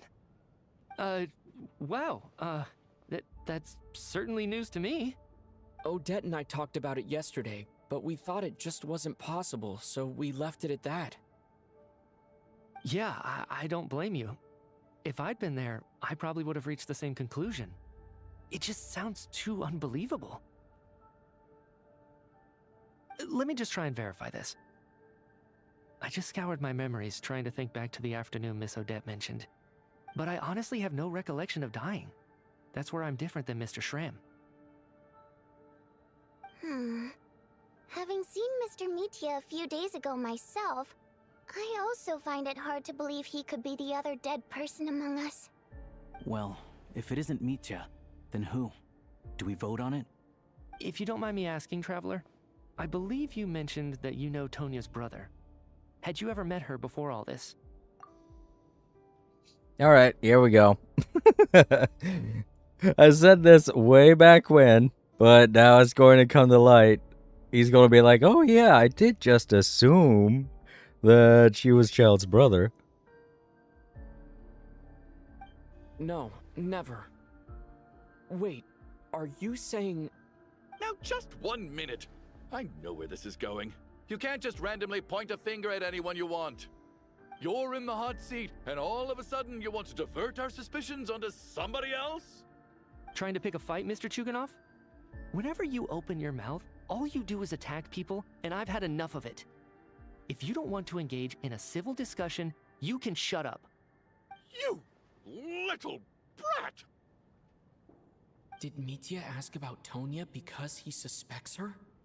I suppose I only identified her by age, and nothing else. Could that mean... I'm just saying, you're going around casting suspicion on people for no reason. How could Tonya be dead?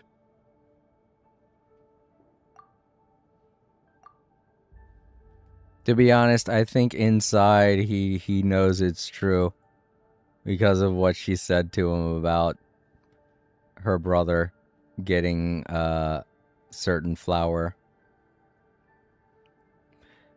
So he's apparently Iskra manufacturing plant boss. So what are you willing to bet that the manufacturing plant produces medicine? The kind of medicine that would have helped cure his sister. I can vouch for her, if nothing else. I've seen her before. She's the sister of that Harbinger, isn't she? The one called Child. Oh, really? You're telling the truth? Since being here, I don't think I ever mentioned she was Child's sister specifically. Does Chuganov actually know her? if Chuganov can vouch for her, then it can't be Tonya either. In which case, it seems unlikely that there's another dead person among us at all. Miss Odette, could you go over that afternoon with me one more time, when you found me dead? No problem.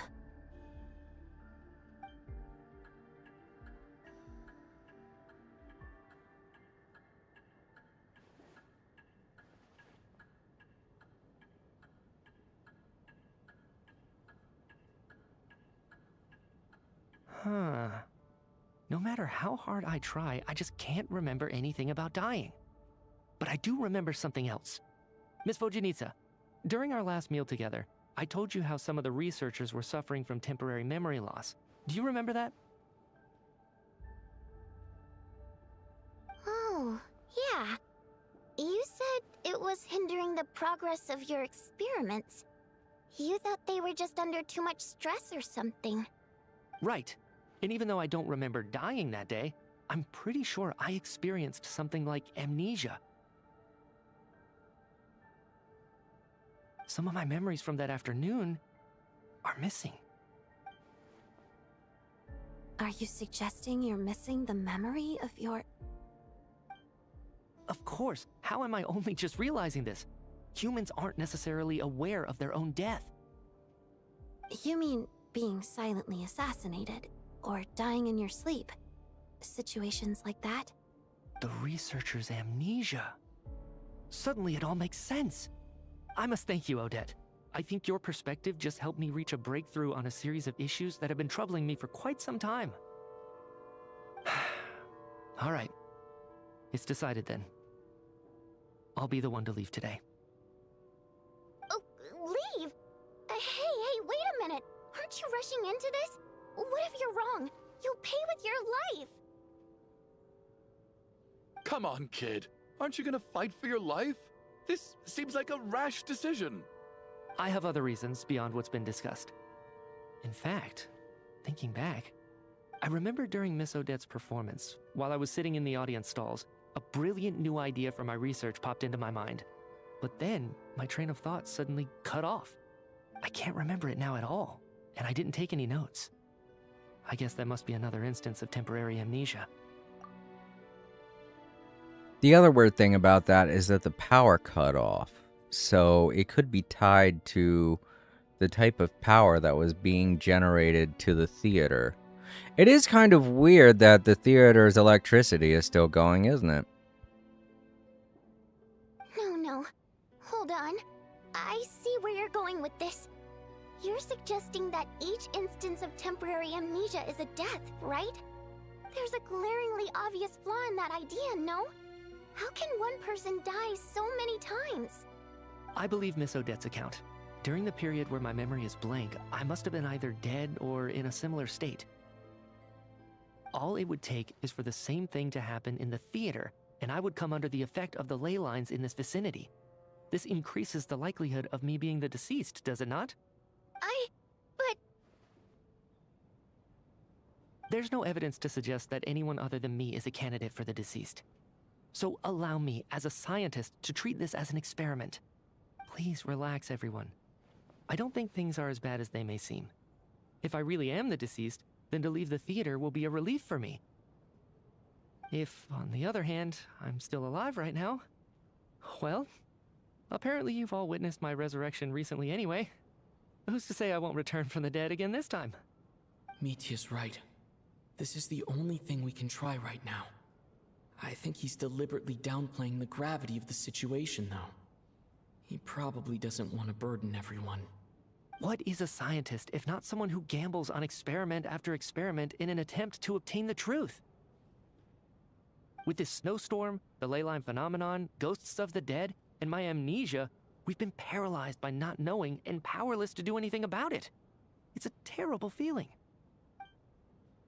But if I do get resurrected, you can be sure that I'll come back with the truth of all this.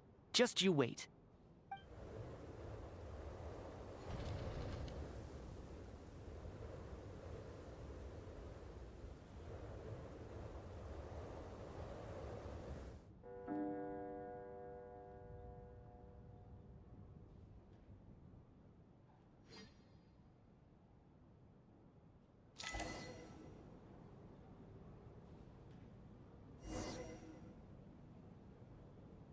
Beyond the loop. Got some looper humor going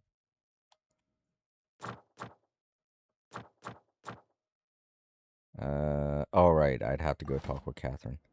Okay, well, he disappeared into the void. We don't know if he died, but if he did, then he'll come back. Because apparently he keeps dying. I don't know what that's all about. Aw, man, poor Chuganov. He must be feeling bad right now because he kind of does suspect Tonya of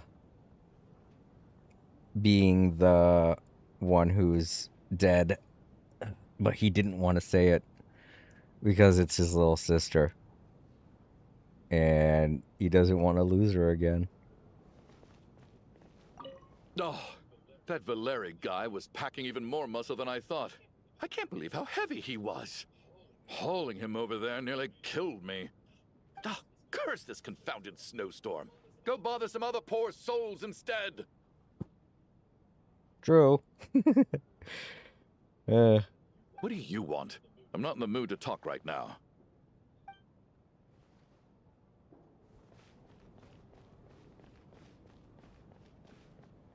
Anybody else? Ah.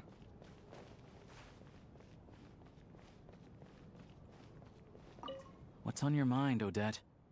You haven't said a word. I was thinking about Mitya. If he'd been unwilling to sacrifice himself by walking out into the snowstorm, that would have made more sense to me. After all, it seems like the dead don't perceive things any differently from the living. Mitya doesn't even remember dying. So, to hear the news that you're apparently dead, and simply choose to walk out that door without a second thought, I can't imagine all the things that must have been going through his head. But when Mitya left, his expression revealed absolutely nothing. Perhaps he is even better at disguising himself than I am. Well, his decision was based on logic. And knowing all scientists, the majority of their rationale can be explained through their theories and the logic that they perceive. So,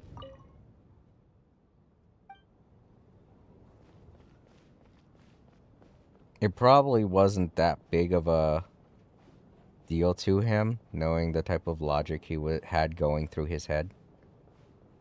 If anything, for him, I'd have to say that it was just like taking a step forward.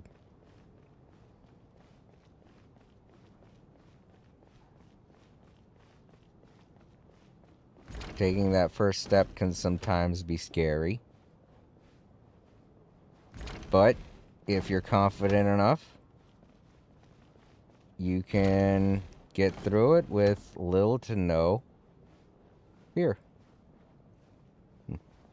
Weird that these doors decide to open and close the way they do. When I want them to or when I don't want them to. I still can't believe this whole area down here was here and I didn't know about it.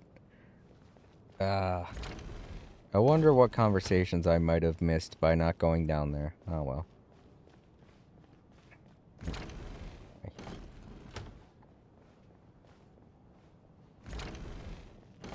Alright, let's continue the story.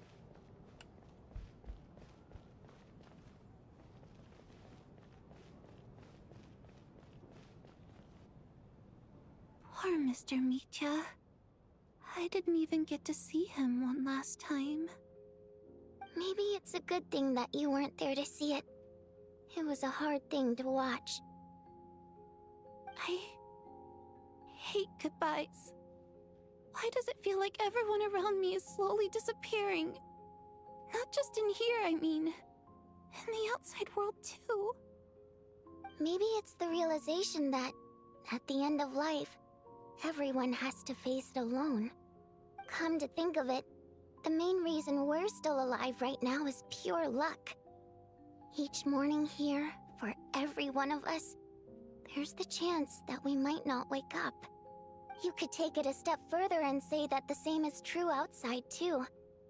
Who can never be 100% sure when they drift off to sleep that they'll open their eyes again in the morning? If I make it out of here, I'm going to cherish every moment that I'm awake and live without any regrets. Without regrets. I feel like a strange sense of anxiety has been quietly growing inside me over the last 2 days.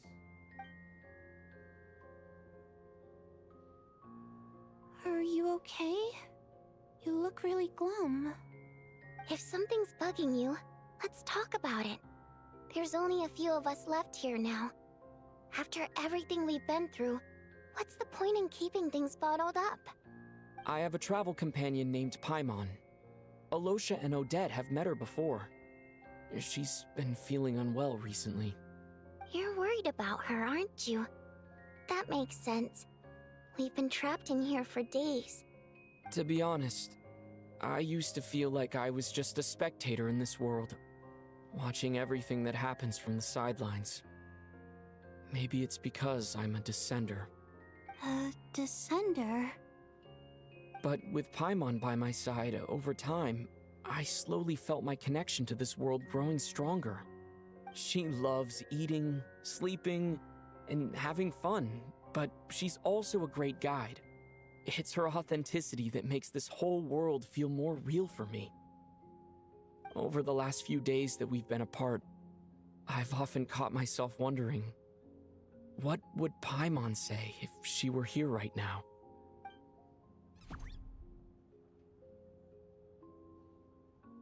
But by the time I snap out of it, the conversation has already moved on, and I'm still in my own little world. I'm trying to overcome this sense of detachment, but I really miss Paimon. I guess, in a way, she means the whole world to me. I bet she misses you when you're not there as well. Maybe you're her entire world too. I don't know if this will make you feel any better, but back when the water imps left Snezhnegrad in droves, I also felt like the whole world was suddenly empty. I could be surrounded by people all smiling and having fun, and still feel completely separate from it. So, I totally understand how you feel. Later on, I started to think, maybe accepting the fact that our loved ones won't always be with us is something that takes a lifetime. All we can do is cherish their companionship from moment to moment. So, once we get out of here, you better hurry back to our side as fast as you can. You can't let your story end in regret. That's the trope I hate the most. Thank you. That's exactly what I needed to hear. But Vodyanitsa, if you hate goodbyes too, why didn't you leave with your people? That's just the choice I made. I used to regret it, but I don't anymore. Like I said before, singing is a water imp's primary mode of expression. It's how we convey our emotions. Our songs have echoed through this theater for hundreds of years, each one a story pieced together through moments of joy and sorrow. But does a story exist without someone to read it? To me, the answer is no. So I made the choice to stay. That way, there would still be someone left to sing these songs and listen to their stories. Otherwise, they could have been lost forever. Could you teach me how to understand your people's songs sometime? I want to be able to truly hear them, like Mr. Shram. A fan after my own heart. Thank you, Tonya. How about I sing something for you, and you tell me what you hear? Okay, I'll do my best.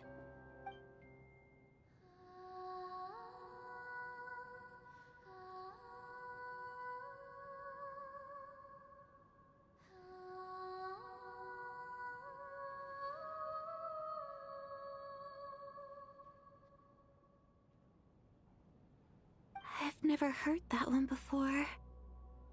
I feel like I can hear a sense of longing somehow. I wonder why that is. Color me impressed, Tonya. You're a keen listener. Most people can only tell if a song is happy or sad. I didn't think you'd be able to pick up on such specific details. So, what's the song about then? Come on, tell me! I've actually never performed this song in the theater before, because it has more of a ceremonial purpose for our people. It's not meant for the stage. It means something like, "May those we have lost watch over us, and follow this song back home in the night, so that we might be reunited once more."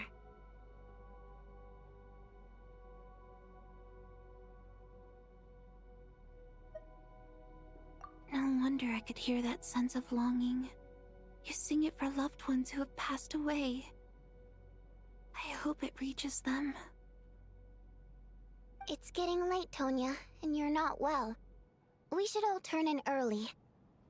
I suppose there's no reason to keep watch tonight. Okay. But, before I go to bed, could you sing that song a couple more times for me, Vodianitsa? Of course. Anything for my #1 fan.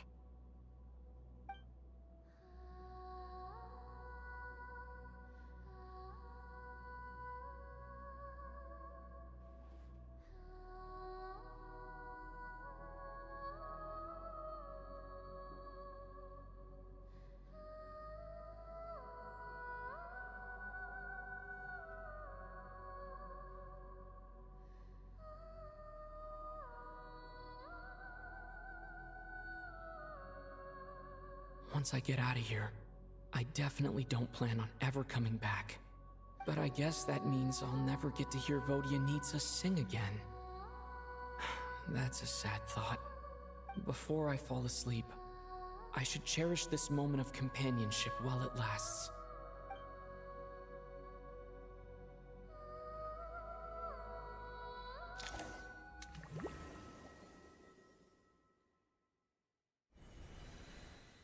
Where am I? It's so dark in here, and I feel kind of dizzy. Am I alone?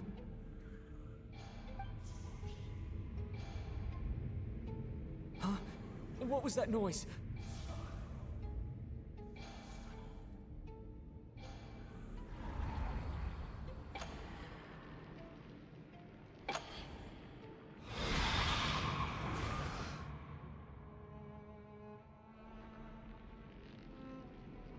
Return, O spirits. Fulfill your oath of protection.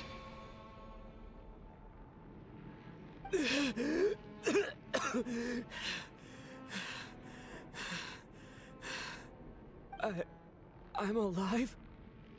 What just happened? No time for questions. Quick, over here. Turn on the switch. We need to bring back the light.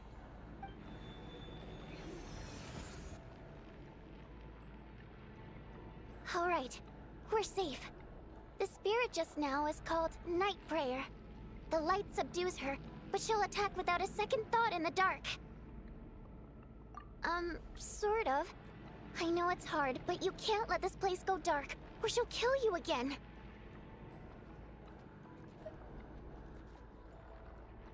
Yep. Luckily, I was here to resurrect you. Otherwise, that'd have been a real bummer. A bit more than a bummer, I'd say. Wait, so you have the ability to resurrect people? Sure I do. I'm your guardian spirit after all. I specialize in soul recall. Oh, it's nice to meet you, by the way. Thanks. It's nice to meet you too. All right, there's no time to waste. The black mist is already catching up. We need to avoid it at Night Prayer at all costs. Come on, let's go. We need to reach the next switch before the place gets too dark. If we bring the light back, Night Prayer won't be able to get to us. Sweet, sweet light! It's back! Shh! It's Night Prayer. We need to move quick, but don't let her notice you. Look out!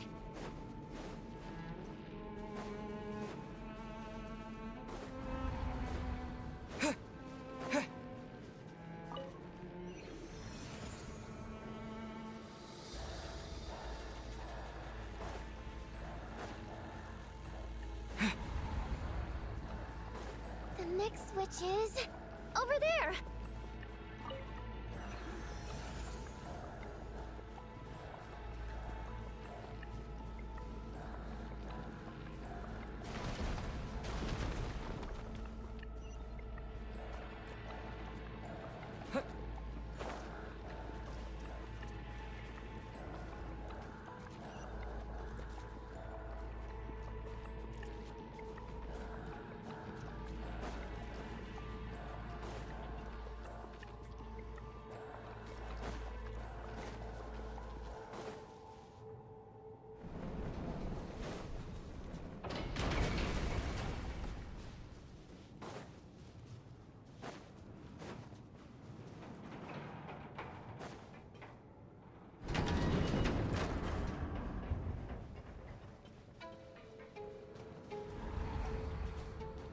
No, Nightbringer is here too.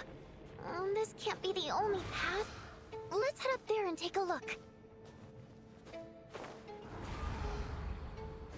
The switch is just up ahead. Hurry! It's too dark. We're not gonna make it. Come on, faster!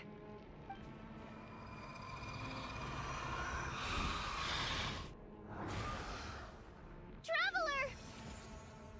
I won't let you die like this. Not on my watch.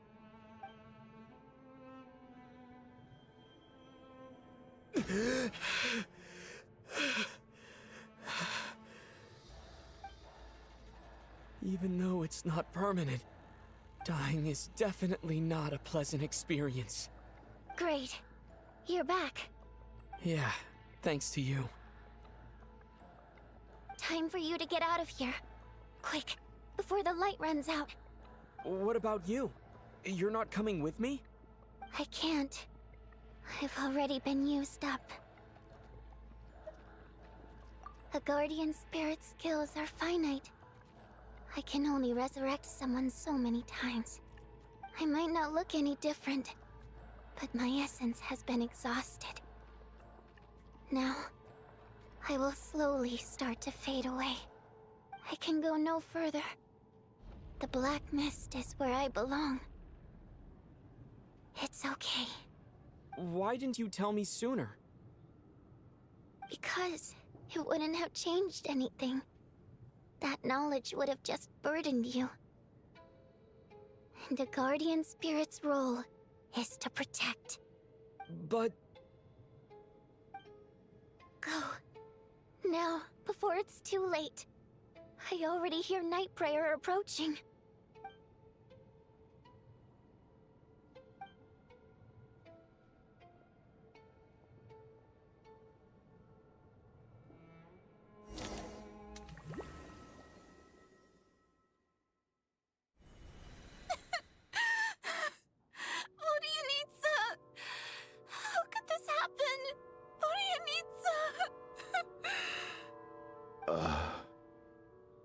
Well, I guess there's no need to inspect the body.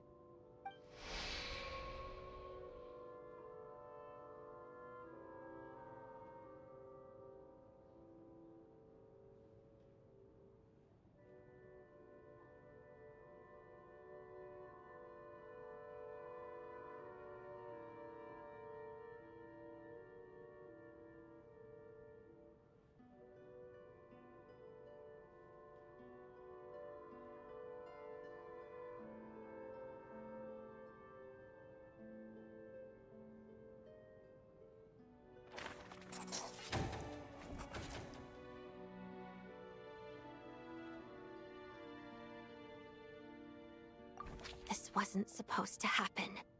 You lied to us, didn't you, Chuganov? You've been lying from the start.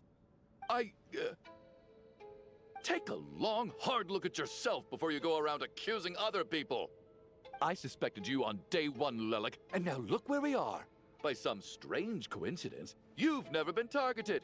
You just happen to have survived this long? No, you should be the prime suspect. And you, little hunter, ever so content with staying on the sidelines. Yet you were the one who stopped us from leaving from the start. Why are you trying to keep us here? Now you're just lashing out indiscriminately. That's either a sign of anxiety or a guilty conscience. Where was all this passion and bravado before? Decided to fight until the bitter end. Is that it? Is that a threat? Fine, bring it on. You think I'm afraid to die after all this? You want to kill me? Go ahead. I'd like to see you try. Ugh, everybody's lashing out at each other now. Except for me and Tonya. But it's only because I'm the player and she's the one causing all of it. So obviously the only three people who aren't in on what's going on are going to lash out at each other. After all the trauma of the past few days, everyone's been pushed to the breaking point. Valeria and Mitya aren't here anymore. Someone else needs to step up and take charge. But first, I need to think this through. Considering everyone left, who's the most likely candidate for the deceased?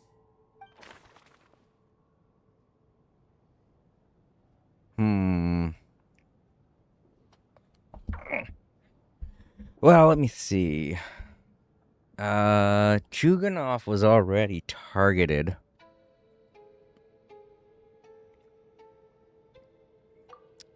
I'm guessing it will be Chuganov because he was already targeted once before. I clearly remember Mr. Chuganov from the first time I visited the theater. He made quite an impression. That was just a few days ago.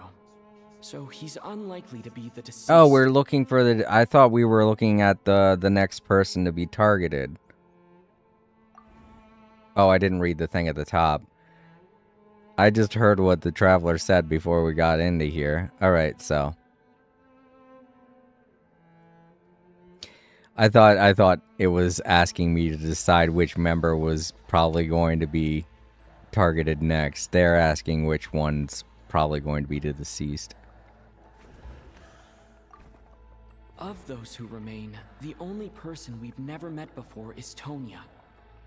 There is room to doubt her true identity. People are easily misled by first impressions. Now that I think about it, Child's sister was in fact a label I imposed on her due to my own assumptions. But Mr. Chuganov vouched for Tonya's identity yesterday, with basically no other possibilities left.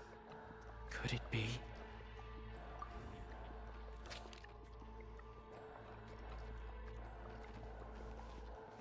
Tonya, how's Tusser been lately?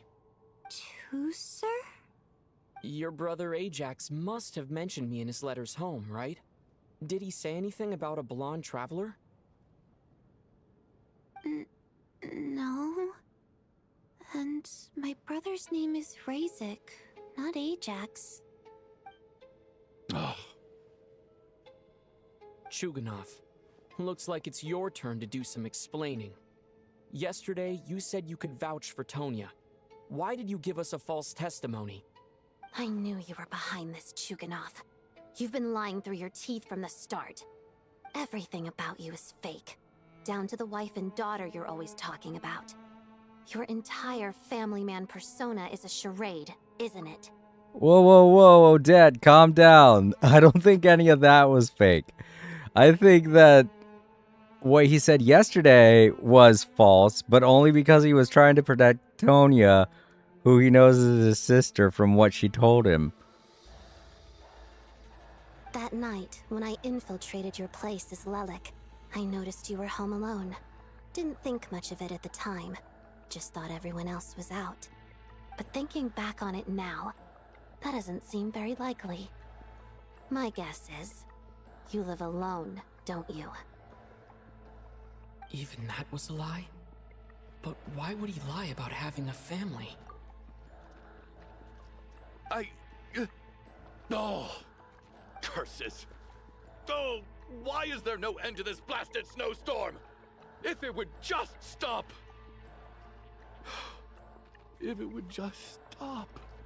I think I remember now. I know how I ended up here. It feels like a distant memory.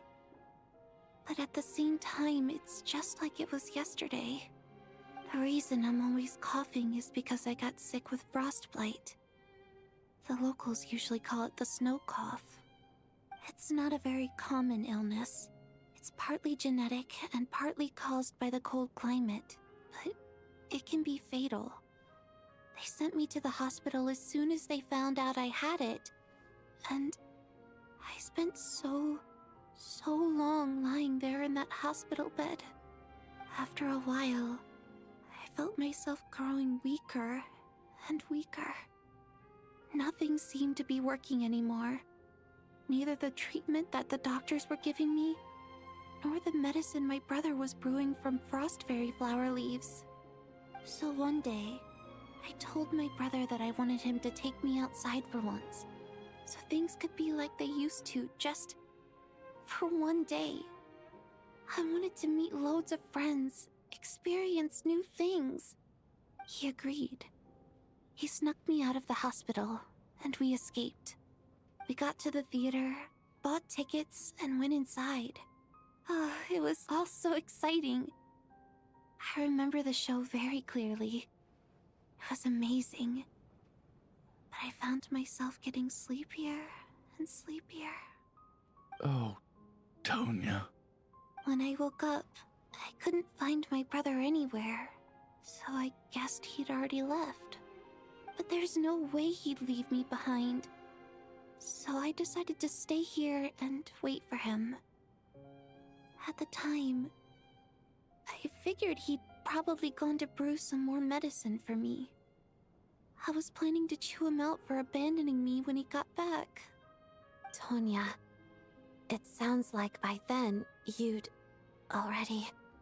Yeah, I know. I understand now. Dead, aren't I? This cough and the feeling weak, it's probably just my body's memory.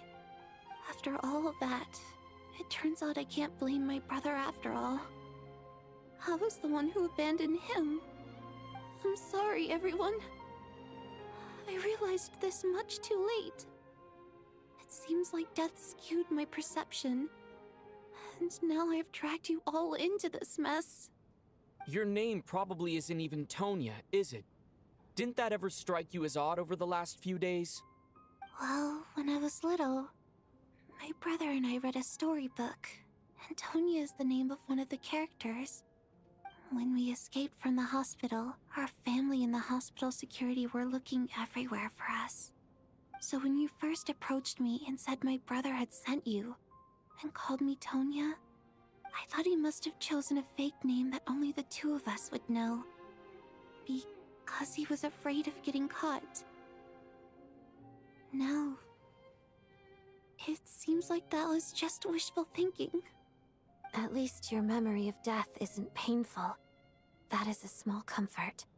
Now it's your turn, Chuganov. Talk to us. I believe no lie is ever told without a reason. You're right. I was lying. I happen to know that the Harbinger child and his sister Tonya managed to get tickets, so I lied to you and pretended I knew them. And yes, I was lying about my family too. The truth of the matter is, I lost them a long time ago. I just refused to accept reality. And now I've spent the second half of my life living a lie. I'm a joke. My daughter's name was Iskra. And before you ask, yes, Iskra, as in Iskra Manufacturing Plant. She also died from the snow cough. She was just 6 years old. If she were still alive today, she'd be around the same age as little Tonya here. After Iskra passed, my wife couldn't bear to face those memories either. So she chose to start a new life. Without me. One day when I came home from work and saw the empty room, I felt like I couldn't breathe. Subconsciously, I started to imagine that they were still there. I soon discovered that this was the only thing that made me feel any better, so I just embraced the delusion. Nothing more than a pathetic means of escapism, I know. But at least it's not a crime. So explain your false testimony then. The night before last, when I was chatting with Tonya, she mentioned that her brother would brew medicine for her from frost fairy flower leaves. Combined with her various symptoms, I suddenly understood everything, including the fact that she was deceased. The snow cough used to be an incurable illness. I would pick frost fairy flower leaves to brew medicine for Iskra too. It took hours and hours on the stove. But the year after my daughter passed away, the jester of the Fatui announced that a cure for frost blight, also known as the snow cough, had finally been developed. It turned out that all previous treatments were completely ineffective. No better than random concoctions. That was the final straw for me. I just couldn't take it anymore. Just one more year. One more year, and everything would have been okay. So, more than anyone, I know full well that in this day and age, no one in their right mind would still be using frost flower leaves to brew medicine for the snow cough. Poor Miss Tonya, therefore, had to have been from an era when snow cough was still a terminal illness. So, you projected your daughter onto her?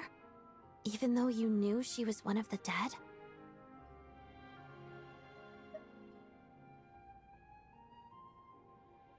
That doesn't make any sense. You knew she was already dead. What did you hope to achieve by protecting her? I just don't believe in your crackpot theories, nor do I approve of your actions. How can you just declare a living person dead and throw them out into that snowstorm? Nitia's gone. My good buddy Shram's gone.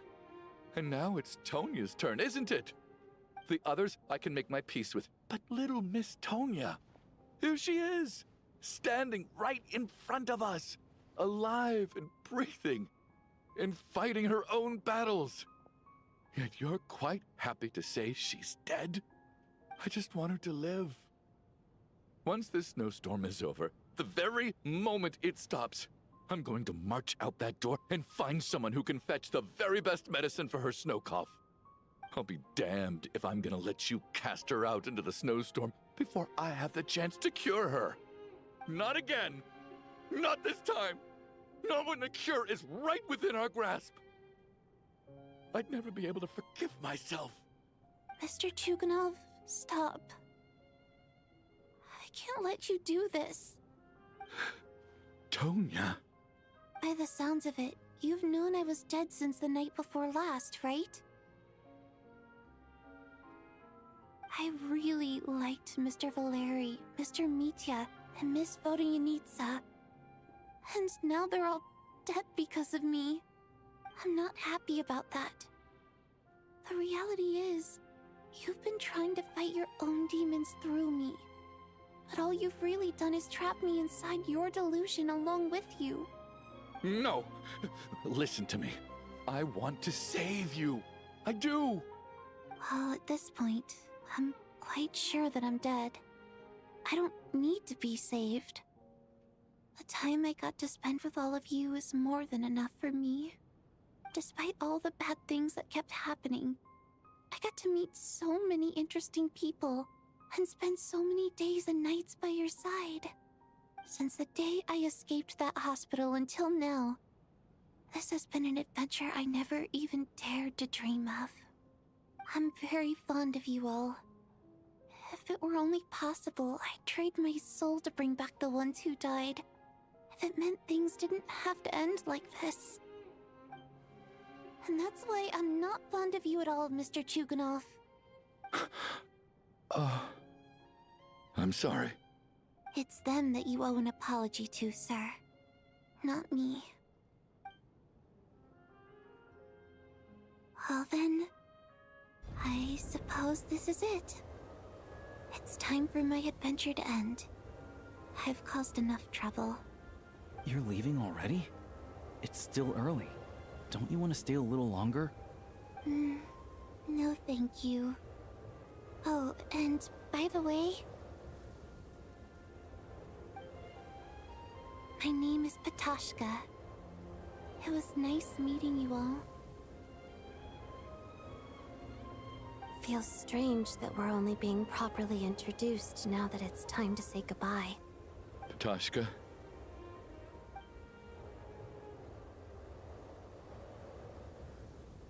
What are you doing, Chuganov? Are you crazy? Let me leave. I can't keep lying to myself anymore. In your dreams. Don't think you're getting off that easy when you had a hand in the deaths of so many people. The Fatui have honed quite an array of enhanced interrogation techniques since they were founded. Once we're out of here, Lelik will personally give you a taste of every last one.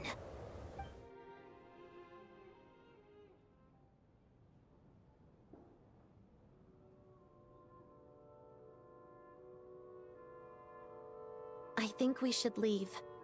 I doubt this snowstorm is ever going to stop. For all we know, this storm might have destroyed all of Snezhnaya by now. Maybe even the whole world. Wait, we finally solved the mystery of the haunted theater today. Maybe let's at least try to enjoy tonight? Fair enough. I don't particularly feel like dying in Chuganov's company anyway. And yet you won't let me die first. Hey, Chuganov, on a serious note, if we do make it out of here, you should close down that factory of yours. A lot of people are freezing thanks to you. Is this really the time to be discussing my factory? All right, fine. I'll shut it down. Doesn't matter to me anymore. Am I hearing things? Or was that a knock at the door? There it is again. But I don't understand. The snowstorm hasn't stopped, has it? Should we open the door? Is this it? Is this nightmare finally over? If the last few days are anything to go by, I probably shouldn't be getting my hopes up. Whatever lies beyond that door at this moment. It could be something even more terrifying than everything we've been through so far.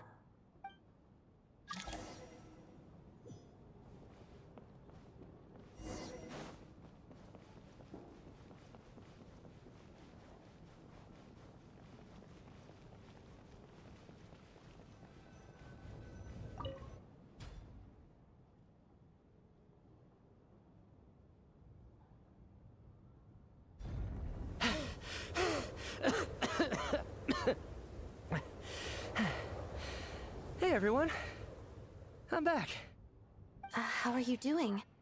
Feeling any better? Much better, thanks. Whew, it is so good to have you guys here. I was a little worried that the theater would be empty by the time I got back. Let me see. Tonya and Vodyanitsa are missing, which means Vodyanitsa died last night. And then you discovered that Tonya was the other dead person. Am I right? Not Tonya. Patashka. First, tell us how you made it back here. Given the conditions outside, no one should be able to return alive.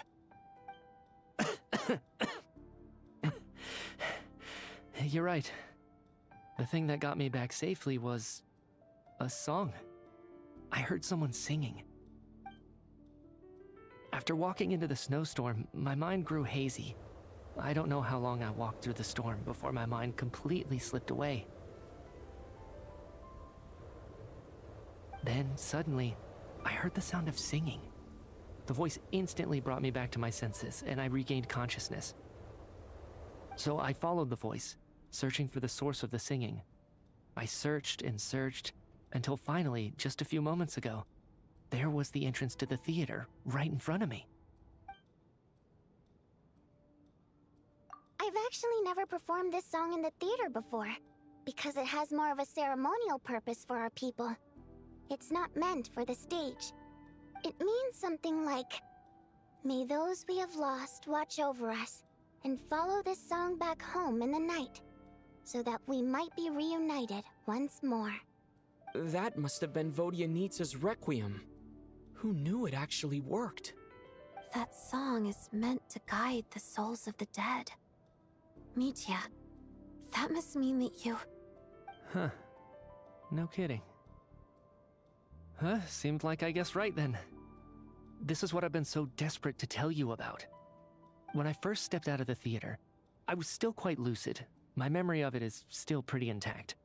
I remember the outside world being completely different than what I'd expected. It was like this was a world where only the snowstorm existed. There wasn't a trace of any humans or buildings ever having been there.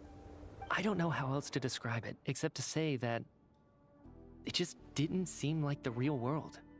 And as for the Requiem, if I was guided here by Vodyanitsa's song, it can only mean that I must already be dead. And this is my soul, not my body. But I didn't experience a clear moment of death while I was out there. Nor do I feel any different now than before I walked into the snowstorm. You don't seem any different to me either. In fact, this is something I've been wondering about for a while now. If souls aren't physical, shouldn't they lack tangible form? Both Shram and Patoshka were clearly deceased, and yet their souls didn't look or feel like ghosts at all. They were visible, tangible, no different than you or me. This raises a truly terrible thought. Is that really what Mitya is suggesting?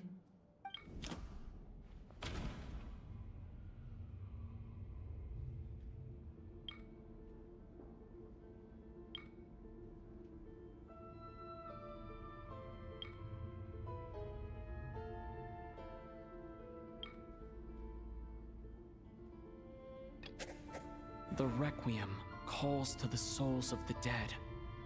This is proof that Mitya is dead and has not been resurrected.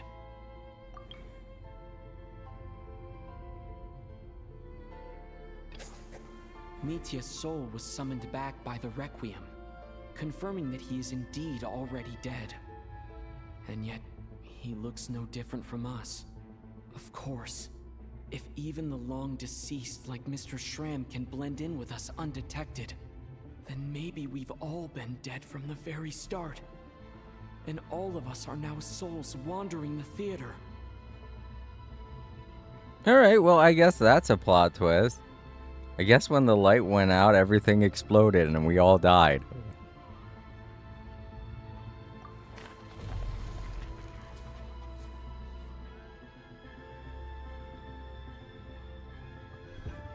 Yes.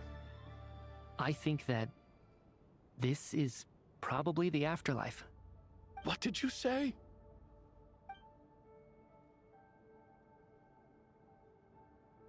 You heard me. We died in the theater. All of us did. But due to an obstruction in the theater's ley lines, our souls are trapped here, while an endless, infinite snowstorm rages outside. It's ironic, really. All that time, we were working so hard to figure out who the deceased among us were, when the truth was, we were all deceased. The only difference being some of us died more recently than others. Do you remember that note, "Death is near"? Seems like we misunderstood what it meant after all. Death was nearer than we wanted to think all along. The note simply meant that all of us were already dead. So all our attempts to survive, our search for the deceased, it was all for nothing? Hard to say. At the very least, we helped 2 lost souls find clarity and go to where they belong. The presence of those 2 is probably what caused our souls to be drawn in by the ley lines.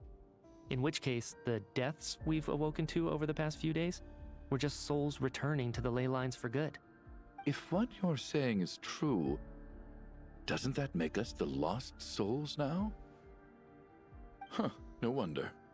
This afternoon, when I was moving Vodyanitsa's body, I noticed that the other bodies in the room hadn't decayed one bit after all these days. That's further proof that those aren't physical bodies at all, but merely our shells here in the afterlife. Am I really dead? This doesn't feel real to me at all. No, that's impossible. This cannot be how it all ends. I still find it hard to believe that all of us are dead. How exactly did we die in the real world? None of us have any memories of dying, right? Not even knowing how we died is preposterous. Good grief! Surely there has to be some reason. Exactly. It's hard to rest in peace when you don't even know how you died. It gave me lots to think about as I strode out into the snowstorm. I racked my brains trying to remember the cause of my death, the exact moment I died, the root of all of this, right up until my consciousness faded. Wait. Hold on. Right before I lost consciousness, I think I saw something. I can't remember. And I think I lost my notebook and pen. Mitya, your hand. Is that blood on your fingers? Huh? You're right. There's blood on the fingertips of my right hand. Looks like it's already dried. When did that happen? I did kind of see a weird red thing in his hand when he was walking through the snow, and I was like, wait, what's that?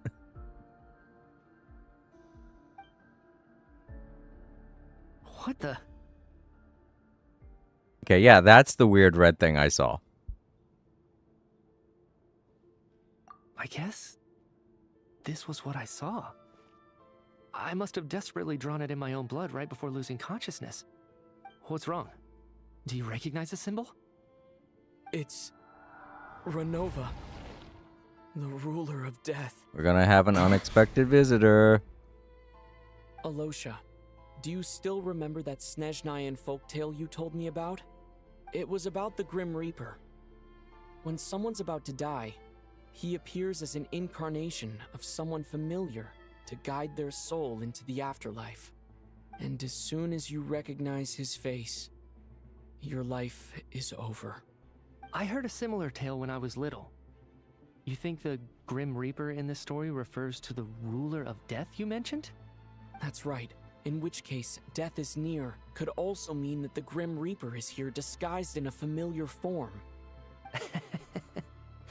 Death, the deceased, and the Grim Reaper? So it's a triple entendre. When I first saw this note, I thought it contradicted the investigation report. But now it seems like that was the whole intention. So the Grim Reaper deliberately misled us. Then, we started suspecting each other and searched for the deceased while they hid in plain sight. By that logic, the one person most likely to be the Grim Reaper incarnate is...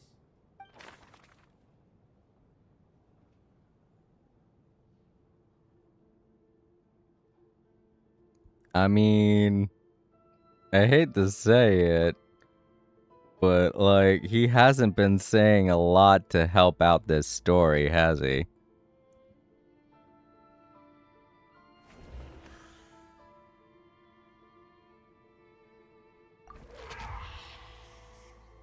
I fucking knew it. No doubt about it. It's Alosha. Looking back at how everyone has acted over the past few days, Alosha is most likely the Grim Reaper lurking among us.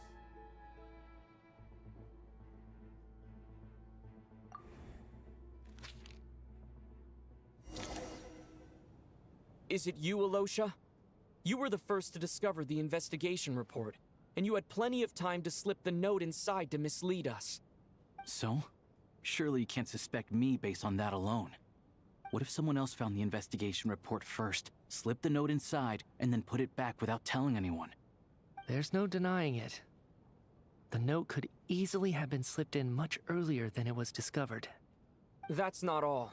I've also noticed that although on the surface, Valeri, Mitya, and sometimes I were the ones taking charge of the situation. Looking back now, even though you didn't say much, you were always subtly guiding everyone from the sidelines. What do you mean? You were the one who emphasized how dangerous it was outside and insisted we all stay here. It was also you who suggested that we all sleep in the same place. And earlier today, you tried to convince Patoshka to stay. I don't understand why, but it was out of character.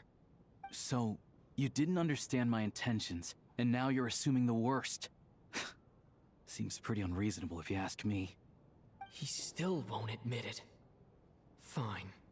Let's see how he responds to the most damning evidence of all. The biggest question I have right now is, if the Grim Reaper is impersonating Alosha, then where's the real Alosha? When did they switch? I was about to say, let's see how he reacts to the most damning evidence of all. Just pulls out his sword and stabs him like he did with the doctor. Oh yeah? Well, what do you think about this? Sword!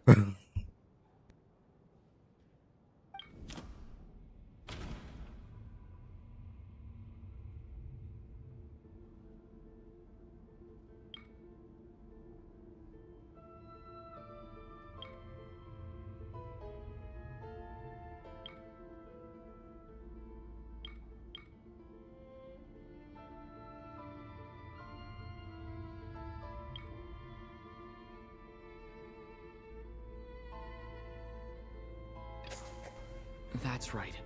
This was the moment. Right at the start. Before any victims had even emerged, Alosha was switched with the Ruler of Death while everyone's guard was still down.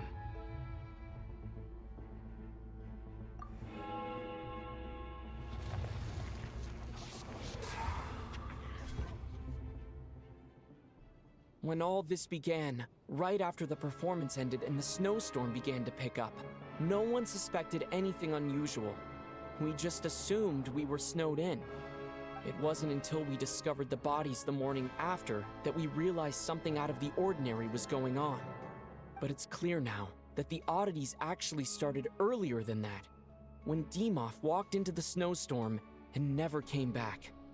Right. So Mr. Dimov was the first victim, not Sobolova and Torgov. And if we pinpoint that moment as the beginning of this incident, then one thing becomes clear.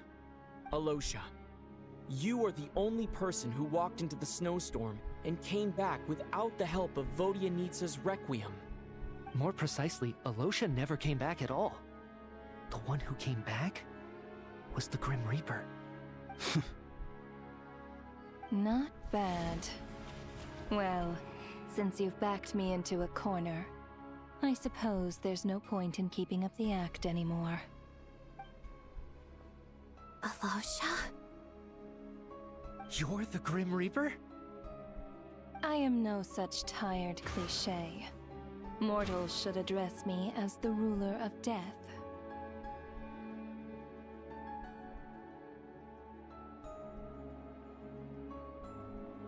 Before being wiped out for good, you identified the two deceased, and even sensed my presence.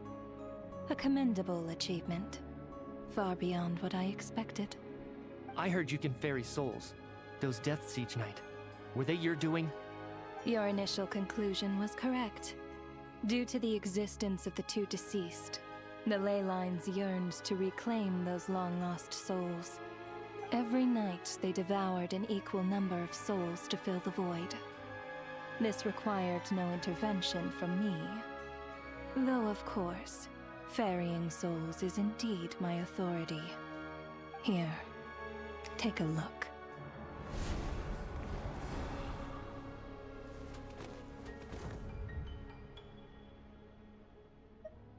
What are you doing?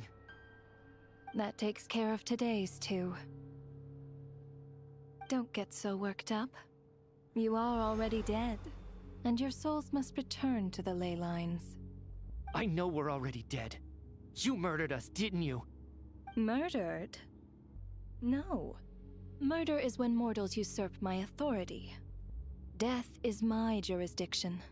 If I require someone to die, I need not resort to such laborious methods as murder.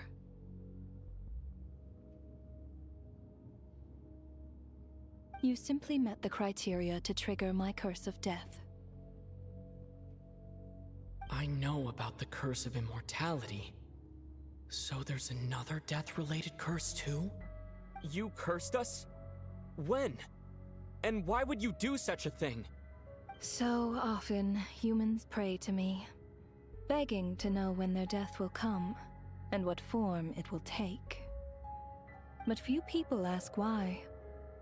If you must have an answer, know that death comes simply because one's time has come. So you're not gonna tell us the truth? Hold your tongue. By all rights, you shouldn't even be allowed to speak with me. Those angels from the past are to blame for the reckless renovation of the ley lines here. It's made my work on this occasion infuriatingly complicated. Work? So trapping us here, making us watch our friends die, that's just another day at work for you? You clearly have a lot of questions. Fine. As a reward for your remarkable accomplishments over the past few days, I shall answer a few of your inquiries, provided they aren't too unreasonable. After the physical body dies, the soul must return to the ley lines for that person's death to be considered complete. My work encompasses the entire process of death, including, naturally, the guiding of souls into the ley lines, with which you are now so familiar. You must also be rather familiar with Natlan's Night Kingdom, I presume? It was I who supported the creation of the Night Kingdom. It provided a convenient means of guiding the souls of Natlan. Here, too, the ley lines connected to the theater underwent some modifications. The angels hoped to make them capable of accommodating the souls of some special creations. But this actually hindered their ability to accept ordinary souls to some degree. This effect manifested itself after you died from the curse in the theater, leaving you stranded in the afterlife, unable to achieve a complete death. But if souls who die from the curse of death fail to return to the ley lines within a short window of time, they will miss their chance for good. Then, they will remain forever suspended between life and death, no longer subject to the authorities of either. So if you don't resolve this matter soon, and see all our souls return to the ley lines before long, we'll escape your control. Mitya's sharp. This must be what Renova was worried might happen, and the reason she got involved to begin with. But if you have the authority to guide souls, why didn't you just show yourself and get it over with? Why hide among us in the form of Alosha? You seek to understand the mind of a god. Very well. I'll tell you. This is a theater, and I decided I wanted to watch a show about death. That's why I encouraged you to take the events to the stage. I found myself getting quite immersed. I suppose the entertainment you provided makes up for all the trouble you've caused me by being so defiant in the face of death. There. Are you happy with my answer? Can't say I am. Really? But it fits the stereotypes you humans have about gods. Just moments ago, you were complaining about how infuriatingly complicated your work here has been. Work is work, I get it. There are times when it's a huge pain, but you just have to get it done, right? That's a rather unique perspective for a human. You are in fact correct. There is a pain point in this case. Due to the obstruction in the theater's ley lines, there is a hard limit on the number of souls they can receive each day, making it impossible for me to ferry all your souls at once. Revealing my identity too soon would inevitably have led to futile resistance, and there was a risk that any souls who chose to run would disappear. Then there was the issue of the 2 lost souls you called the deceased. The way you resolved that quandary was all part of my design. That's what I don't understand. If all of us were souls of the dead, what made their presence among us special? For centuries, they have refused to return to the ley lines, exploiting the issues created by the angel civilization to resist being drawn in. Centuries of obsession accumulated during this process. You may think of this obsession as the resentment of the dead, and in this quantity, it was a bomb that could have detonated at any moment. It reached the point where I could not afford to leave it unchecked. But the only way to fix it was to help them acknowledge their own deaths, make peace with their regrets, and willingly walk into the snowstorm. Only then, with my guidance, could they finally return to the ley lines. Otherwise, you would not like to know what the consequences would have been. I vaguely remember seeing Batashka, but in the most terrifying form. Was that in a dream? Is that what would have become of her if she hadn't returned to the ley lines? I see your dreams brought you many revelations. So you see, death in fact grants wisdom to mortals. Souls connect to all things in the world and see the chain of cause and effect between them. It's nothing unusual. Anyway, giving psychological counseling to lost souls is not my strong suit. That is more of an angel's role. It was something I could not resolve directly using my authority, so I decided it was easier to leave the bomb defusal to you. Meanwhile, of course, their presence caused the souls of other members of your party to return to the ley lines each night. From where I stand, that was killing two birds with one stone. As both issues slowly resolved one another without me having to lift a finger, all I had to do was stay close by and keep the situation under control. Then use my authority to wrap things up at the end. And, of course, while I was at it, I thoroughly enjoyed watching this drama, dealing with death from a mortal perspective, play out on the stage. Sounds like you had it all figured out, Grim Reaper. He Fierce said, "Hello, how are you enjoying Snesnaya so far?" Hello and welcome! Hold up, I'm trying to read your name.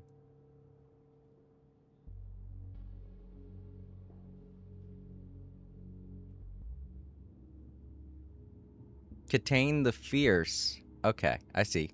Hello and welcome. Yeah, I'm kind of wrapping up this story now. I mean, I was hoping for a murder mystery, but I didn't really get a murder mystery so much as a story. But okay, I'm okay with it.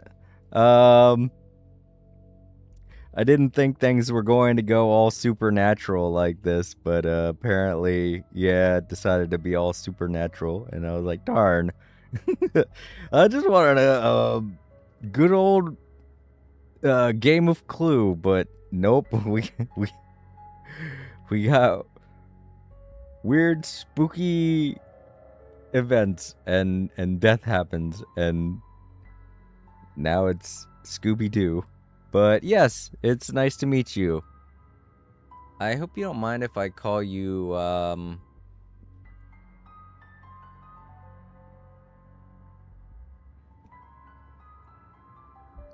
want to say...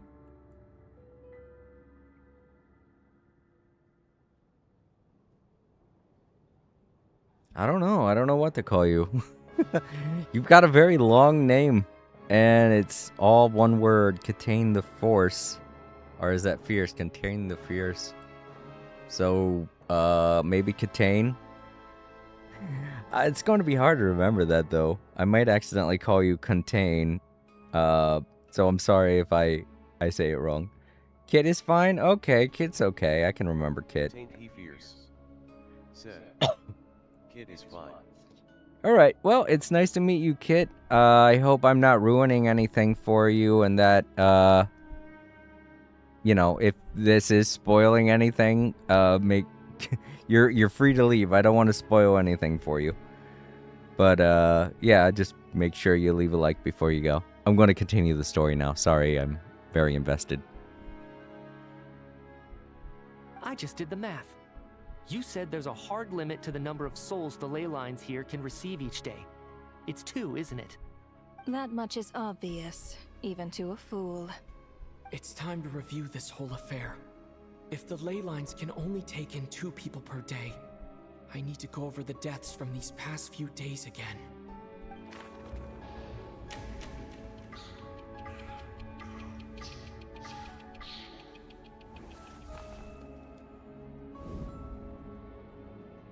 Looking back now, none of us had the faintest idea at the time. From the moment that staff member named Demoff walked into the snowstorm, the incident had already begun. So I'm not spoiled.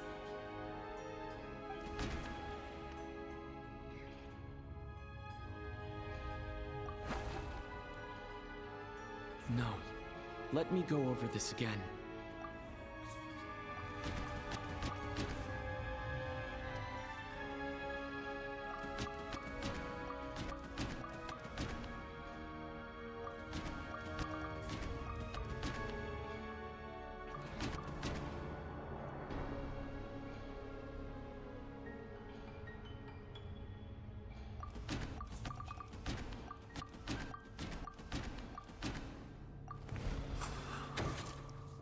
Alosha was the second to walk into the snowstorm after Demoff to investigate.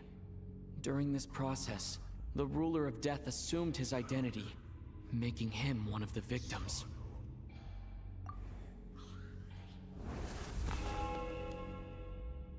During our first night in the theater, everyone was caught up in the novelty of it all. No one could have expected there would be victims the very next morning. Despite all the confusion, and with the help of hindsight, we finally began to realize that something was amiss with the snowstorm.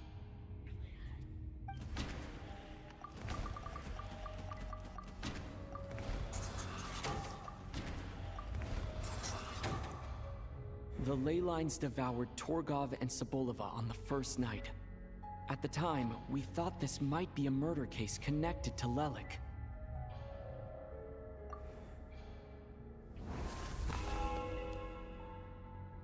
Odette and I spoke a lot that night. 3 people were on watch, but in the morning, we discovered that someone had fallen victim all the same.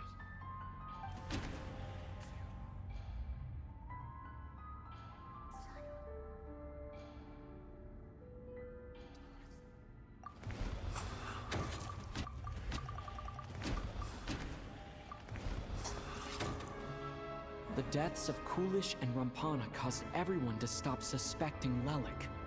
Unexplainable phenomena occurred one after another, leading Mitya to suspect that we were caught up in a supernatural event.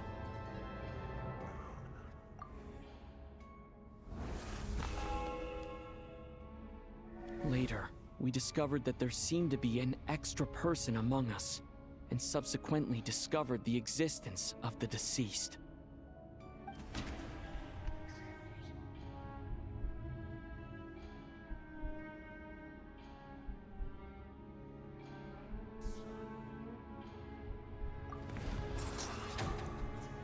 Mr. Schramm realized he was the deceased and walked into the snowstorm to return to the ley lines of his own accord. It turns out there really was a dead person among us.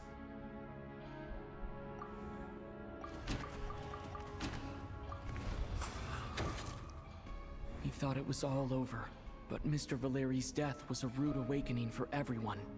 The ley lines consumed him during the night regardless. A lot happened today. Mr. Valeri's death led us to discover the connection between the number of deceased and the number of victims during the night.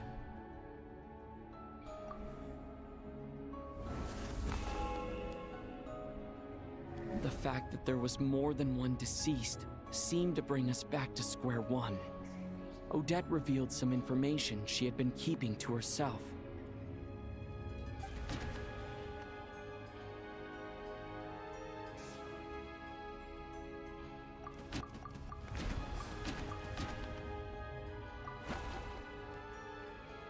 Although Mitya did indeed walk into the snowstorm that day, he returned from the ley lines with the help of Vodyanitsa's Requiem. The void in the ley lines hasn't been filled, so let's rule out Mitya for now.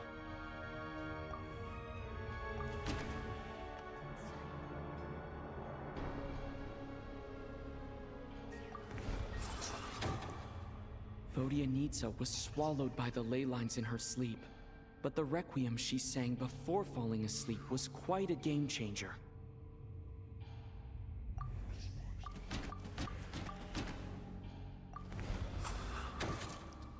As it happened, Ptashka filled the void left by Mitya's return from the ley lines by walking into the snowstorm this morning. The girl I thought was Child's sister Tonya turned out to be another of the theater's deceased. Come to think of it, Ptashka was about to walk into the snowstorm at that time, and Renova, unaware that Mitya would return, was concerned that her soul would overflow from the ley lines. That's why she used Alosha's voice to try and persuade her to stay behind. Looking back, I suppose that was an early slip-up on her part.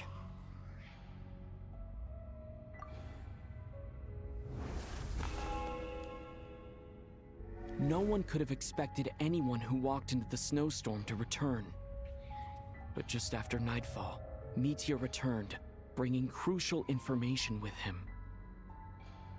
Various truths began to surface, including that all of us were already dead, and that the ruler of death was here among us.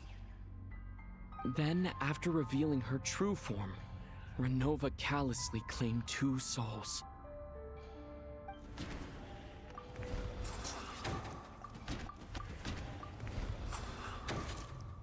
In fact, everyone was already dead by the time we took the photo. And in the days since, we've experienced many more partings in the afterlife. Now, only Mitya and I remain. And the true culprit behind everything still stands before us. In Mitya's eyes, I see the same anger and frustration that I feel.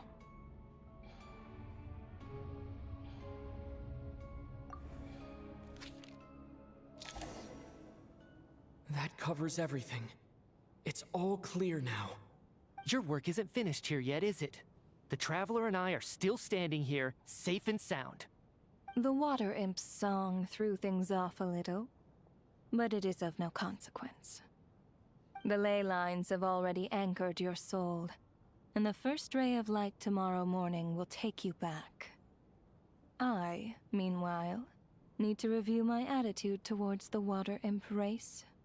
So the reunion in the night that Vodyanitsa mentioned, I suppose that was never meant to be a permanent reunion. That just leaves you, Traveler. My power only allows me to temporarily separate your soul from your body. The ley lines of Tevat would not accept you. Mika! Mitya! Traveler! Run to the door, quick! And your soul is firmly anchored to your body by your will. For a descender like you, who is not bound by Tevat's rules, your death can only be brought through the most violent of means, such as directly destroying either your body or soul.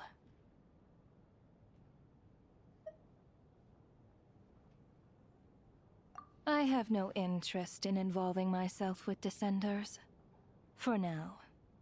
Although, this may change if Asmodee remains missing, or you insist on interfering with our affairs. One last question then. All our struggles and sacrifices here, they were meaningless from the very beginning, weren't they? Death abides no reason. Besides, what you call sacrifice is merely a concept created by humanity. To me, it is nothing more than a self-indulgent charade in the face of death. Mere mortals fantasizing that their actions could reclaim something from my grasp. Said. A truly I laughable can't wait idea. To pull I originally was only neutral when seeing him in the trailer. This quest really made me grow to love his character. Cool, you and Moonlit Ghost would have something in common then. Moonlit Ghost is someone who frequents my channel and she likes Mitya too, so.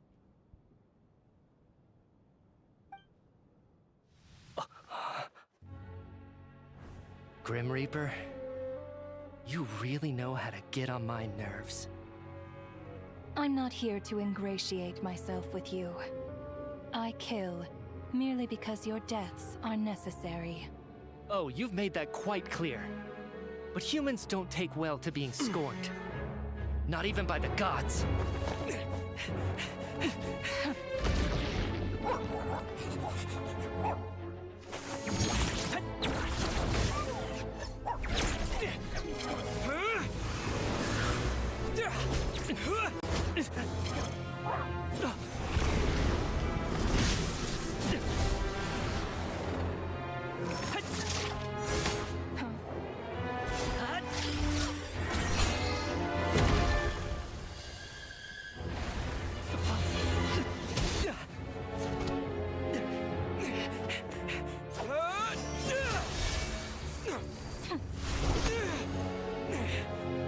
This is futile.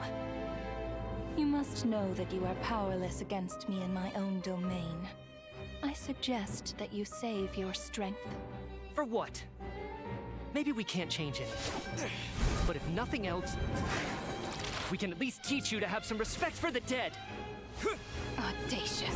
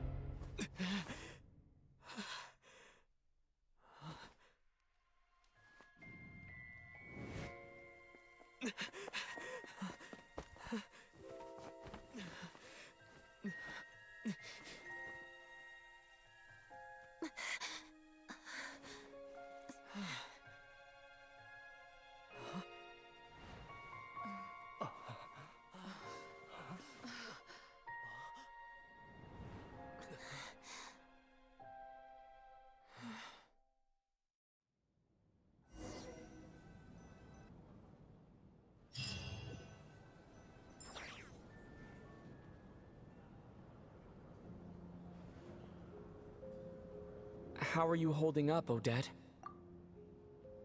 Okay, so nobody's dead.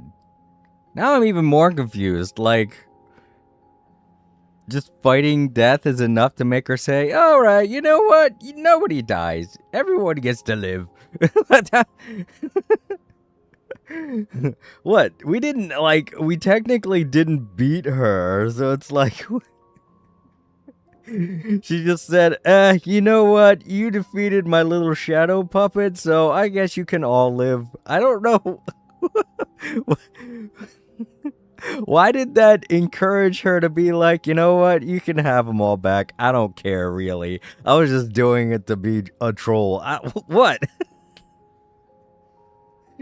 I'm sure they'll explain it, but at the same time, it feels like, what the fuck? Oh. You go and have us all killed just so, you know, you could just so you could be like, you know what? Nah, they don't die. That's it. You all get to live. This was just fun, I guess. Whatever. What happened to me? How much do you remember? What do you mean? Is the performance over? I can't seem to recall what happened. Oh, damn. Looks like Chuganov's gonna get off scot-free. And everyone's gonna forget that everything she said about being Lilith. Oh, shit. Dang it, I hate misclicks. I accidentally deleted my previous message. Oh. Sorry. I don't know what to say. I'm sorry. If it was something about what I said about Moonlight Ghost, she does show up in the chat every now and then, but it will be hard to catch her because she doesn't show up all the time. So. Has Odette already forgotten?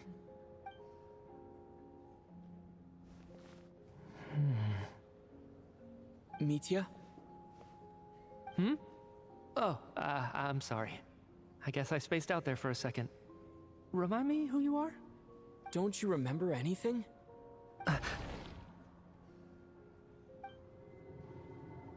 Yeah, I remember now, comrade. Looks like we guessed right. Just like me when Odette found me at the Armory Palace. For some reason, everyone killed by the Ruler of Death eventually came back to life. Yeah, that's what I'm wondering. I'm like, what the fuck? So I guess this means that Chuganov actually didn't accidentally have anyone killed. So technically Chuganov hasn't done anything wrong now. Just with one catch. They forgot what happened while they were dead. Odette and the others have already forgotten everything. Why were you able to remember this time? Could this be the reason? You said this is the Ruler of Death's symbol, right? I don't see anything there. You don't? Huh. Okay, I guess that makes sense. I carved this into my hand in the afterlife, so it's not visible in the physical world. Does that mean I carved this symbol into my soul?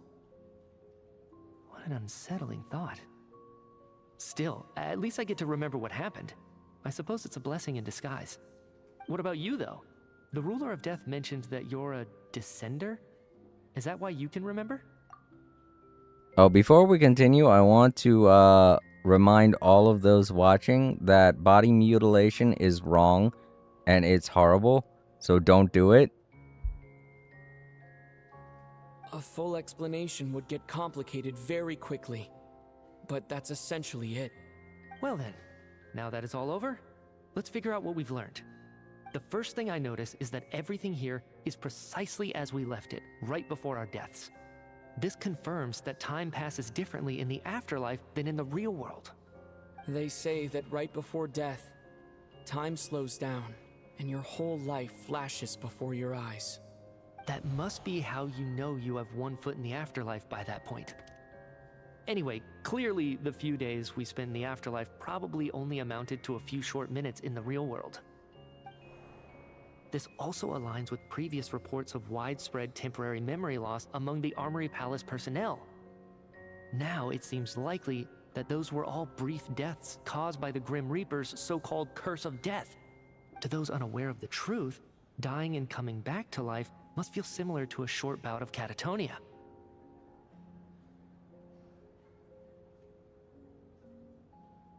This leaves me with a couple big questions. What are the conditions that trigger this so-called curse of death? And why are we resurrected after we die? If nothing else, I think it shows that killing us wasn't her ultimate goal. We still don't know her true reasons for subjecting us to death. Right. This time only got complicated because of the situation with the theater's ley lines. That's why she had to approach it differently. If the previous incidents of amnesia among the researchers are anything to go by, killing us is usually a pretty routine matter.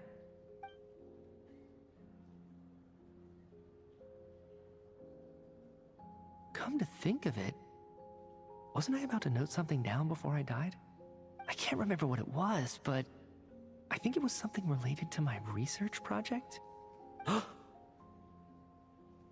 Sorry, Traveler. I'll catch up with you again later. Right now, I have to make a trip back to the Armory Palace. Sir, if I may, no one of your description has ever shown up in my investigations into Mr. Mitya's friends. Yet, you two seem very familiar with each other. Could you perhaps tell me where he was in such a rush to get to? And, by the way, have we ever crossed paths? Forgive the presumptuousness, but I feel a vague and indescribable sense of familiarity about you. I can explain everything. Could you help me gather everyone in the theater in one place? Why do we have to go over all of this? Oh boy.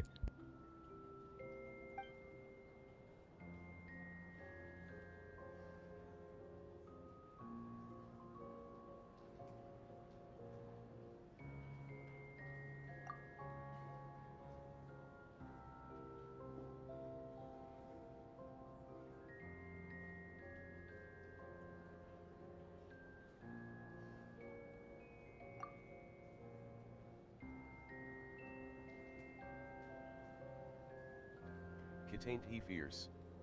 Said. Off topic, who is your favorite character? In the game, Mavuika. But now my second favorite is D-Luke. It used to be D-Luke, but now my favorite's Mavuika.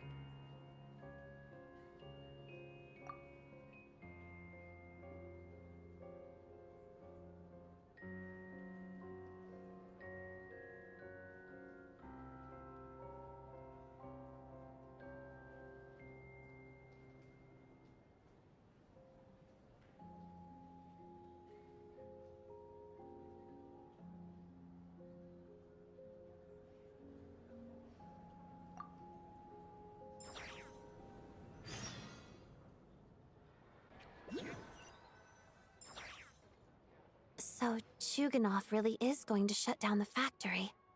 I guess this theater incident actually did us some good after all. So, you said I promised to take you to the Armory Palace while we were in the afterlife, yes? I believe you. I think I even have a vague memory of it.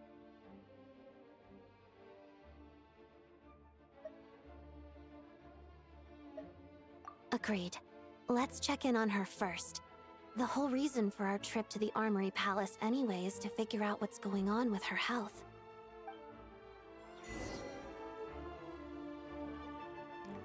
Paimon, I saw death.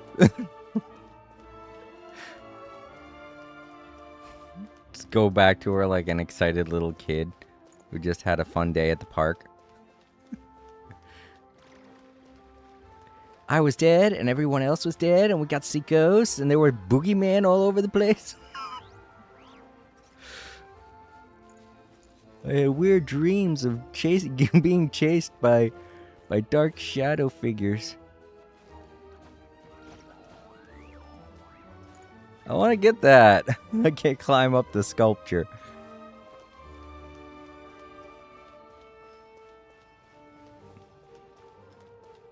Oh wait, is this the right way? I don't know. I can't remember which direction I came here from. Okay, here we go.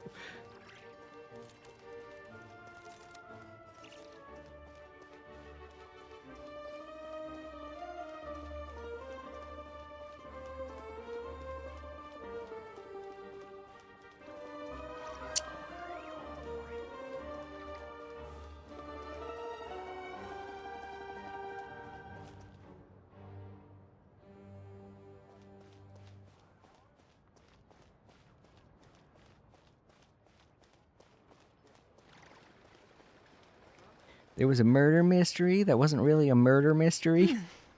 Nice and cool. Just be like, you would have loved it, Paimon. There was a murder mystery, but it wasn't really a murder mystery, and we got Scooby-Dooed pretty badly, and it was like Zombie Island, but a little bit more disappointing. Alright, now we can talk with Catherine. Ad Astra Abyss. Thank you for completing. Ad Astra. New. Oh, I got this? Oh, I guess this was just added. That's why it's letting me know. Ad Astra. The Bandersnatch.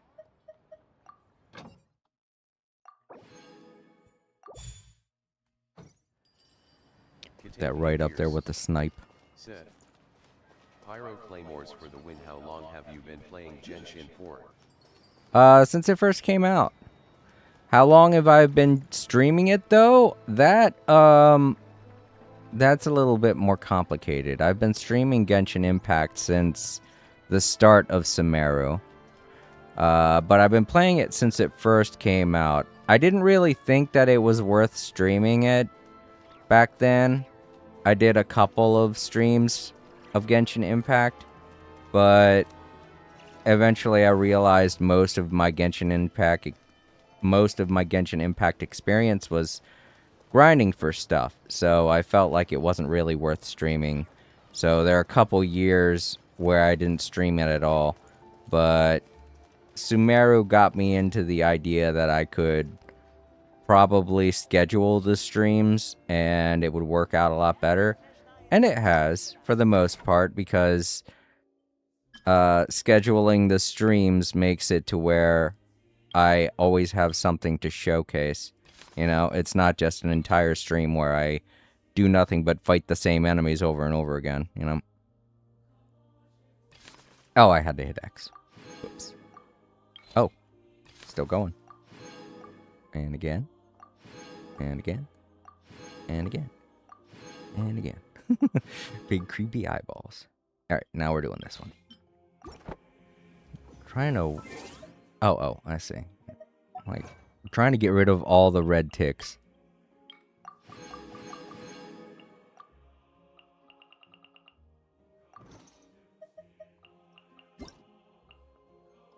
It's someone's birthday. That's right, it is the next day, isn't it? It's 2 a.m. here where I'm at. Excuse me. Ning Wong. It's Ning Wong's birthday.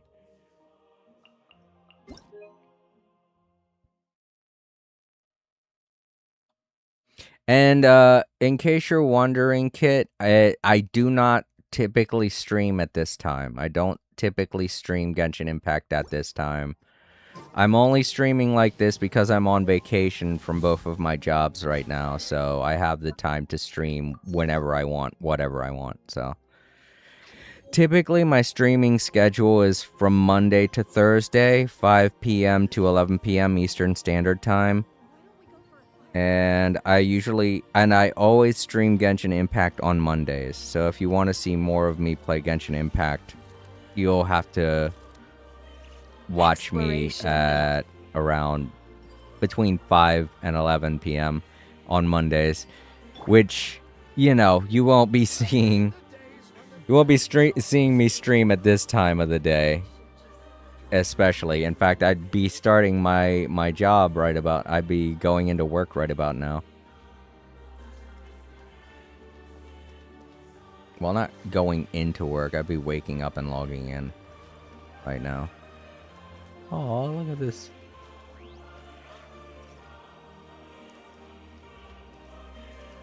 I really gotta get a better perspective of all of the big creatures in this game. So far, we've been interacting with nothing but humans, and that feels like a missed opportunity. Out of all the characters that could have been in that event just now, none of them were Fae, except for, Voidnitska. And Voidnitska is a water imp, sure, but she looks more human than anything. Like, why didn't we see a guy like this hanging out with us on the stage, coming up with theories? Can I get you know? anything? That would have been nice. Would have been interesting. Alright, Paimon, guess what happened today? I'm finally back, even though a long time has passed from my perspective. As far as Paimon's concerned, I probably just went out to watch a very short show. I should keep my emotions in check when I see Paimon again, or it'll seem weird. Wait. The atmosphere here feels off. Shh. Stay quiet. Let's go inside and take a look. Have we still not been able to notify Child yet? We need new orders. What if that person comes back again? That's nice to know. I have been trying to find people that enjoy Genshin. All of my friends fell out of Genshin years ago, so I'm trying to find a crowd that shares interests. Oh yeah, most definitely Moonlit Ghost is a good one to talk to. She really loves Genshin and she has all of her favorites that appear. If you scroll up in chat, I think you could see her. I think you could see her YouTube page or her YouTube in chat and everything like that. But other than that, like Time Lords also enjoys Genshin Impact and he likes to stream it a lot, so you could watch his streams. As far as Moonlit Ghost goes, she doesn't stream Genshin Impact, but she likes to make shorts. She likes to make short videos of Genshin Impact characters. She stated that she's made some for Mitia, so you might want to check out her channel since you seem to like Mitia as well. I'm trying to think. Well, Bryce wasn't here today, but he also plays and streams Genshin Impact. He's one of the people in my subscribers list. Oh, wait, I don't think I have that active for people to see. But he does frequent my Genshin Impact streams, so you could check out his work too by looking at one of my streams. But yeah, that's my suggestion if you're looking for more friends that enjoy Genshin Impact. A lot of the people that show up here in chat definitely do, so can hang out here, you can hang out at their streams, you can hang out at their short videos, all that stuff. There's a lot of people who still play Genshin Impact.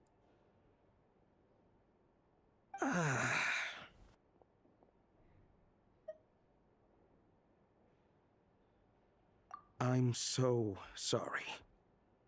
Under the circumstances, there was really nothing we could do. Tell me, what happened to Paimon? It was the Jester. He came here in person and escorted Miss Paimon away. He's the director of the Fatui. His authority supersedes all others and cannot be questioned. There was nothing we could do. How long ago did he leave? And what was Paimon's status? It was about an hour ago.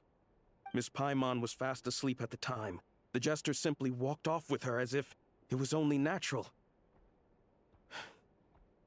I assure you, he absolutely did not use any force. Do you know where they went? The Armory Palace, most likely. Lord Piero, the Jester, has been overseeing the experiments there lately, keeping a close eye on their progress. Everyone in the Fatui has heard about it by now. I'm surprised he came in person. Whatever his reason for taking Paimon, he'll most likely return to the Armory Palace first, which is exactly where we were headed anyway.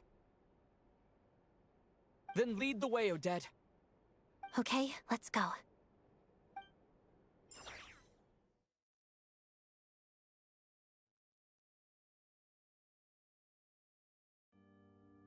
It's just up ahead.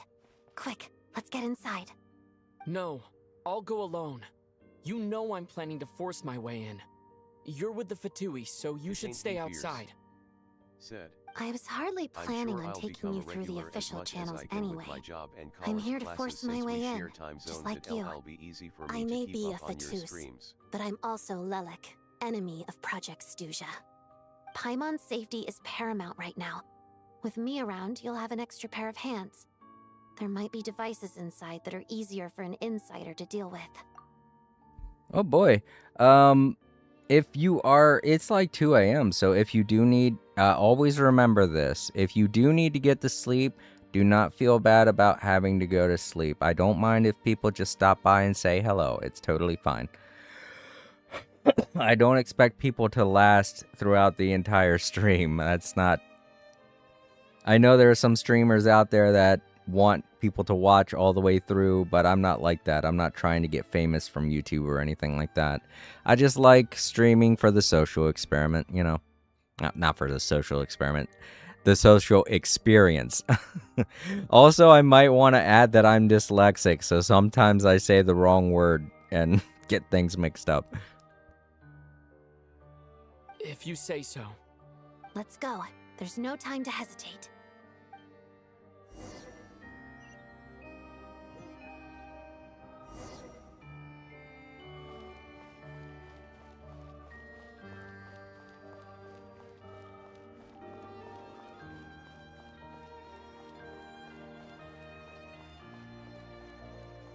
Hey, who are you? This part of the Armory Palace is under restricted access. What do you think you're doing? Ah, crap. No questions, please. We're short on time.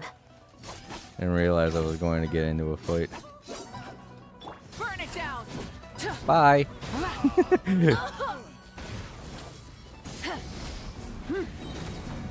Wrath from the skies. Where'd the other one go? Oh, there you are. Incinerate. All right, there we go. Oh, triangle, right? Whoops. Also, it looks like my screen has frozen. I have to refresh it real quick. Hold up. There we go. All right, cool. There's the waypoint. Oh, but it's gonna stop me before I get to it. Dang it. Contained he fears. Oh, no, it won't. Said. I had a day off of both classes and my job, so that's why I'm still up. I'm a night owl anyway. Oh, okay, cool. Pas de deux.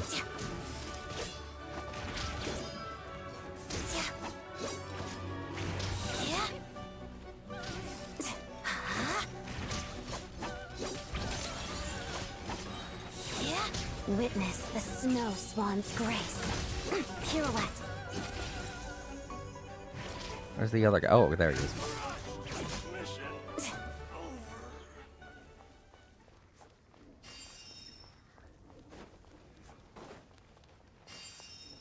Now I can. I can't. I still can't grab the waypoint.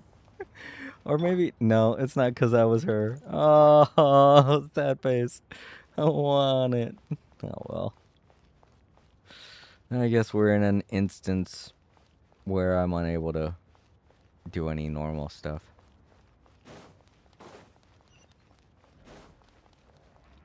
Fear becoming storm. Let's begin. A tricky one.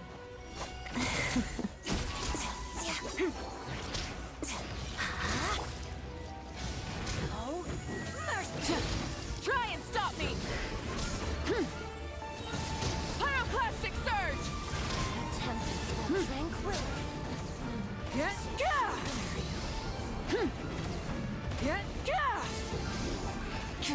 Run from death.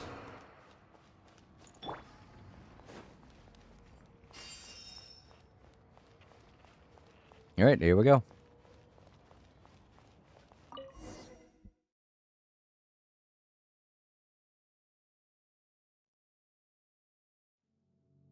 Oh, we're still going. Okay. Hi. Do you have a pass? Where are you coming from? So, you're intruders, huh? Then don't blame me for what happens next! Says that as he falls over. Don't blame me for what happens next. Oh. Saritsa, they were mean to me. All I did was ask for papers. Ready, steady, go! Let the show begin.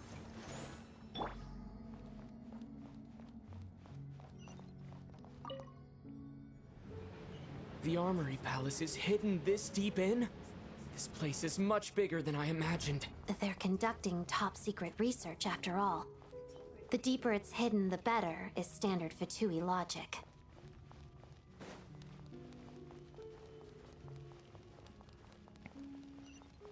The style doesn't really look like the Fatui's handiwork, though.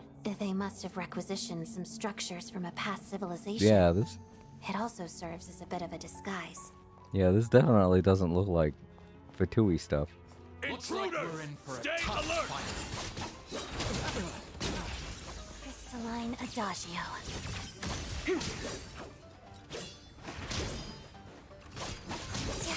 The deception ends here. Light it up.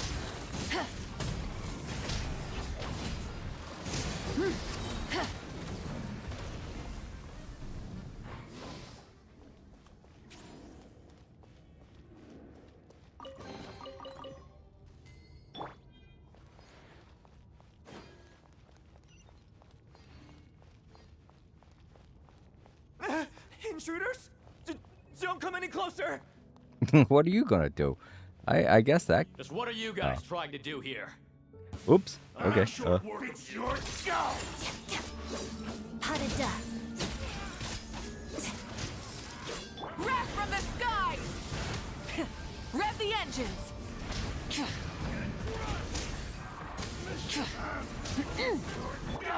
Right here, right now. Emerge. Nothing lasts forever.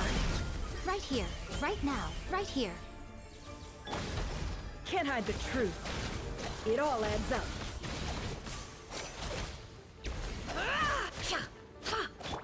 Light of the blazing sun! No one interferes with a jester's work.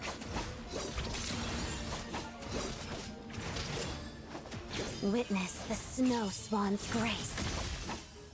Yeah.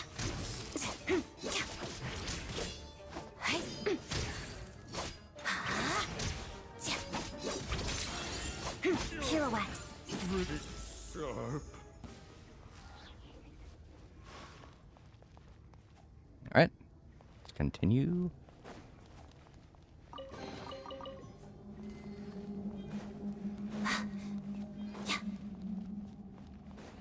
And here we are. Next leg of the dungeon.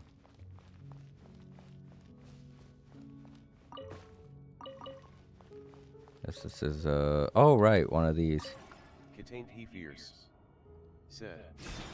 I also like to play with other people in Genshin, but I know some like to go solo, so sitting in a stream is just fine with me, though if someone ever needs help I'll be there. Oh yeah. There are a few people who pop in here asking for help. So, you know, it's always welcome to have people stop by that are willing to help others. Not only that, but let me see. No, she doesn't really frequent my streams anymore. There was someone who would constantly come by to ask for help with Genshin. Her name was I can't remember. I have her in my subscriptions. Let me go over real quick and take a look. You could probably find her on my subscription page.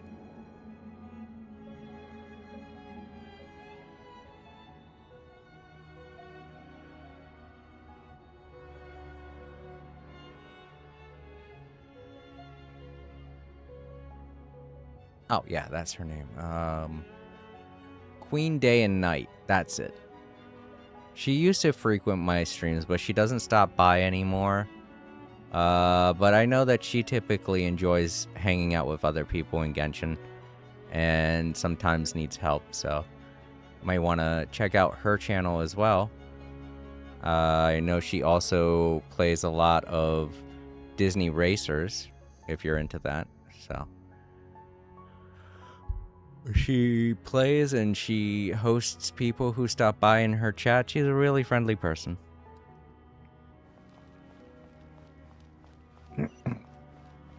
Alright, so let's see. Oh, okay.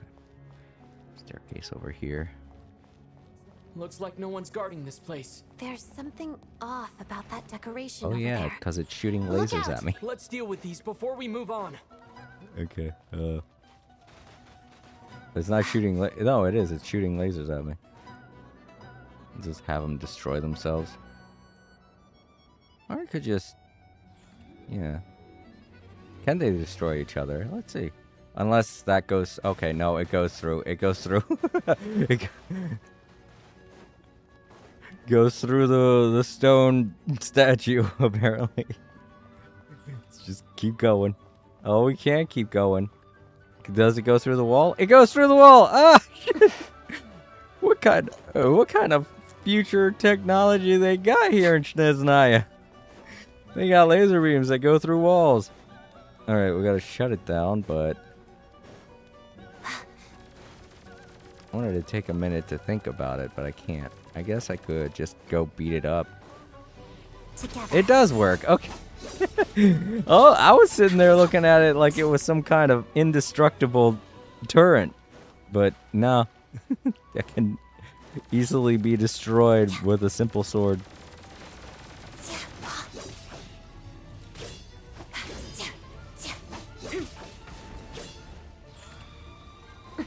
Shadow me.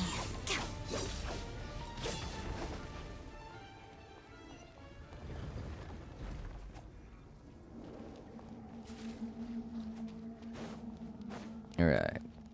Next room.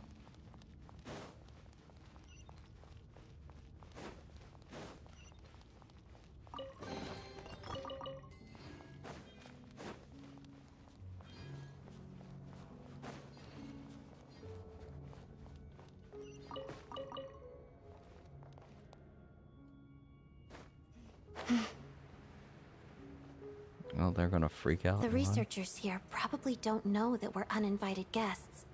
Let's try not to hurt them. Hmm? What's the big star from the theater doing here? That's Miss Odette. She's a member of the Fatui. Don't tell me you didn't know that. Not suspicious at all. Just gonna yoink this.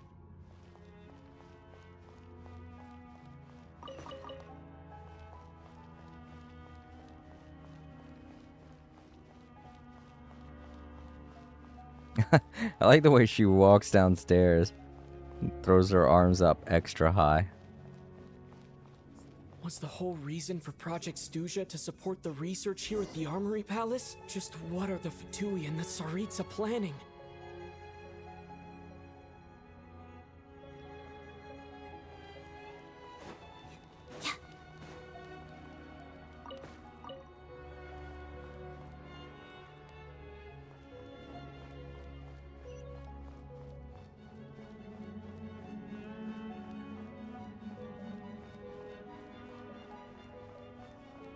I don't know why I expected to see a guy with a wearing sunglasses with a cane walking out.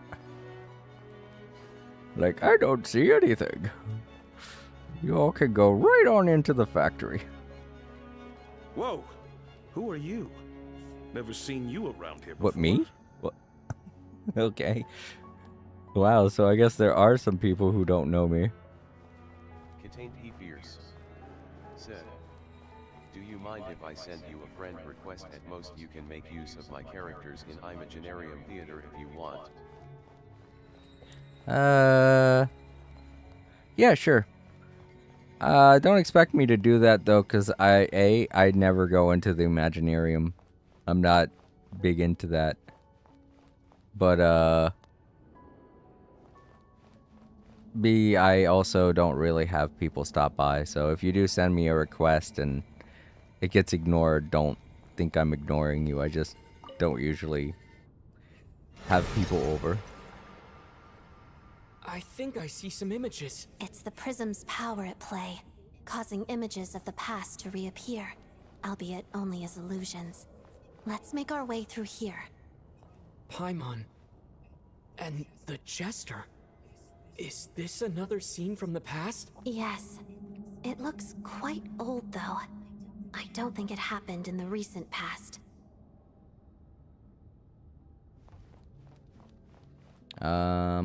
So yeah, I'll just... If you want to send me that now, it's fine. If not, you might have to wait through a cutscene. What's going on here? What happened? The source seems to be the Armory Palace.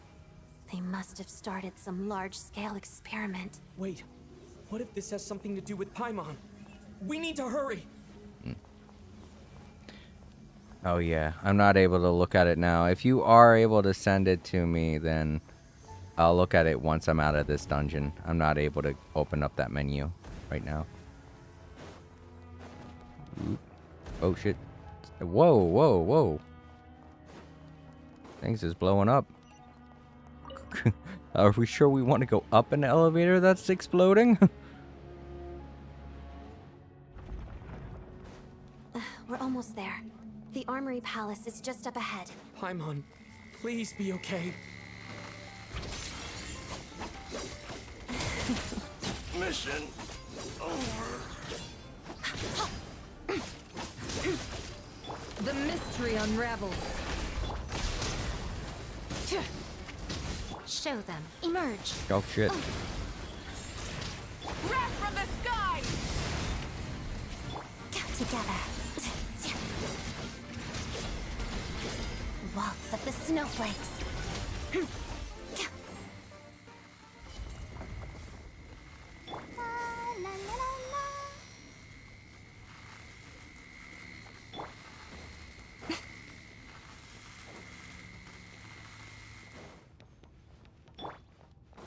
It ain't he fierce. Said. There it sent, it's okay, take your time. Alright, thanks. Here we go. What's going Uh-oh. on? Wait, I remember this feeling. Yeah. It's the curse of death. No, no, not now. Why is the curse of death striking again already?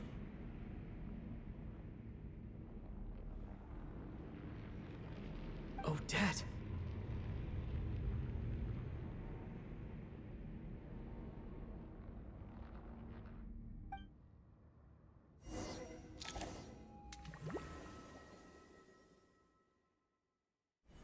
Is this the afterlife again? I need to find a way back to reality. Is that Odette's core Ignis? Could that be what just woke me up?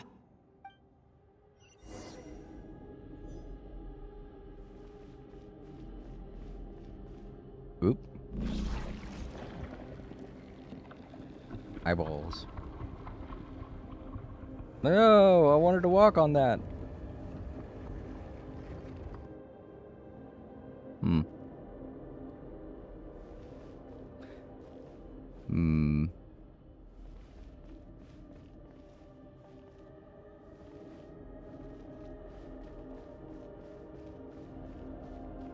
Oh.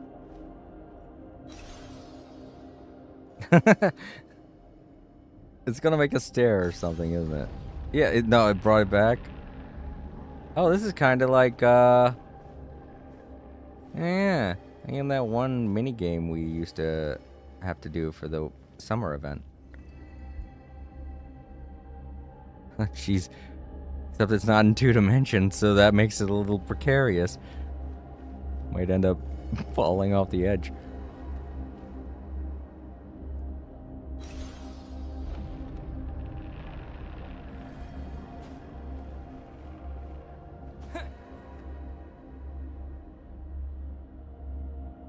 Did I die? What? Okay. Now I could go over here. I can't run, though. Hold on, I can't run. I'm not allowed to run on this, whatever it is, path. Weird 2-dimensional path you're making.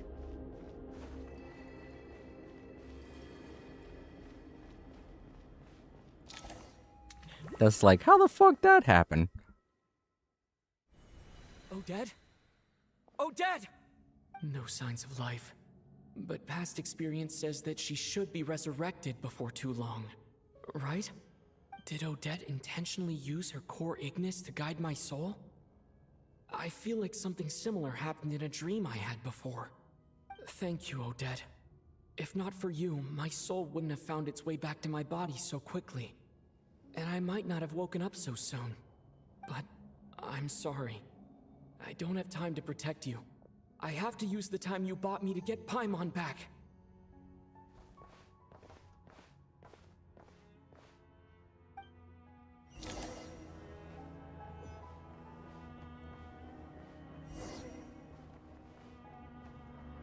Well, dang it. I was like, I got time. No, I don't. And there's a big blue wall, apparently. Sure enough, everyone here has been affected by the curse of death. Ooh. Paimon! Paimon! No, wait. Paimon probably didn't escape Renova's curse either. She won't be able to respond to me right now. I'll have to find her myself.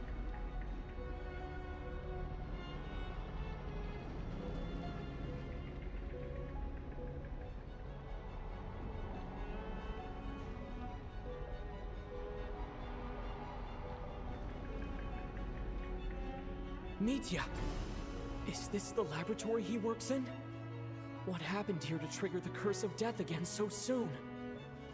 I'll have to ask him when he wakes up. Finding Paimon has to take priority now.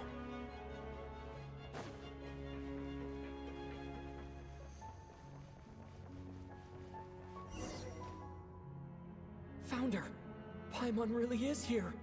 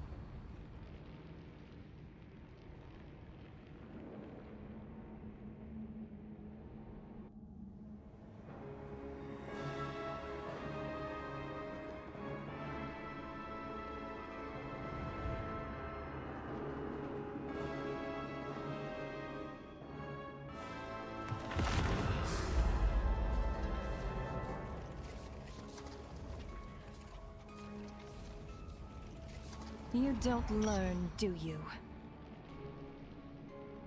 You've already been involved in one mass death, and now you show up at the scene of another. This might have passed for a coincidence the first time, but a second time?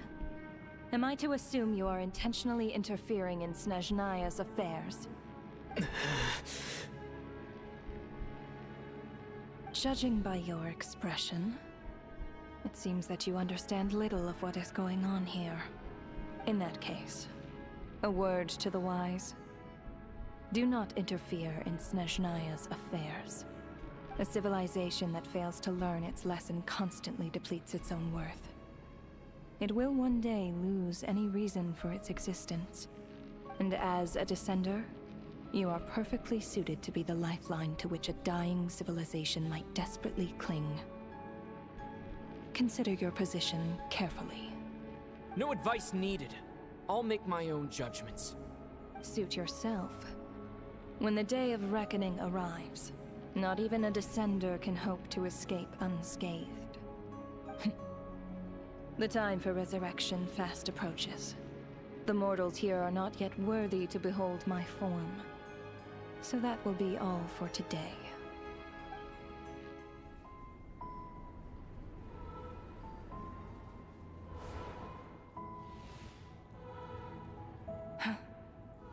That thing is coming with me.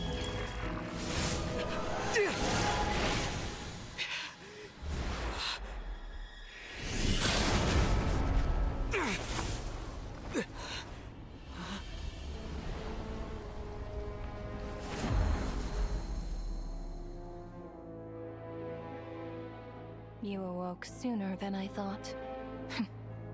The curse of immortality is stubborn, unable to enter the ley lines, yet not content to remain a spirit. Ruler of death, what do you want? You perplex me. Both you and you. That thing may be a creation of Celestia, but it possesses none of Celestia's power, let alone authority. Your obsession with it baffles me. No matter, the resurrection will soon begin. It's worthless anyway. I'll reclaim it next time.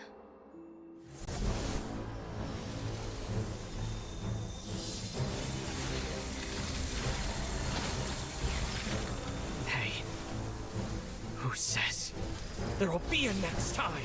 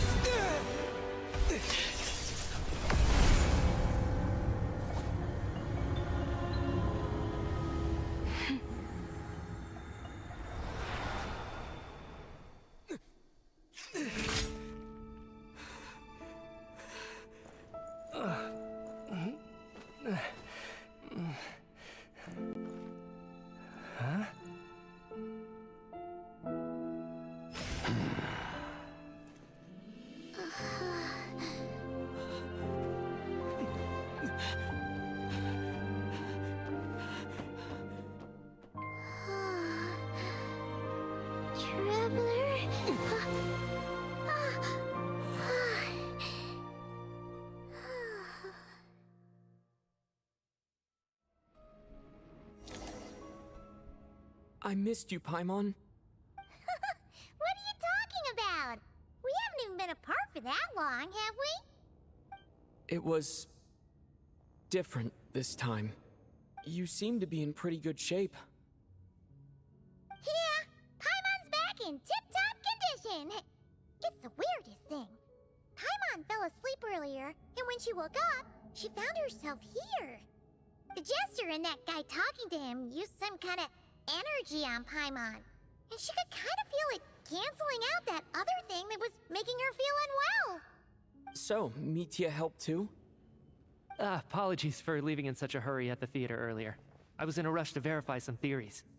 Rest assured that your companion is perfectly safe. We reversed the effects that the experimental energy had on her. The jester specifically instructed me to do so. I suppose this is our first official meeting, Traveler. I could not let Paimon suffer in her condition for a moment longer, and so I simply took her without explanation.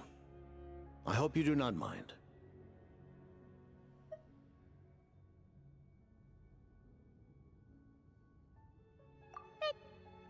But why would a big shot like you care about what happens to Paimon? As I said when you first arrived in Snezhnaya, we once spent some time together in the distant past. Oh yeah, you did mention that. Yet, Paimon did think you seemed strangely familiar the first time we met. I'm afraid the reminiscing will have to wait. Mitya, let us continue with the report. What conclusions, if any, did you reach from conducting the final experiment of our energy research ahead of schedule? The good news is, my hypothesis regarding the Ruler of Death has been verified. As for the bad news, I recommend we suspend the experiments and Project Mistleton until further notice. Currently, we have no means with which to make a breakthrough.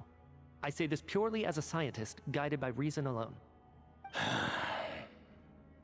I will trust your judgment. We shall put the project on hold until the Ruler of Death has been eliminated. Wait, what are you guys talking about?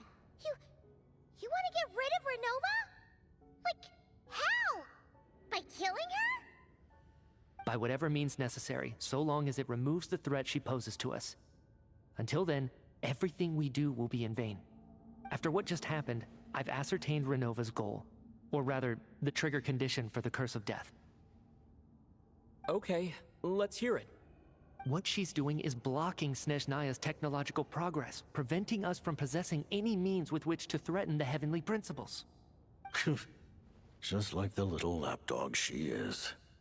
So, any ideas, research, or experiments that lead to technological progress can trigger the curse. Just now, for instance, I was set to launch a final phase energy experiment ahead of schedule. If the experiment was successful, we could have achieved a crucial breakthrough.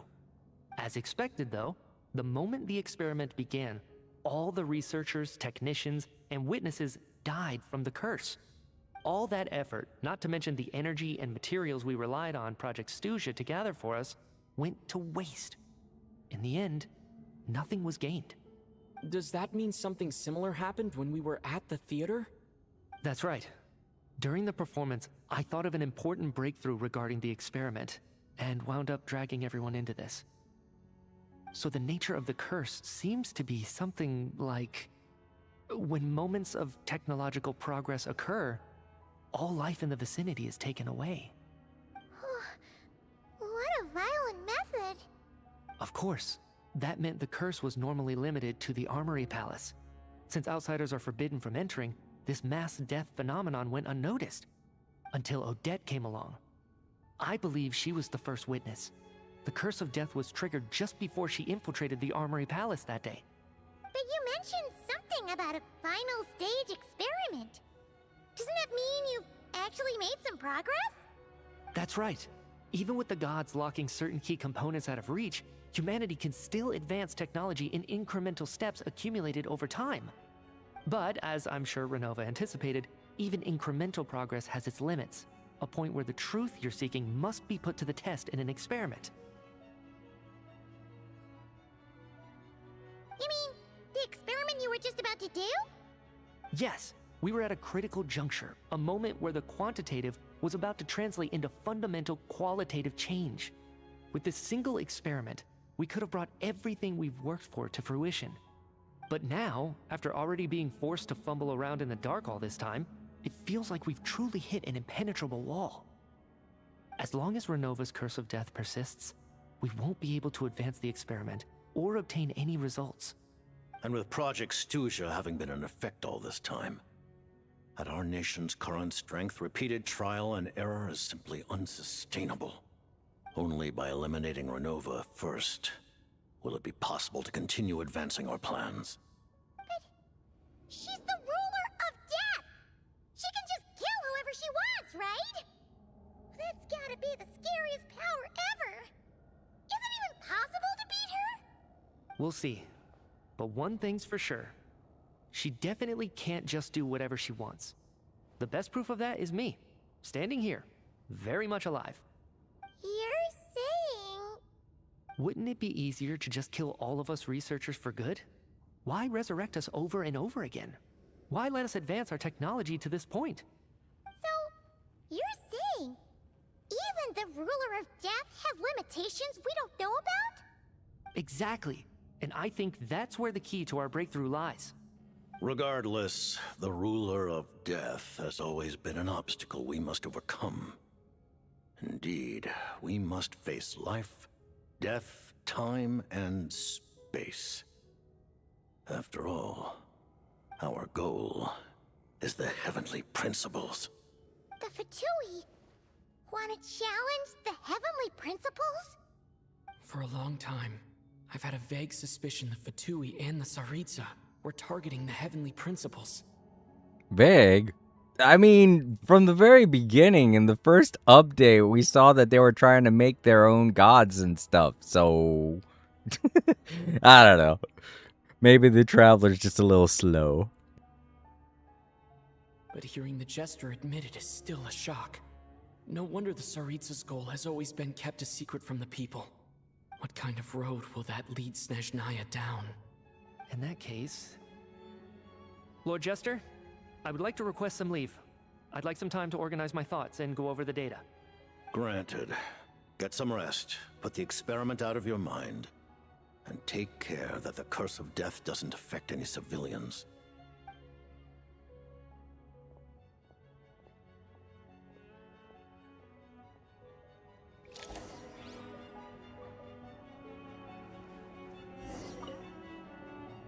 While there is yet time, allow me to offer you my hospitality, honored guest of Snezhnaya.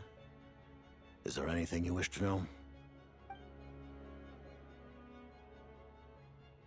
I remember hearing the term Mistleton from Columbina. Yeah! Paimon wanted to ask about that when the name came up just now. What is it? Paimon's heard of Project Stuja, but not this one. As you know, Project Stuja is a series of measures enacted to consolidate our nation's resources, the greater purpose of which is to serve Project Mistleton. Many of the things you have encountered thus far are essentially for the advancement of that project. This includes the Kuvaki Experimental Design Bureau in Notdry. Researching Kuvaki was merely a facade.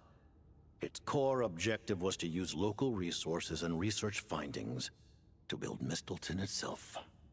And that's a weapon built for the final battle against the heavenly principles, isn't it? Huh? How did you know that? I was given some intel, and I made some deductions. Wait. You must mean that thing over there.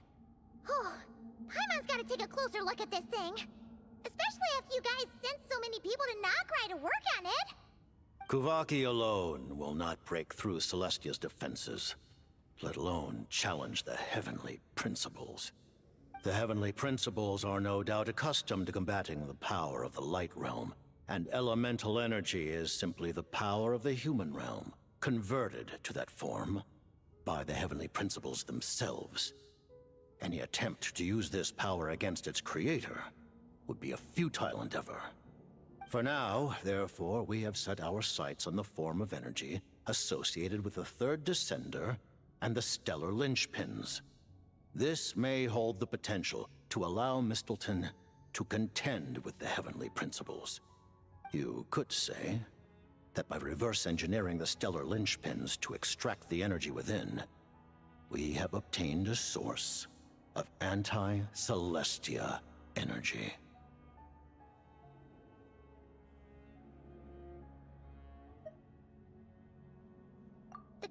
Lucky Experimental Design Bureau, Project Stuja, and the new energy experiments. Huh. So, Project Mistleton is what ties it all together. And it looks like your plan is almost complete. No wonder the Ruler of Death came after you.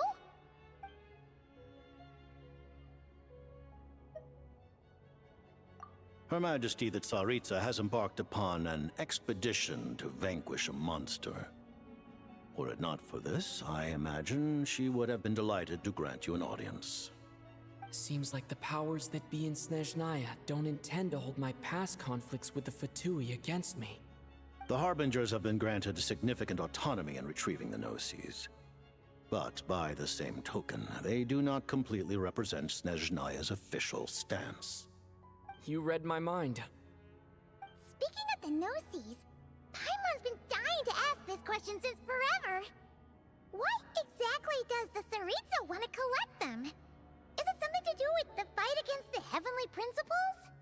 The Gnosis will undoubtedly serve as a key bargaining chip when she confronts the Heavenly Principles. Beyond that, you had best ask the Tsaritsa herself. I am not sure if this information is mine to disclose. What do you mean, not sure? Don't you make the rules? You're the highest-ranking Harbinger! Ugh, never mind. Taking on the Heavenly Principles is something most people wouldn't even entertain in their wildest fantasies. Why is the Tsaritsa so fixated on this? Into that today, civilization is nothing but an illusion. Something whose very existence can be negated at any moment. Our civilization may very well be destroyed in the struggle, but as things stand, the Heavenly Principles could choose to negate our existence on a passing whim. And we must not sit back and accept that fate. Only by changing the state of affairs, only by overthrowing the Heavenly Principles, can our civilization truly be said to have taken root. Otherwise, the fate of the people of Conria and Hyperborea is a cycle doomed to repeat itself. Accepting potential destruction in return for getting to control your own fate. Furthermore, perhaps this is still somewhat difficult for you to understand. Are you aware that all the rules of this world are made up of curses? Huh? All of them? Paimon knows about the curse of death you mentioned, and the curse of immortality that you and Dainsleif have. Then the birth of the Hilichurls, the rules of Natlan's Ode of Resurrection. Those are curses too?